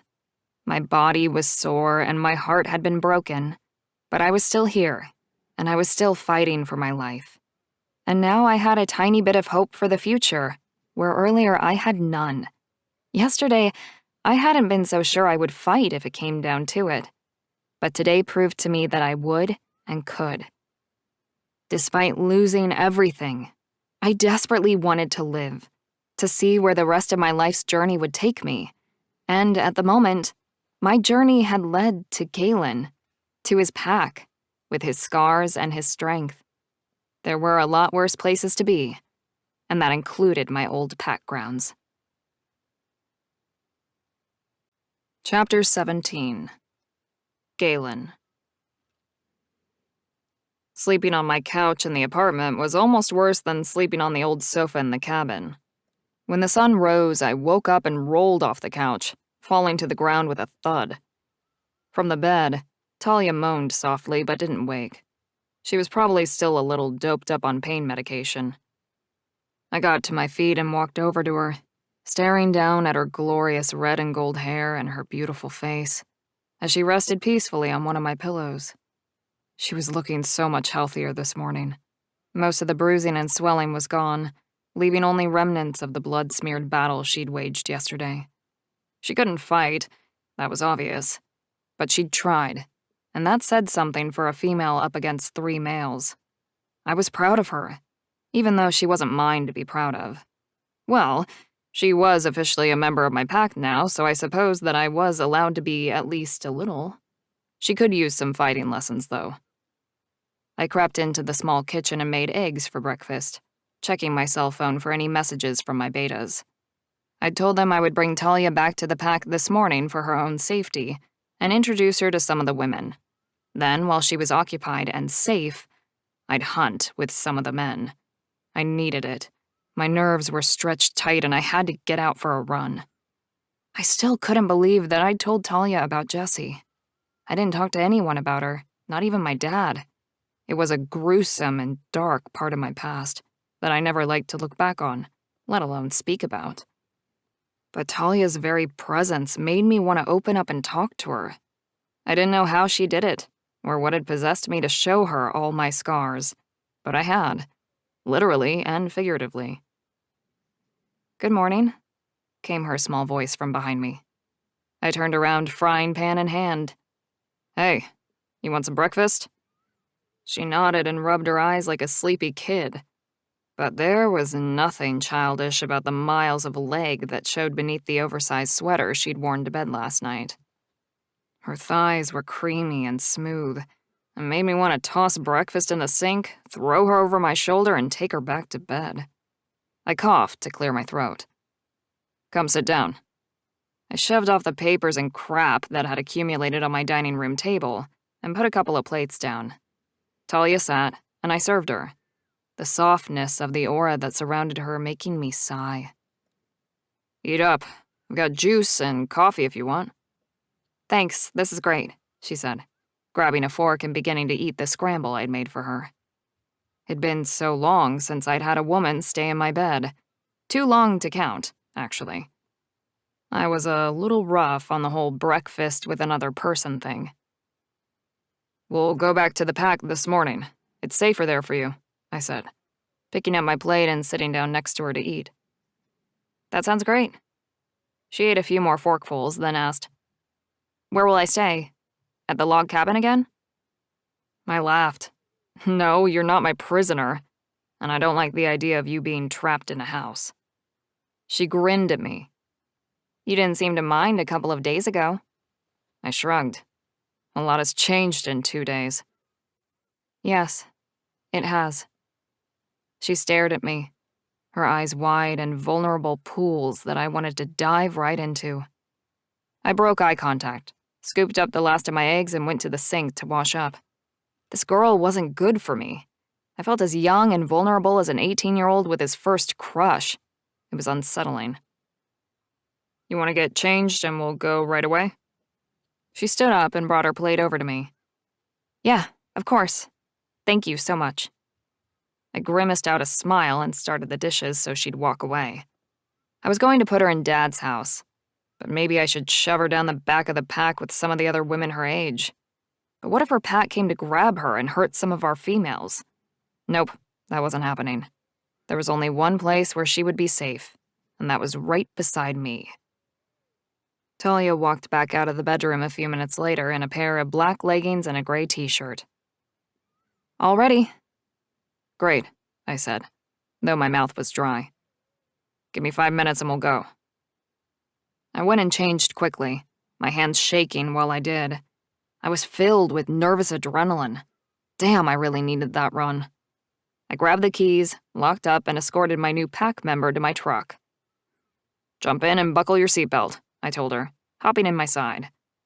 I still can't believe the nerve of your old pack. They attack us out of nowhere, then they try to take you down in the middle of town, even though town is considered neutral. I turned the key in the engine and we started driving along the road. Yeah, I reminded them of the neutrality when they attacked, but they just said that as long as they didn't shift, they could attack me, and everyone would think I'd been mugged and murdered, just another dead girl in an alleyway. She shivered, and then stared out the window, and although I couldn't see her face, I could hear the pain in her voice. "I'm sorry this happened to you." She nodded but didn't look at me. I hadn't asked why she'd been kicked out of her pack, and I wasn't sure she'd tell me if I asked. It seemed deeply personal. For a fated mate to reject her, something terrible must have happened. Had Talia been caught with another guy? Or had Maddox himself fallen for another? Or was it something completely unrelated to their relationship? The timing seemed too coincidental, that she'd been thrown out of the pack the day after the fight. But I didn't ask. She'd tell me in her own time, or it would all come out soon enough. Secrets and lies tended to be unearthed, even when people wanted them buried. "We're almost there," I said, as we passed the large iron gates that led onto my pack grounds. "I'll set you up in a bedroom at my dad's house. Then you can rest and relax. How are you feeling today?" She sighed and glanced over at me. "A bit heartbroken, but hey, I'll live. Hopefully." I pulled over in front of my dad's place and looked straight at her. "You're safe here, I promise. As long as I've got breath in my body, I'll fight for you." She trembled, as though my vow had physically affected her. I reached out and squeezed her hand, wanting the connection for some unfathomable reason. She glanced down at my hand and smiled. "Thank you, Galen." I nodded, then pulled my hand away, my palm tingling from the contact. "Great. Let's go." I settled Talia into my dad's place. Then I called Darius, who'd been a real asset in the bar last night and in the alleyway fight yesterday. I was beginning to trust him, even after this short time, and at least I knew he could hold his ground. "Come over to my dad's place and stay outside until I get back. Have a smoke, whatever. Just keep an eye on her and don't leave her alone." "Yeah, not a problem." Within 5 minutes, he was on my doorstep.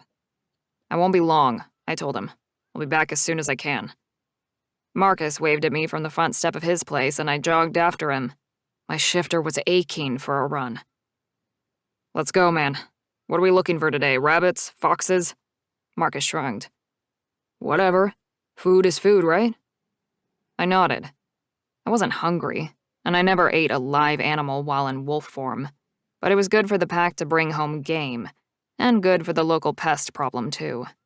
Not to mention the fact that us guys got to run and fight and kill stuff. It was basic, but our wolves needed it. I was gone long enough to fulfill that need in me, but as soon as I started to feel anxious about being away from Talia, I turned tail and raced home. When I got there, Darius was nowhere to be seen. "Hello," I called out, and Marianne, one of my dad's neighbors, popped her head over the fence. "Galen," she said, smiling at me. "Have you seen Darius or Talia?" I asked her, worry making my skin itch. "The new beta and the girl?" she asked. "Yeah, they said Talia needed to get something from her car and you left it in town." "Shit, I did. We'd driven it in yesterday and she'd been too unwell to drive it back. I hated having to change the plan all the time, but the goalposts kept shifting and the endgame was still unknown." "Thanks, Marianne."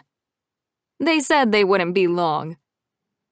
I grimaced out a smile and headed into the house for clothes.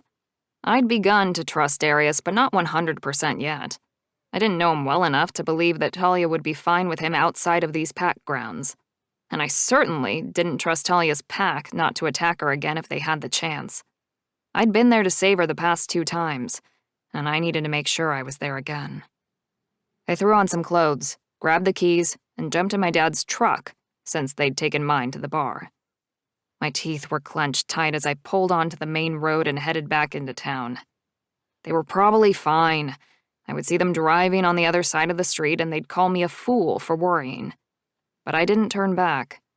I was a fool. This girl wasn't mine. I barely knew her, and yet I was determined to keep her safe. My truck was still parked out in front of the bar. The hairs on the back of my neck stood on end. Where the hell were they? I barged into the bar. "Talia! Darius!" "Just out the back," Talia called. My heart leapt in my chest and tension eased from my body. I unclenched my fists and strode through the bar, grabbing a beer from the fridge on my way through. My nerves were shot. "You should have waited for me," I started to say, as I walked out the back door, then caught sight of Talia. She was standing by her dad's old car, staring off into the distance. "Talia." She didn't respond. "Hey, Talia," I called again, walking toward her. I waved my hand in front of her face. She looked frozen in place, and her eyes were glazed over. What the hell was this? It looked like someone had cast a spell over her. So where was the witch who was working the magic? And where the hell was Darius? I caught something in the reflection of Talia's eyes and twisted, fast. Fucking hell. It was a demon. They were so rare I'd never actually seen one, only heard of them. But there was no mistaking what it was. It stood like a man, but it had no face, no features, no clothes. It was a blackened shadow with flames for eyes. "Get out of here," I growled at it, stepping in front of Talia to block the demon's view. It lifted its hand, as though anxious for the woman behind me. That's weird. My father had told me of demons' alluring qualities, and I could see from the way Talia continued to stare in its direction that it was calling her, just like a siren's call. Town rules be damned. I let the shift rip through me, and my black wolf leapt forth. I planted my feet on the concrete in front of Talia and bared my teeth at the demon. It flared, the brightness of its flames burning hotter. Dark magic. These things were fucking evil. And it had to be stopped from getting whatever it wanted to acquire from Talia. I growled, but the demon didn't move. These things were deadly. I launched forward, running straight at it. Its arms dropped, and then it disappeared from view as it ran down the street. I stopped short at the corner of the building and shifted back to human before anyone in town saw me. I was naked now and panting hard. I stuck my head around the corner, but the demon was gone. I shook myself. What the hell was that? I turned and jogged back to Talia, my heart thumping in my chest. She shivered, then dragged her gaze up to my eyes. "You're naked. What happened?" "A fucking demon just turned up and attempted to lure you away. Don't you remember anything?" Her mouth dropped open. "A demon? Are you insane?" I growled in frustration. Darius called through from the bar. "Hey, Talia, you still here? We gotta get going. Galen—" He stepped through the back door and stopped dead. "Is already here." "Hell yeah, I'm here. I told you to watch her, keep her safe. Do you think that meant bringing her here where she almost died and then leaving her alone?" Talia put her hand on my arm, drawing my attention. "It's my fault, Galen. I'm sorry. I didn't know how long you'd be, and I thought getting my dad's car and parking it where I'm going to be living was smarter." I scratched my head and took a long, deep breath. "Let's just get going. You both get back in your respective cars and head off. I'll be 2 minutes behind you. I've got to go grab some more clothes." I stormed into the bar and ran up the stairs. The jeans I just ripped to shreds in the unexpected shift had been my favorite pair. I tugged on sweatpants and a t-shirt, irritated and angry. What the hell was a demon doing in town? And what did it want from Talia? Maybe time would tell, but one thing was for sure. Once we got back to the pack, I wasn't letting the woman out of my sight again, even if it meant sleeping in the same room as her and making her come on runs and patrols with me. I couldn't trust anyone else to look after her. And after failing to protect Jessie, I wasn't losing Talia too. The human part of me knew that she wasn't mine to protect, but the wolf part wanted her claimed. And whilst I couldn't do that, I would do the next best thing. I would protect her as if she was mine. To be continued in Wolf of Blood. This has been Wolf of Ash, the Wolf Shifter Rejected Series Volume 1, written by Amelia Shaw, narrated by Olivia Wright. Copyright 2022 by Amelia Shaw.